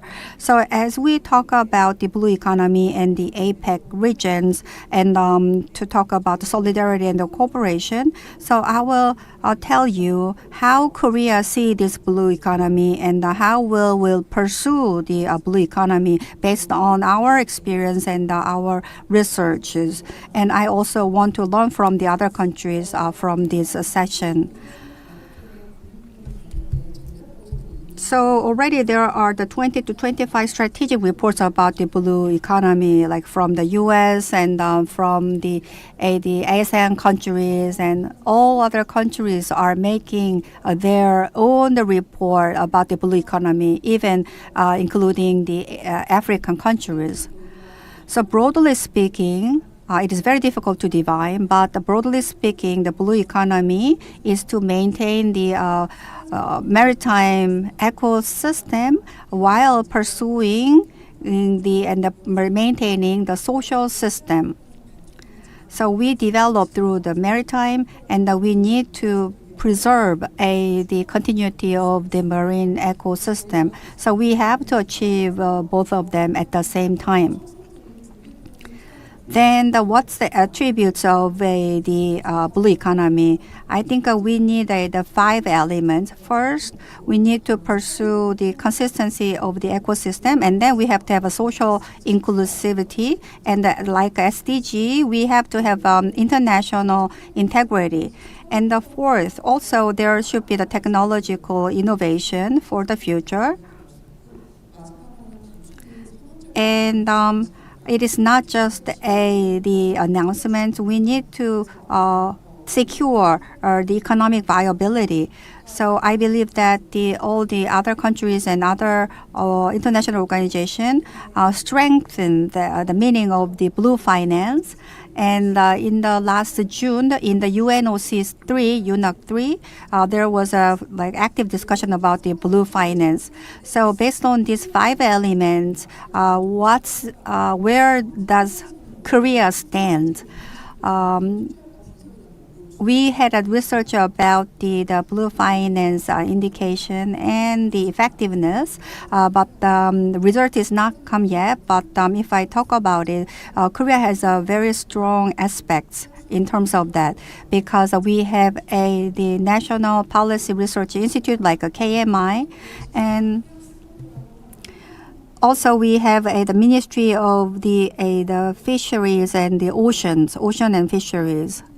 We have integrated the administrative body. So it is very, we have a strong body to implement all the policies and the long-term maritime plan. So we set up the 10-year plan, and now based on that, we are passing the law for that. So we have a very good structure of the legal system and also the implementation of the research. Like Mr. Lucky Woo Wong, like a 2022 report, when we did the implementation of the blue economy, the Korea ranked 5th in terms of that. And based on that, the KMI tried to set up the new indicators and assessments. Temporarily, Korea ranked like a 7th. So in terms of implementation, Korea was listed in the top 10 list, which shows the great performance. So if you come to the KMI, you can see all the result of the research. So please come and see. And depending on the 5 attributes of the blue economy, we have all different researches. So we have a very high level of understanding in Korea. But we have still a way to go forward. And even though we have the strong structure, but the budgets and the policies of each government agencies are different. So we need to have integrated the pan-government budget and the project so that we can increase the effectiveness of all the projects. And all the experts here have a high attention in the blue economy, but according to the national awareness, the public has a low level of understanding in the blue economy. So this blue economy should be promoted more together with the coastal economy and the ocean economy. So we have to think about like awareness, public awareness on the blue economy while we are pursuing our projects. Additionally, it's the same for the natural capital and the ecosystem. So before we calculating the value of the ecosystem, we have to measure the value of the industry too. So we have the statistic everywhere, but if we go to like international conference, they have their like own the maritime specialized statistics, and we can see that is very difficult. So the assessment and making an indicator is very difficult. For example, the number of laborers in the fisheries is also difficult to find. So we don't have enough indicator for that. So Korea is very good at like statistics and measurements. So maybe we can have an international collaboration so that we can establish the blue economy indicators with other countries. So I believe that that will be the starting point for the cooperation in the APEC regions. Other than that, I hope that we can have the more projects, but due to the time constraints, I will stop here and introduce them later when I have opportunity. Thank you very much. Please give her a big round of applause. Thank you for your good summary. So while researching blue economy indicator, we stand at 7th, and in terms of Australian indicator, we stand at 5th. And according to Russia's survey in 2022, the potential of maritime industry of Korea stands as 5th. We'll have to see which one is more credible, but in terms of ranking, we are standing at 5th to 7th, so it's kind of similar. You have suggested to make blue economy indicator as a collaboration task. Let's talk about that later on. Thank you for your comments. And third, I would like to invite Mr. Michael Hwang. Let's hear the situation of Japan. So I'll pass the microphone over to Michael Hwang, but I asked him a question when he arrived to Korea, and I've heard that he just arrived from Seattle and he will have to fly out early tomorrow morning. So he has a very tight schedule. Thank you for coming. And let me pass the microphone over to you. Good afternoon. My name is Michael Hwang, and I'm really privileged to be here to visit Busan, a very beautiful city from Seattle. Well, I'm just joking that first of all, congratulations that Republic Korea will host the APEC conference very soon. So this is a very timely time to have an ocean forum and then discuss with all the member economies about the step for blue economy. And it's also like a reunion that we see our panelists from another international conference, and also good to meet you, Lucky, again. I think we met 3 years ago in University of Wollongong. So it's a great occasion that most important for all the specialists and then all the stakeholders gathered together to discuss the blue economy. Well, anchoring Dr. Kim's analysis about explanation for difference between ocean economy and blue economy, I would like to give a quick supplementary. So to be simple, the difference between ocean economy and blue economy is that blue economy makes ocean sustainable. Blue is the sustainable way for ocean economy. It is usually beyond the GDP, and also it means that the sustainable way for us to manage the ocean resource in 3 dimensions: environmental, economic, and social. These 3 will consider very important resilience for us for the environmental to come back to restore. Then we'll have a very important resource for forever. First of all, please allow me to introduce my institute. I'm from the Ocean Policy Research Institute of the Sasakawa Peace Foundation based in Tokyo, Japan. It is a 100% private foundation and one of the very rare ocean policy think tank.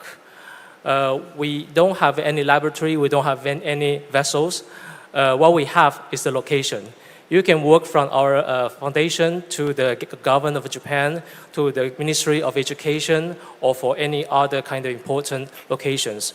We serve as the coordinator for ocean policy. In 2007, it is our previous foundation called Ocean Policy Research Foundation that coordinates all the ministries, academia, and also private sectors to contribute to the basic act of ocean in Japan in 2007. And every 5 years, there will be a policy review. Now it is the fourth time for the fourth basic plan for the oceans to be enacted. It was enacted in 2023. In this fourth basic plan for ocean, it mentioned about the OX, the ocean transformation. It is the very first time to emphasize the use of ocean intelligence, ocean surveillance, and also Arctic circles, the Arctic policy. So actually in the background of Japan, among these 200 countries around in the world, the land of Japan ranked 62nd. However, regarding of the sea area, the EEZ area, Japan ranked number 6 in the world. So ocean is rooted in Japanese, in cultural, in economic, in daily life, and also in identity. So through this, I would like to mention 3 concrete cases that how Japan utilize ocean for blue economy.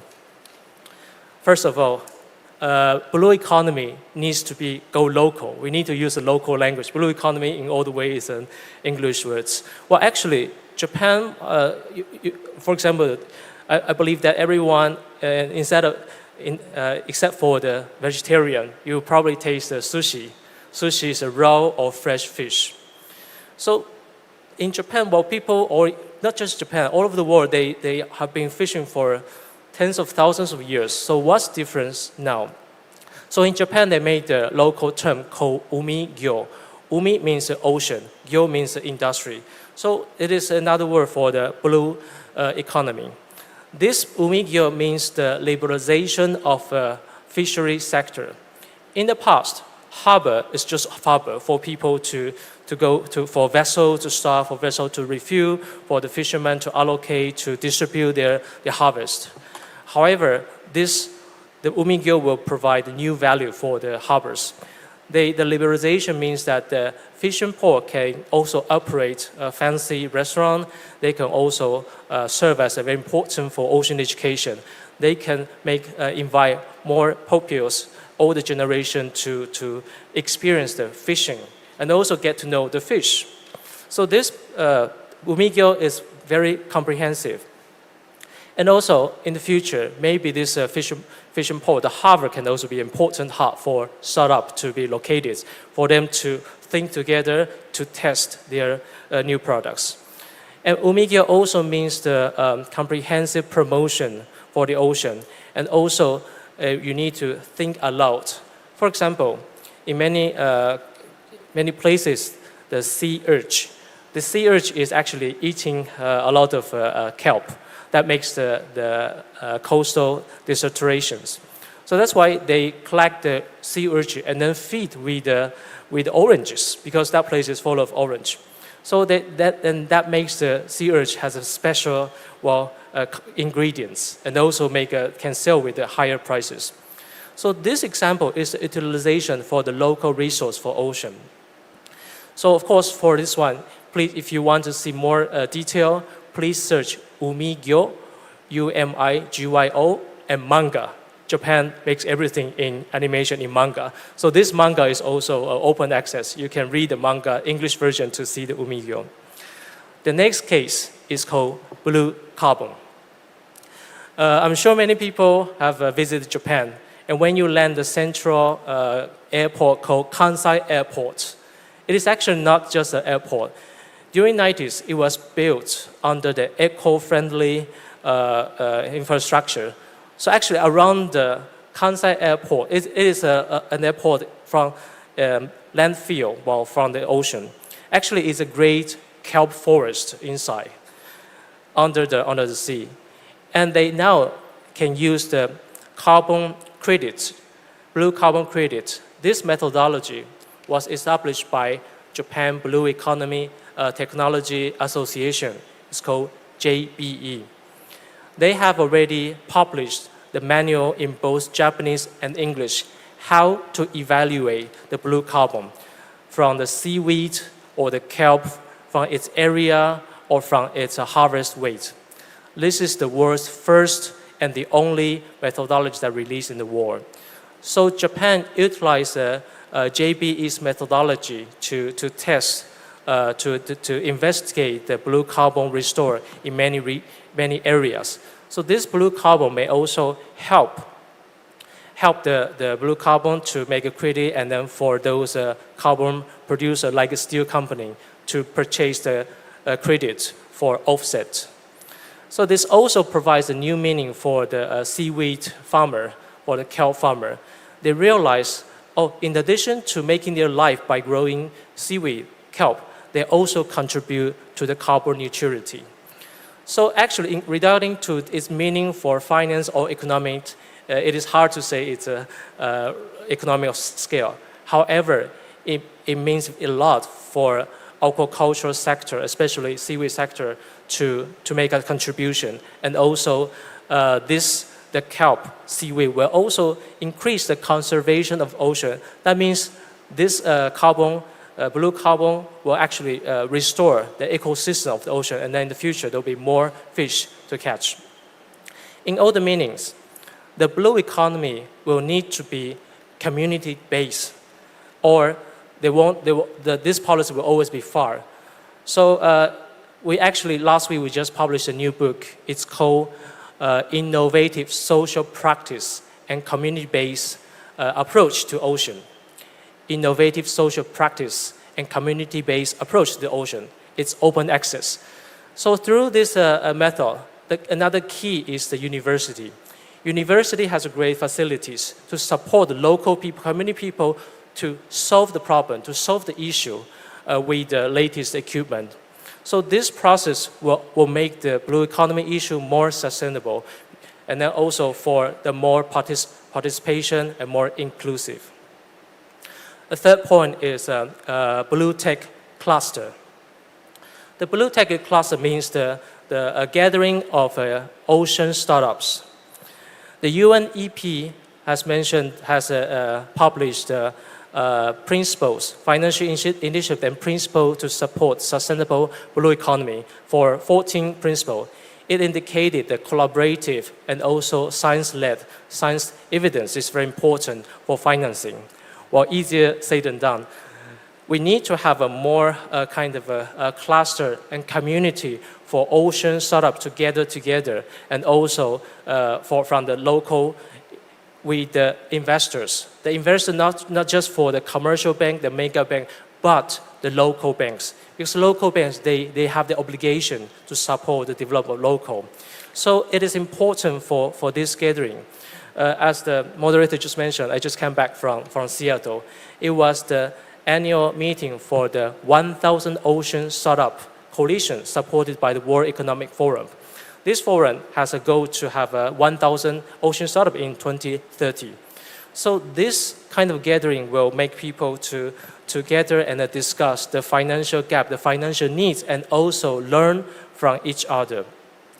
Actually, this is the location that we learn from each country's cases, and we can also learn where the resource and then where we can learn from each other from the many coasts. I will recommend that we gather more and more, and also we can contribute more methodology and then produce more reports. Let AI learn from us and assist us to make a more efficient policy making. And all together, I'm sure that we will make our oceans great again. Thank you very much.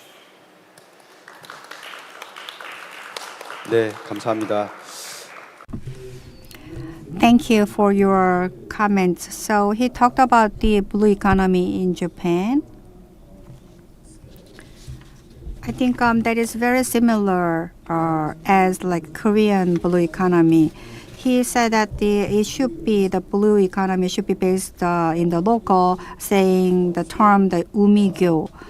So the fishery village and the coastal communities should be the base for the blue economy. In Korea, we also have the fishery village regeneration project, so that is similar. And also you talked about the blue carbon credit, but in Korea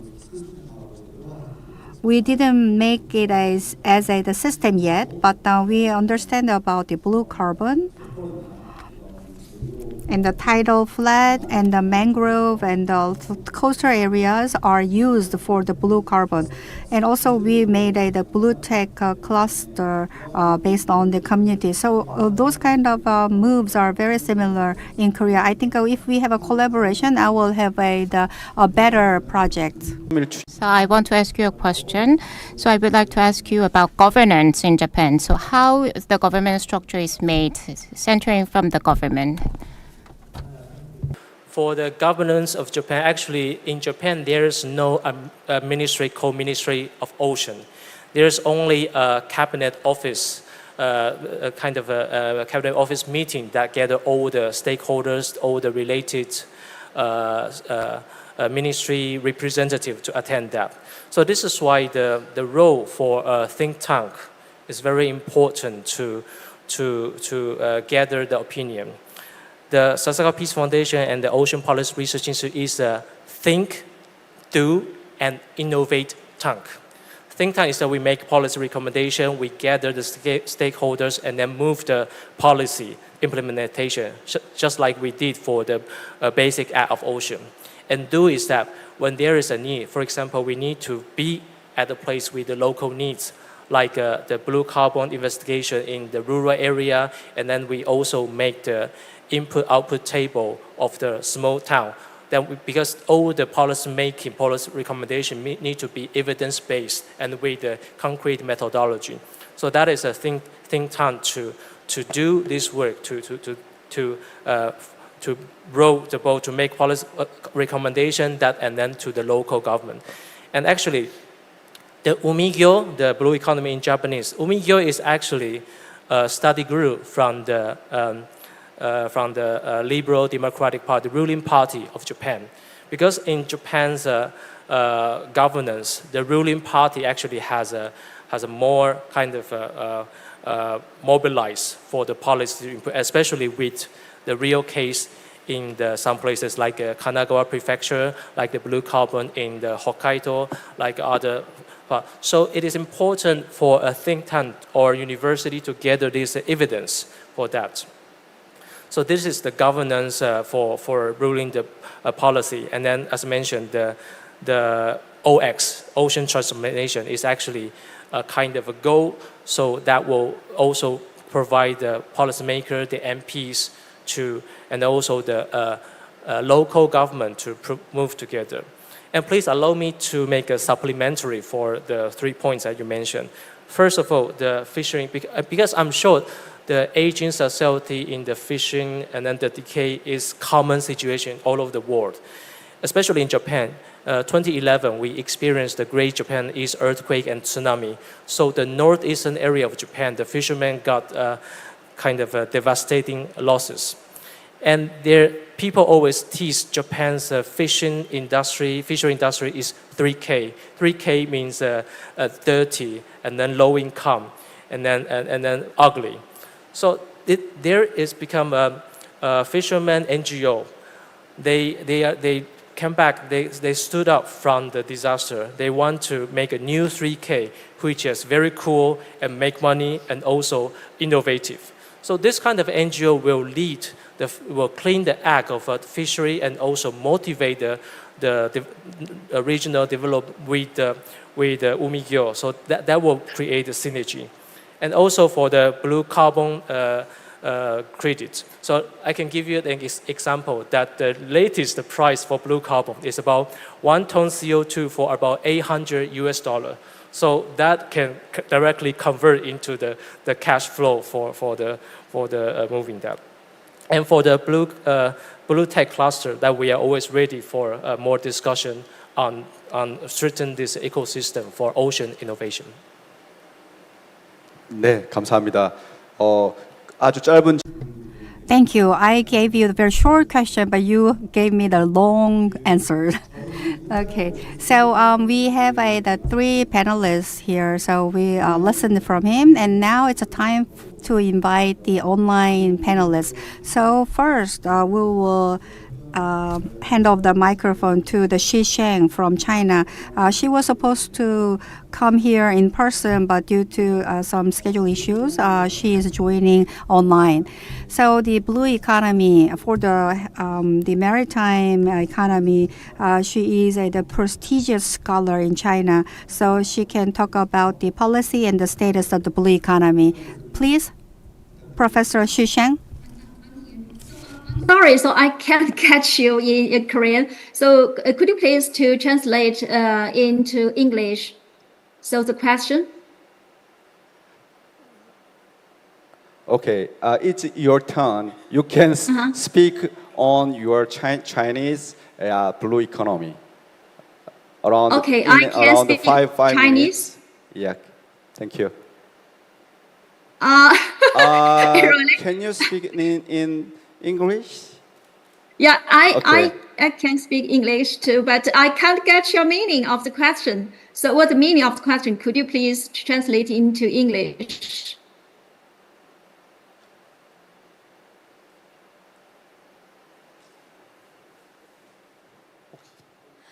Do you happen to see the interpretation button on the screen on Zoom?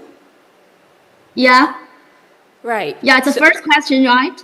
Interpretation, press the button, the language that you want to hear your interpretation in, not Korean. So press English, then you'll be able to hear simultaneous interpretation in English. Yeah, but now I can't do it. So I just to think about the question means the China's possess the world's largest ocean economy and how to be extend the foster in structure to research and investment cooperation with APEC. Is that right? Yes. Yeah. Okay. Got it right. So yeah, thank you. Really. Professor Xu Sheng, my question is short presentation on your policy, national policy on blue economy. Yeah. Okay. Okay. So, actually, China has do some work of the cross-border connection, just like replicating the Karita bundling high-speed railway and apply this model to the maritime network, integrating port upgrade and smart logistic system to enhance efficient connection and international operation in regional maritime transport.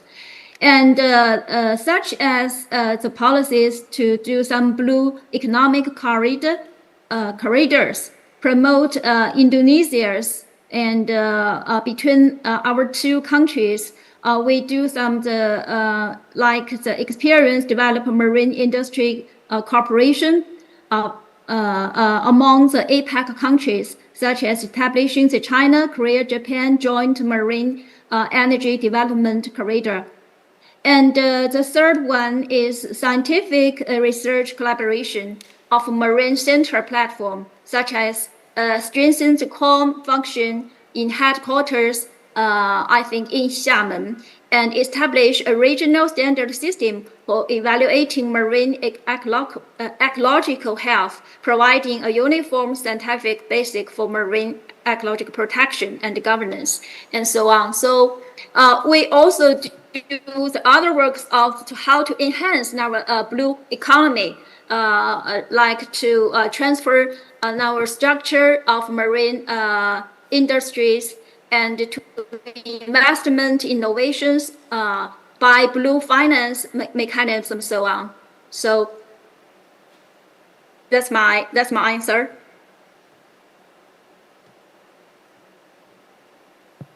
Thank you, Professor. I have one very short question. Now, China is now pursuing the One Belt, One Road policy. Is there any connection with the blue economy with the One Belt, One Road policy? Can you?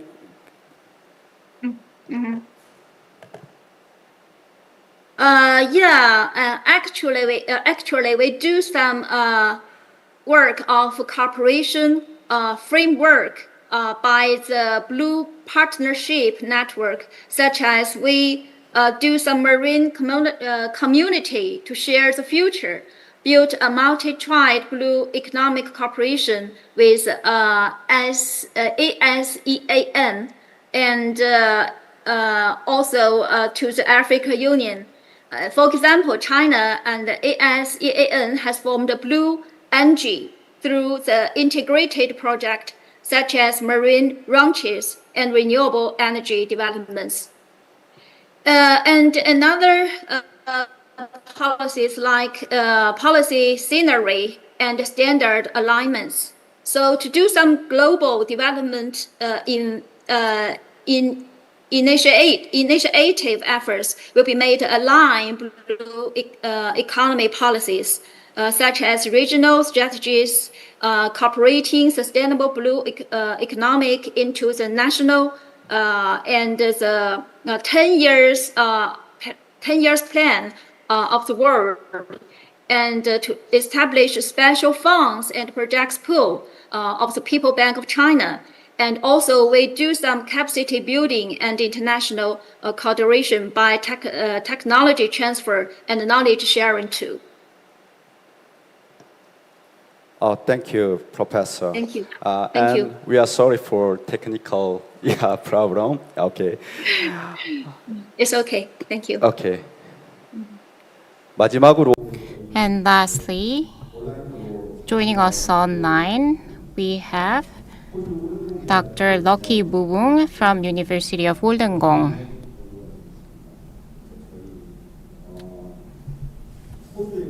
He is in Australia, but he will cover the policies related to Indonesia. So the floor is yours.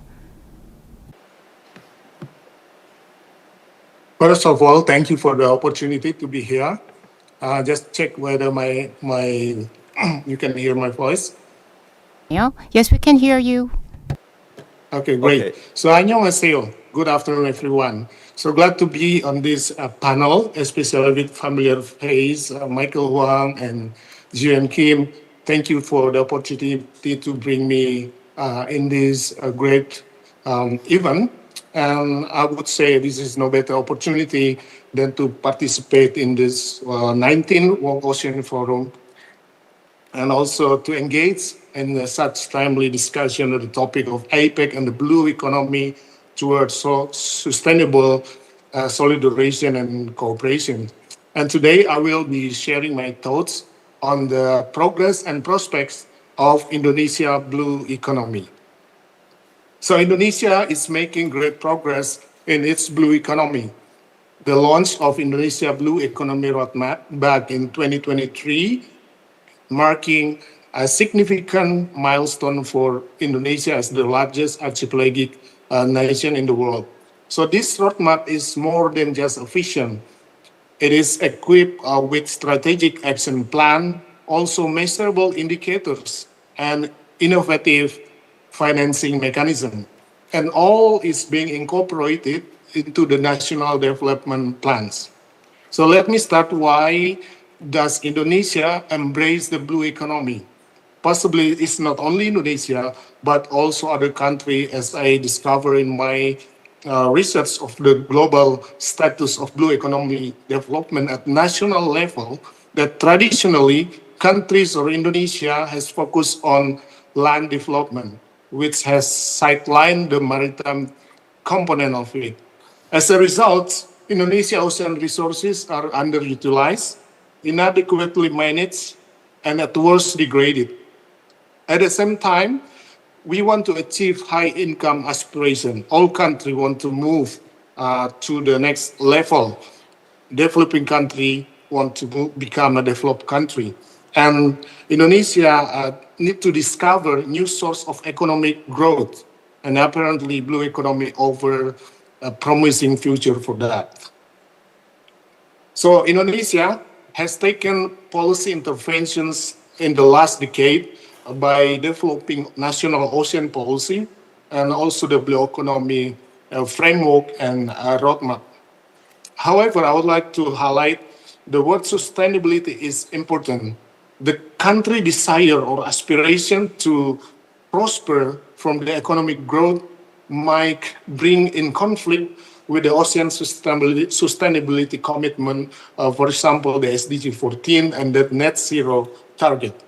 Therefore, I would argue that balancing economic development with environmental conservation and social equity remain a critical task for all of us. So how Indonesia unlock its blue economy potential? So we'll see that a lot of collaborations among country and international partners to develop national blue economy concept. And it's happened in Indonesia as well as a showcase how effective collaboration among various stakeholders, including national and international organizations such as UNDP, and OECD, that help Indonesia to build its blue economy concept. So Indonesia launched, along with OECD, Blue Economy Development Framework for Economic Transformation back in 2021, which is laying the groundwork for future policy.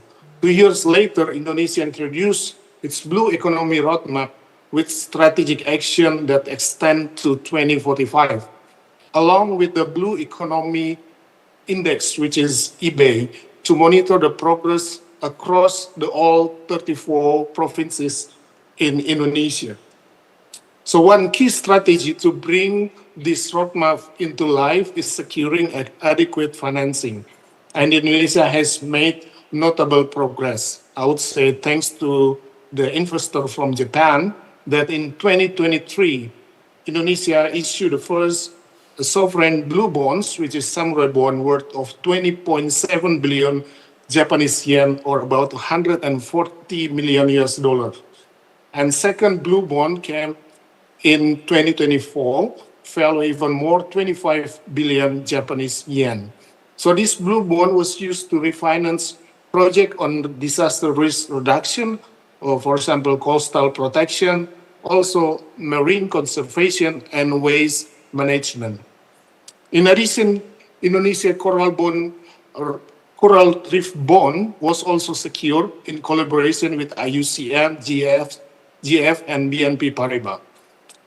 And a 35 million US dollar debt for nature swap with the United States government have been secured for supporting coral reef protection.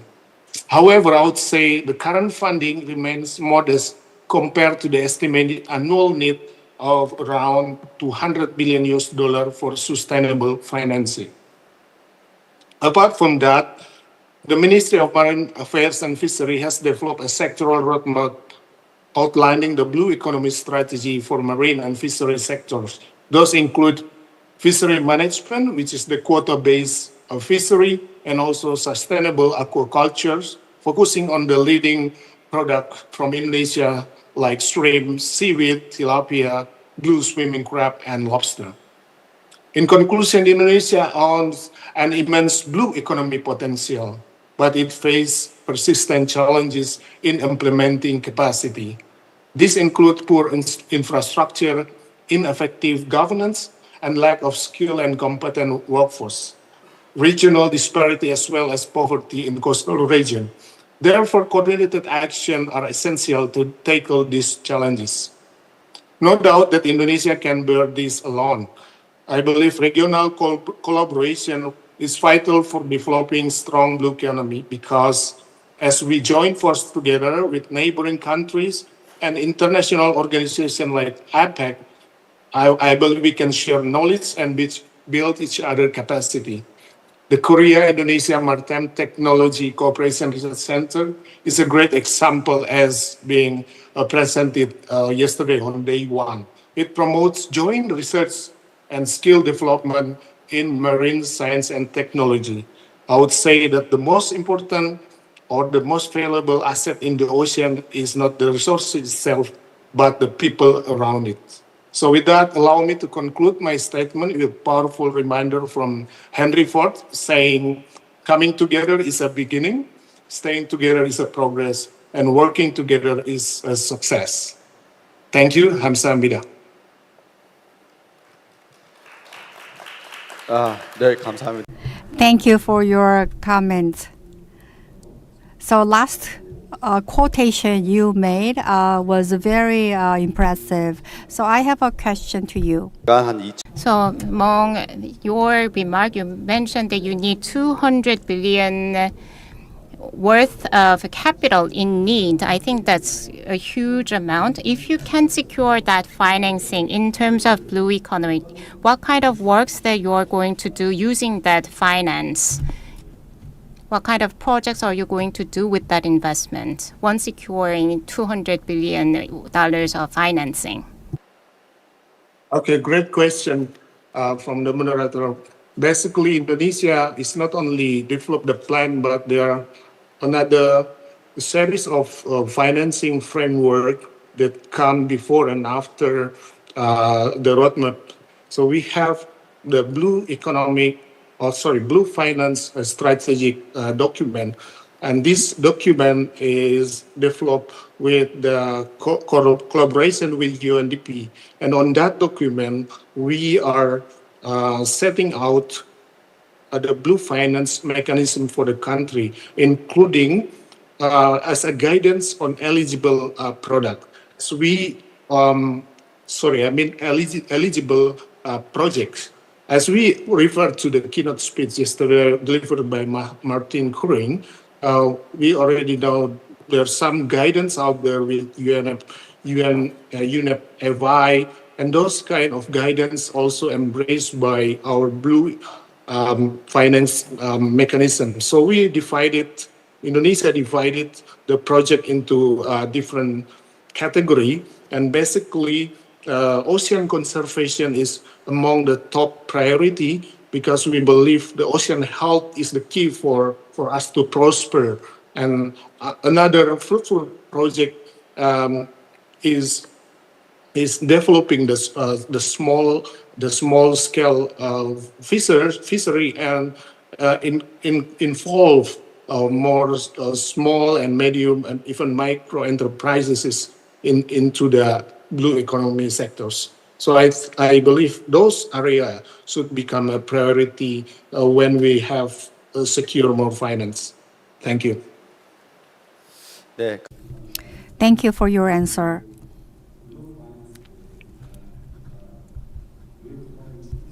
In order to pursue the blue economy, we have various tools, but the blue finance can become a very important part of it. And we need a collaboration for that because everybody has a different capability. So if like a private and the public of each country can do together, it will be very meaningful and fruitful.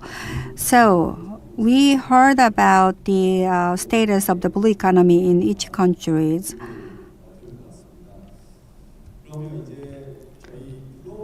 Then maybe we can receive some questions from the floor. If you have any questions, please raise your hand.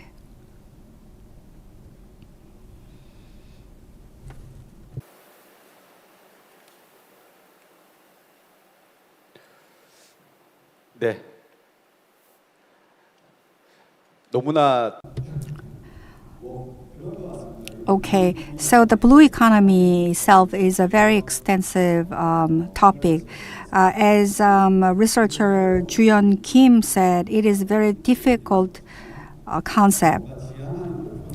So we don't have defined the concept yet, but we have the direction to go forward, and we are in the process of the defining it. So maybe we understand that this is a very difficult concept to understand.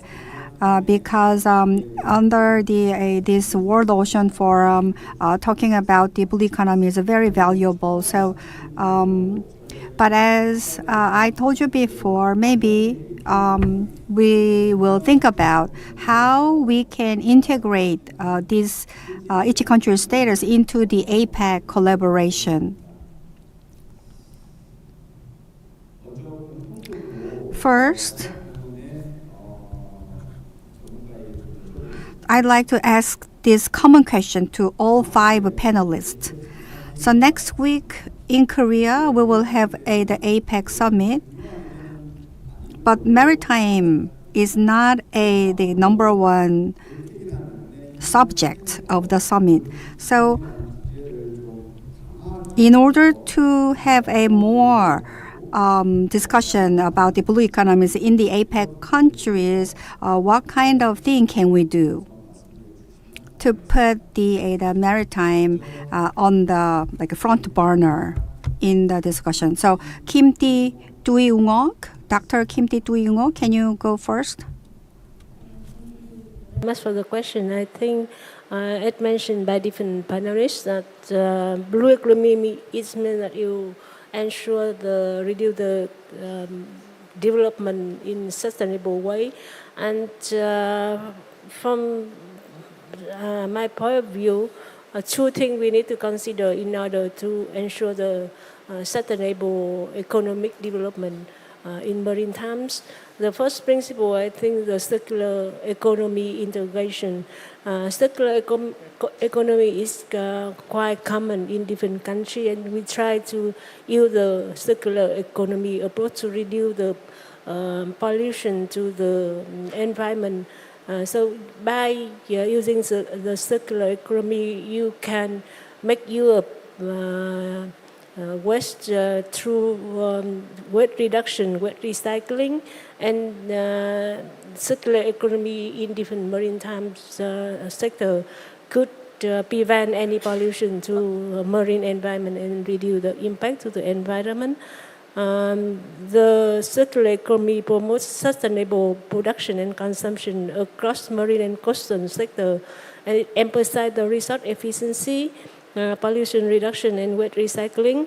The circular economy principle can apply to reduce marine plastic pollution, foster clean technology, and enhance community participation in sustainable coastal and value chains. So this one key innovation. The second one we mentioned about the blue finance and how you can get blue finance. You need to understand. You need to assessment of the blue bond. And how you can go with the blue bond, you should have the methodology and ocean accounting and valuation. It's a tool for you to go with the bond. So currently many forums discuss about blue bond, but how the country can get the money, you need the tool, you need the methodology. And as I mentioned in my previous introduction, the approach for natural capital accounting and natural capital valuation, natural capital valuation is a tool for you to claim the bond and to go with the blue finance. And finance is very important for the country to promote the marine conservation, and that's why I think the APEC country can work together to have some kind of blue finance framework, and we can see how we can work together to have mechanism for claim of the bond. So two things I would like to highlight. The first one is circular economy for pollution reduction, and the second one is accounting and valuation for blue bond and blue finance. Thank you. 네, 감사합니다. 그 블루 Thank you. So related to blue finance, you have emphasized the blue finance aspect. So let's go over to Dr. Kim. So you mentioned a very important point. At APEC Economic Leaders Meeting, many leaders from different economies will participate, and it's a very meaningful forum, but the maritime agenda is not on top of their list. So for researchers working in this field, I think this is an important point that we need to discuss. Looking back, we can refer to other cases. First, so I tried to find my answer to that question, and this is my personal view. And there is a lack of awareness in terms of the urgency and importance of maritime issues. We need to raise awareness on the urgency of this issue, and by then we will be able to discuss at the regional fora such as APEC. And in 2023, in September, that was when Indonesia chaired the ASEAN Forum. And we had a meeting there, and they invited Korea to participate. And could see Australia and delegation from United States. They were not member economies, but still they participated. And together, we had a discussion. And the reason why everybody participated is because ASEAN knows the importance of maritime issues, and they had many bilateral negotiations or consultations related to maritime, so they invited their counterpart to know what kind of policies they have in terms of maritime. So at the time, I thought why maritime agenda items are not dealt with in our APEC region. So I think the importance and the urgency will have to be emphasized. I guess Mr. Loki emphasized this point. In Indonesia in 2021 and 2023, they have established their own blue economy roadmap. And by establishing fund and bond, they have started to build up their execution power. So although we note with much regret, but due to sea level rise, Indonesia is directly impacted by sea level rise. So from last year or 2 years from now, the capital region, Jakarta, they decided to move the capital into the northern part because of the sea level rise. Due to the impact of that it has impacted the welfare and the quality of life of the residents in the capital region. So this is not just a resource-related issue or entertainment space. It is impacting our daily life. It has an urgency. It is an important space, and we need to play our role. So we need to raise awareness on this issue, and that's why Indonesia has started to discuss about maritime agenda items, and that's why when Indonesia included maritime in their ASEAN forum. And APEC the same. I think whenever we have Indo-Pacific Forum or APEC Forum, I would like to suggest that we take the lead and enhance the awareness on the importance of maritime and stress the importance of urgency. So as I have briefly mentioned before, KMI every year do survey on awareness of the public in terms of maritime. If you see UK, it's a panel survey. And it's a sample survey. They do awareness survey within their country. And they ask questions what kind of direct impact maritime has in the daily lives of the people. If we do that kind of survey and circulate the results with the public, then it will be like a catalyst for us to make a maritime agenda an important one on top of the priority in international fora. But still, the fishing village or coastal region is not that impacted by climate change. And 70% of the people mention that they really care about climate crisis. So now is the time that we enhance our efforts to do public relation communication. So I hope that we can discuss it together and do research together. And at some point in time, we will be able to see maritime agenda in the top of the priority and discuss together. Thank you. 네, 감사합니다. Thank you for your comments. So, I asked the common questions about the collaboration in the APEC framework. So, would there any items that Korea can take an initiative here? So, if there is any, it would be good if you can introduce. I think that for the collaboration, we need the actual demonstration project.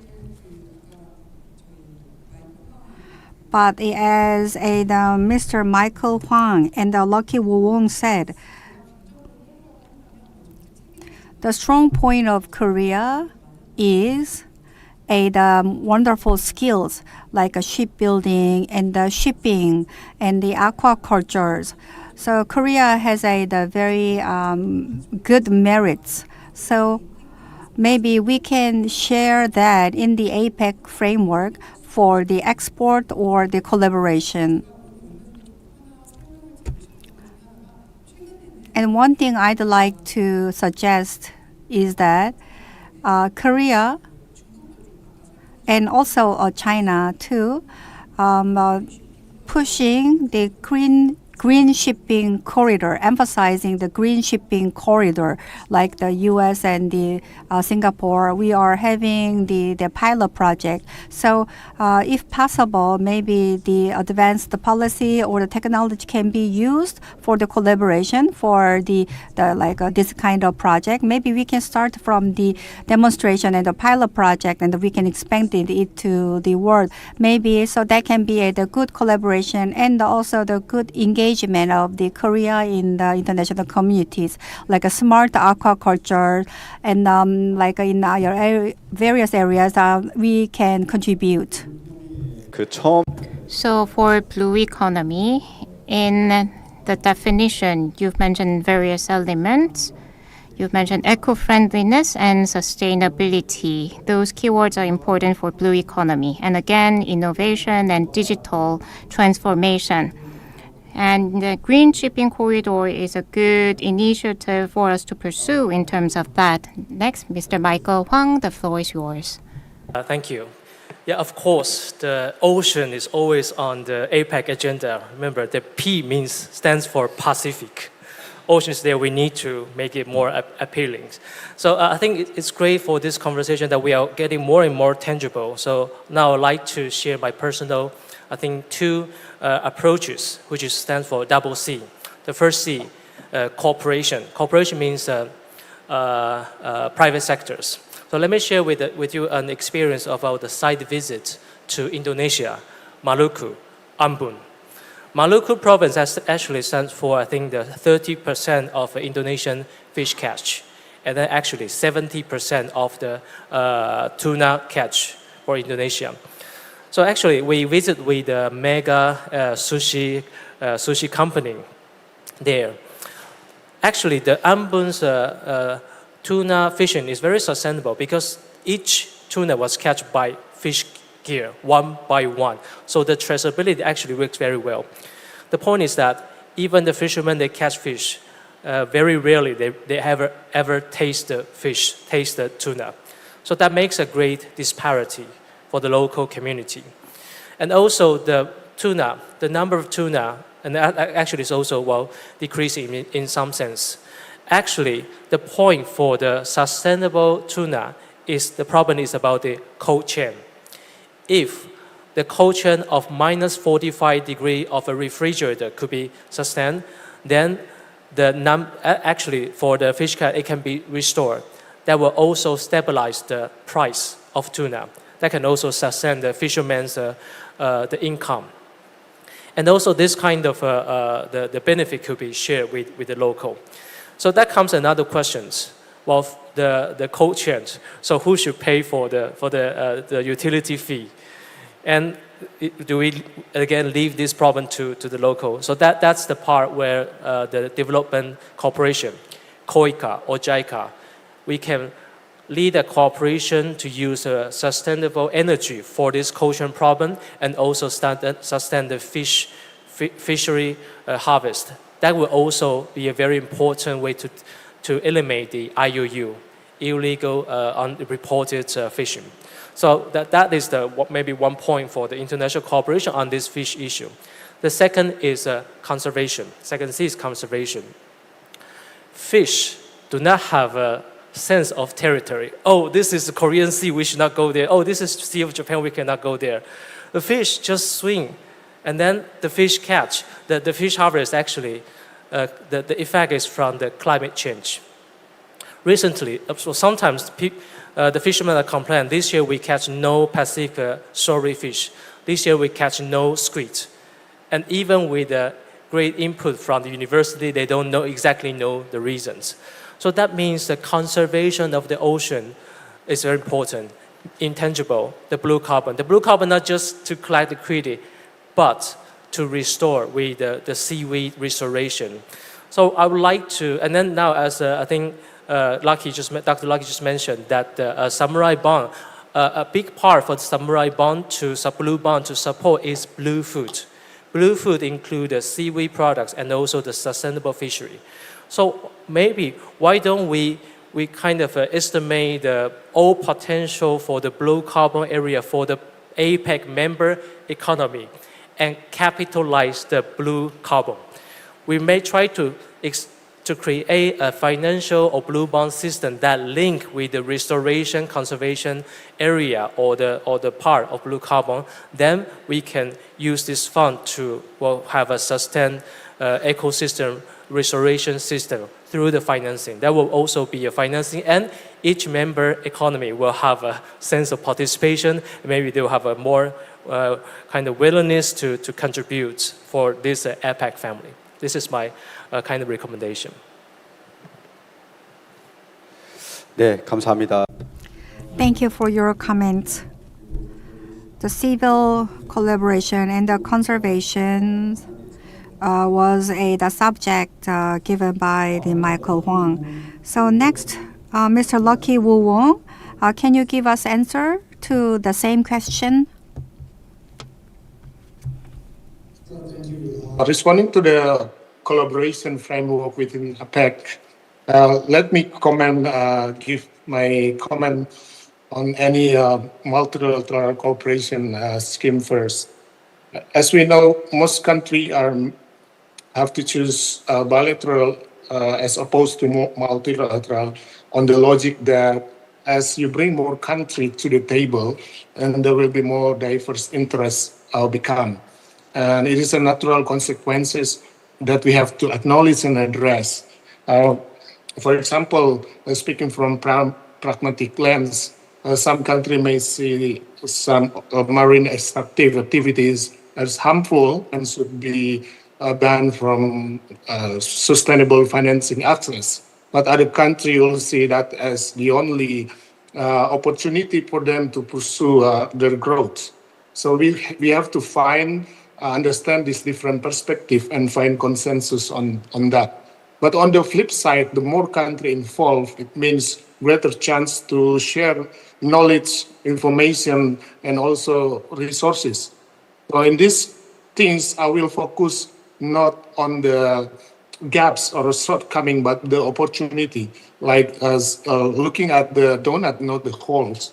So this to improve collaboration, I would propose a fundamental idea about the role of the people or the human itself. As I mentioned before, the human is the most valuable asset in the ocean.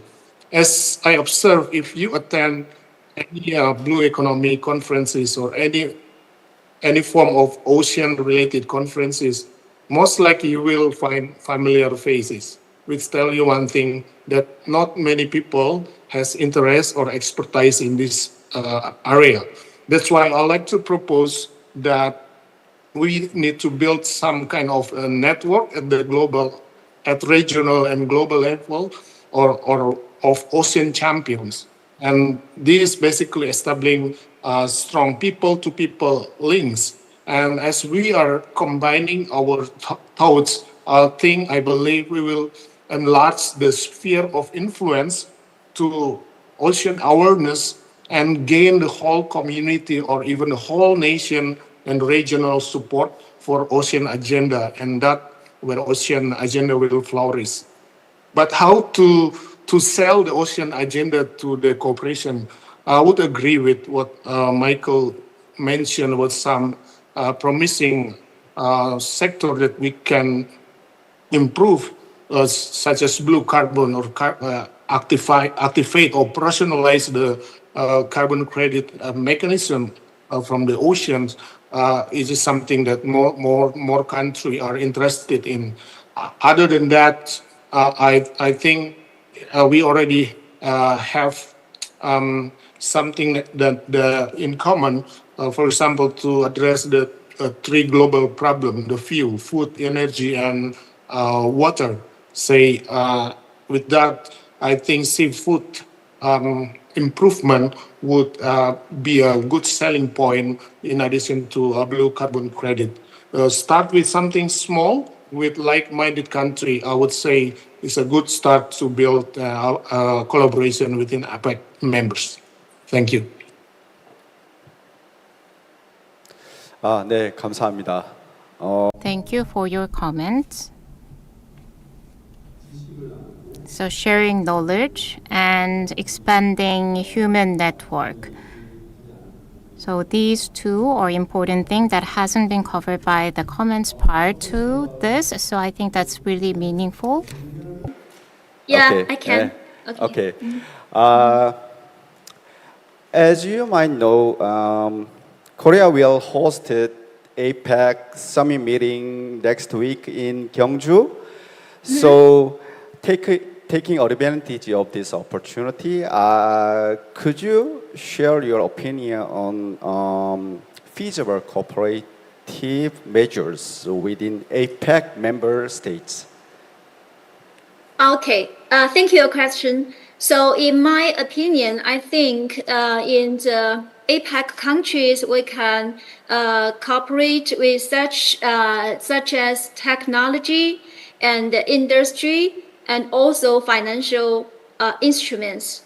For example, in the economy technology of marine, we can use a line to transfer information and share the knowledge we have done before, such as we use the technology transfer network about how to arranging or how to cultivate breeding the fish. Like in Qingdao city, we have a very huge sheep. We call the sheep factory. Like we use this far from the seashore and to breeding the fish are very huge and is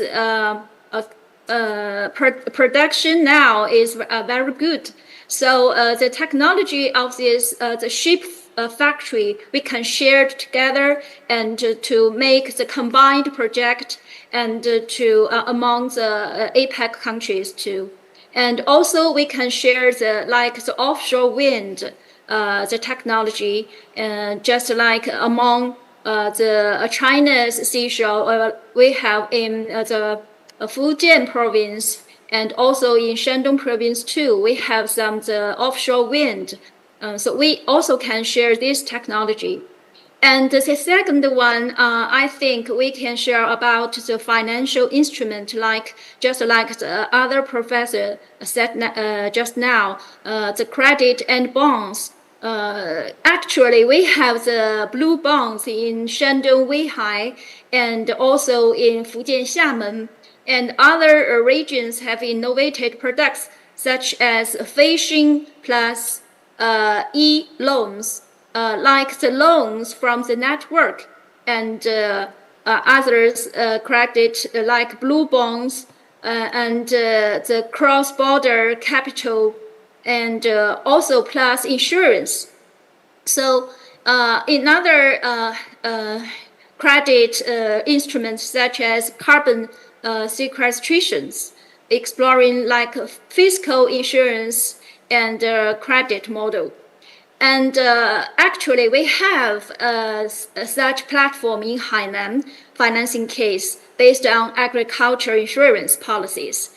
And the third one, I think we can do some work for the international capacity of knowledge sharing to establish like the platform of sharing the informations and to promote the R&D of between China and other countries like Japan, Korea, and Southeast Korea, Southeast Asian, and manufacturing industrial chain, and facilitate experience exchange through all this. So that's my opinion. Thank you.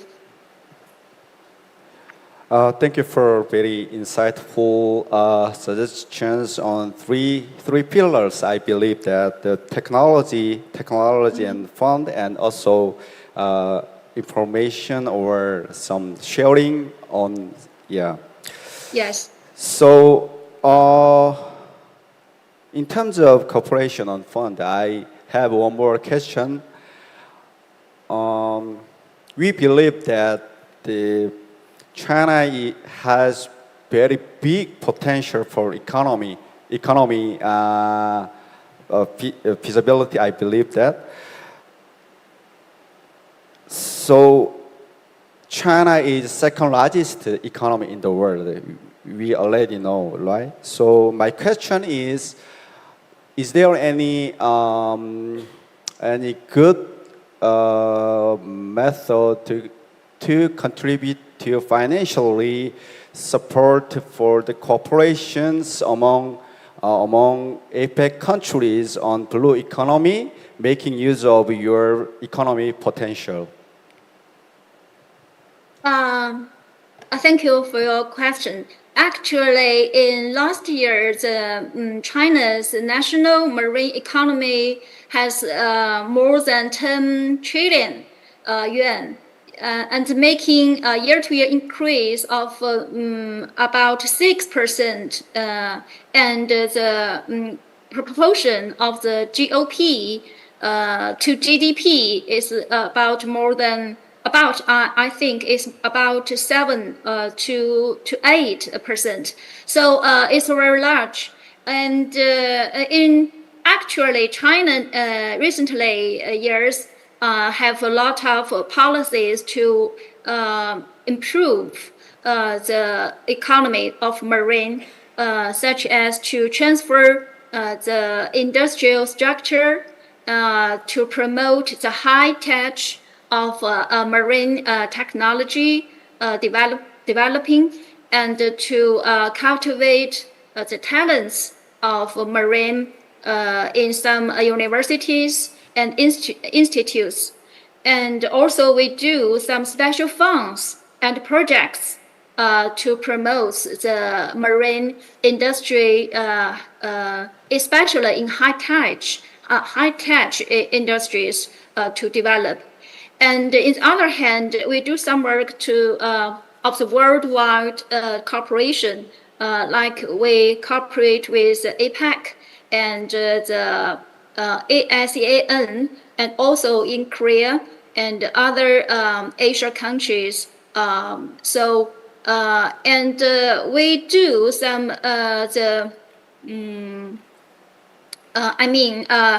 to conferences, international conferences, to give some chances for the researchers to talk about how to improve and how to do better about the technology and industries too.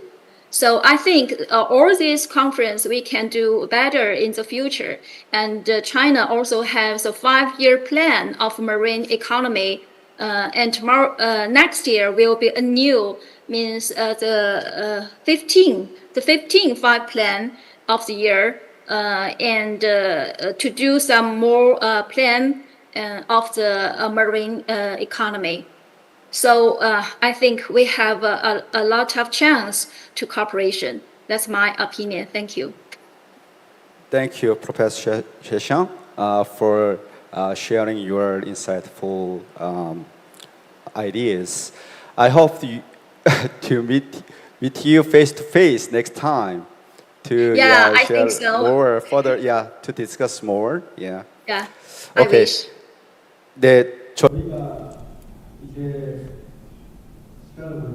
I checked the time and we have 20 more minutes. So it's time to wrap up slowly. So for the last round,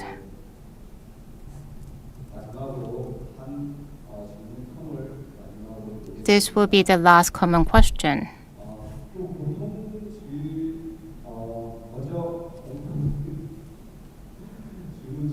Before giving you the last common question, so I would like to, instead of that, I would like to ask you individual question for each speaker.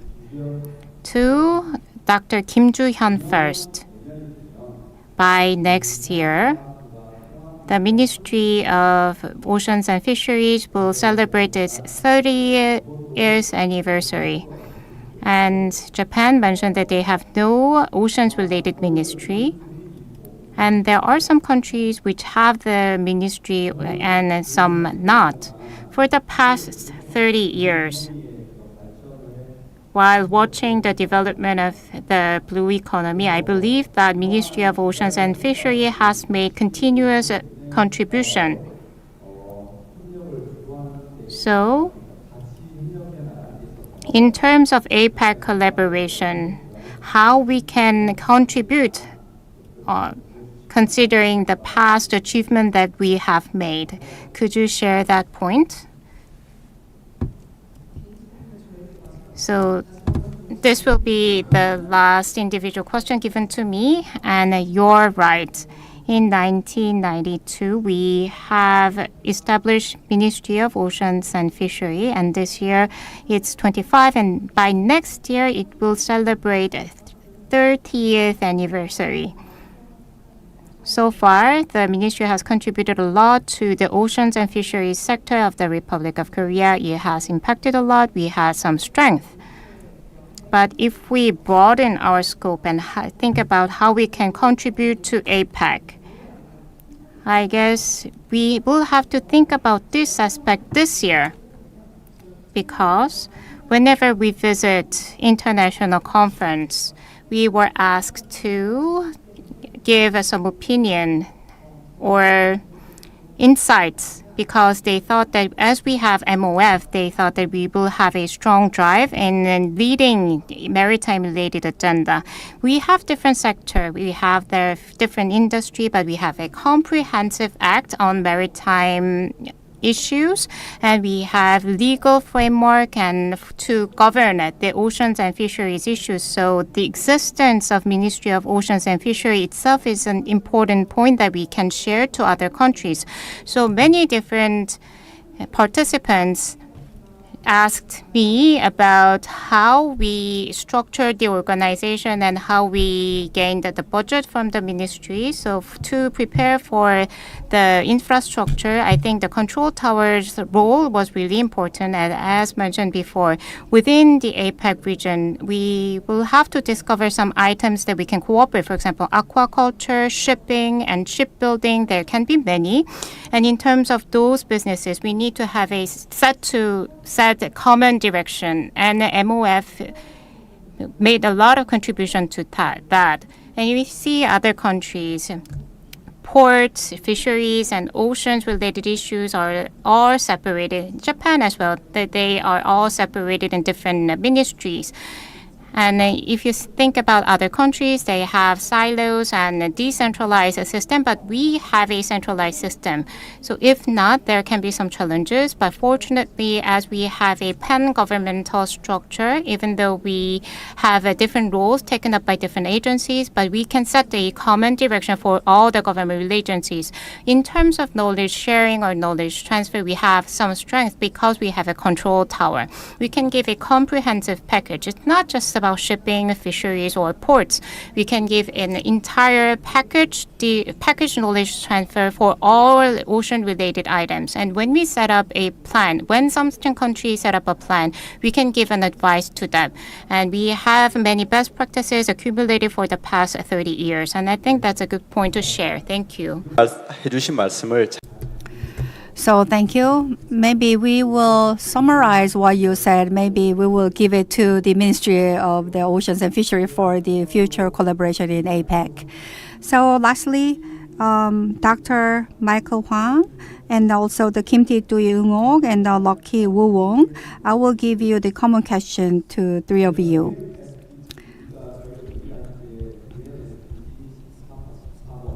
So we say that the UN SDG 14 is related to the blue economy. By 2030, we will have a discussion about the post-SDG. Compared to the first SDG 14, maybe in the post-SDG, the blue economy will be more emphasized, I believe. So I'd like to ask a question to three of you. In which direction the blue economy should be discussed in the post-SDG 14? So Michael Huang, can you start first? In June, the third United Nations Ocean Conference held in Nice, our foundation, our Ocean OPRI, made a survey in the conference.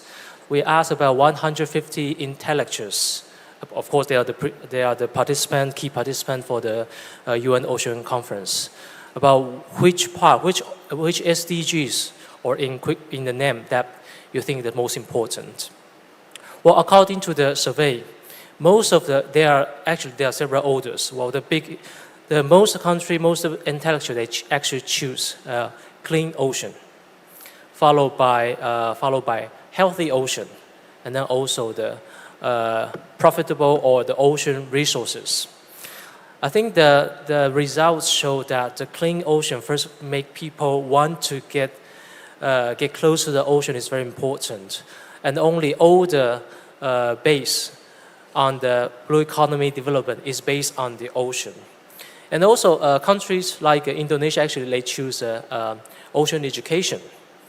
Improving the ocean literature is also a first step to mobilize the more participation from all level of education or the actors. So why I want to say that also the UN decades from 2021 to 2030, that it means that the science we need for the ocean we want. So that means a lot of things we need to make a concrete policy recommendation based on what we find. Well, like I just presented, the survey is one kind of evidence base. So I think from now on, even up to now, 2025, already a quarter of a year past the 21st century, we still don't understand ocean. Maybe we still only understand less than 5% of the ocean. So in order to make next step for next UN sustainable goals, I think the collaboration, like Professor Xu also mentioned, like all the speakers, knowledge sharing platform will be indispensable.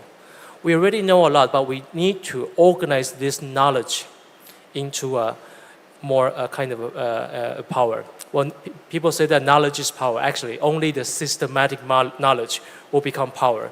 That way, in other words, we would like to mention that then in the next stage, the ocean intelligence. Ocean intelligence stands for all the policy that human beings have actually accumulated. We need to make this information, this wisdom, more practical or more organized. Now, AI can help a lot with this task. And the ocean intelligence also includes the ocean data, the trend, the temperature, also the discovery of ocean. So only when this intelligence can be merged into a very transparent platform can we really say for the evidence base for the next step. So I think we still have 5 years for that. So let's gather what we need, what kind of essential intelligence that we can do for the next step. Thank you. Thank you for the good comments. So everything that we have discussed should be shared with others, and we have to execute what we have discussed. For that, we need knowledge sharing platform, and we need the concept of ocean intelligence. I think that's a good suggestion. To Mr. Loki Boong, the floor is yours. Yeah, thank you. I just want to add a bit. every time we talk about financing or SDG fund, there always a graph showing that SDG 14 is the least funded SDG among all the 17. And I would see it differently because ocean is interconnected. So actually all the other SDG also absorb or have ocean component. So basically for the next step after 2030, which is only less than 5 or 6 ahead, I would say it's more to strengthen the SDG 14 component that to safeguard the ocean first, because as I said before, ocean health is the foundation of everything, and the amount of funding should be channeled to those SDG on that basis. And I think as the country growing their awareness and the importance of the ocean by the idea of growing of rising ocean champion, as I mentioned before, the idea of SDG 14 will be more focused after 2030 would work. That's my short comment. Thank you. 네, 감사합니다. 마지막으로. Thank you for your comment. So, Dr. Kim Tae Do-young-ok? SDG is the common area for all country. All the country have committed to implement SDG 2030. And for Vietnam, we also have some kind of the indicator for SDG implementation. And for SDG 14, it's really important. It includes the ocean health, and it's important for different economic sector. And what suggestion from Michael that we should have some kind of data for framework for SDG implementation is very important. How to report the implementation of SDG, we need the data, and the data is very important to ensure the health of the ocean as well. And I think not only Vietnam but also other countries, the data is not comprehensive as, and we don't have like we all say that data is very important for decision making, but the data is scattered in different ministry and different province, and we do not have some kind of good data and some kind of AI data framework as suggestion. It could be a good idea for the country to work together and also to share what other country doing and for better planning in the future. Thank you. 네, 감사합니다. Thank you for your comment. Now it's time to really wrap up. For the past 2 hours, even though we had some technical issues, we have discussed a lot. If we had more time, then we could have more in-depth discussion, but it's time to conclude. So I would like to summarize what we have discussed. Under the theme of blue economy and for regional economies under APEC, for us to collaborate, there are things needed. First, we need data related to blue economy, and for the data collection, there should be a framework for data collection and to make indicators related to blue economy for natural capital as well. So we have to think about how we are going to include that in the statistics and make it into economic values. One by one, we will have to collaborate on how to define that. And second, related to financing and fund. We have willingness to do blue economy financing and fund, but at the same time, fund and financing is an important part to motivate the stakeholders. We can call it in different way, blue finance or blue fund. And that can be another agenda item for cooperation. And third thing, We've discussed about governance, whether it be knowledge sharing platform or ocean intelligence platform. Within APAC region, when economies gather and experts gather, we need a TF or consultative body for us to discuss. And fourth, there are major blue economy best practices created by each economy, and then we need to share that best practices within the region. As being discussed, we have community-based cluster in Japan, and that can be a good best practice that we can share, such as umigyo concept. And lastly, in terms of blue carbon, we share a common thought. But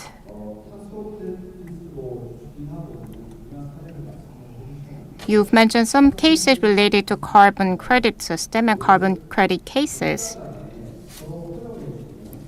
If each economy or each state can approve or acknowledge the counterparty's carbon credit, then it would be good for us to trade within this region, trade carbon credit within the region. These are the 5 elements that we can collaborate within this region. In addition to that, for regional collaboration to spread globally, we need more efforts. Under UN, UNEP, or World Bank, or OECD, through those international institutions, we can collaborate with countries outside APEC region. Again, we need to think about ways to collaborate with countries outside APEC. And when we set up post-SDG, then we will be able to include our discussions to setting up the post-SDG goals. And I hope that this will not remain as discussions alone. Next year, I hope that we can bring more foreign scholars so that we can have more in-depth discussion. Today, under the theme of Beyond the Wave of Uncertainty, we have discussed APAC cooperation in blue economy. Everyone will agree that we are living in an era of uncertainty. But how we are going to go beyond the wave of uncertainty by different sector, we have each session discussing that. And today we have discussed how we are going to weather through this uncertainty in blue economy. And the focal item that we have found as a solution to that uncertainty was regional collaboration. Again, I would like to thank 5 panelists for your participation, and thank you participants for remaining until the very end of the session. This concludes the session on blue economy. Thank you. 네, 당장. So for long 2 hours, all the speakers and the panelists and the participants and the moderator especially made a great effort. Please give them a big round of applause once again. So with that, we will conclude the blue economy sessions. Tomorrow we will have the shipbuilding session and the international politics and the maritime power sessions. And also we have a Busan city special session. So I'd like to ask your participation tomorrow again. Thank you very much.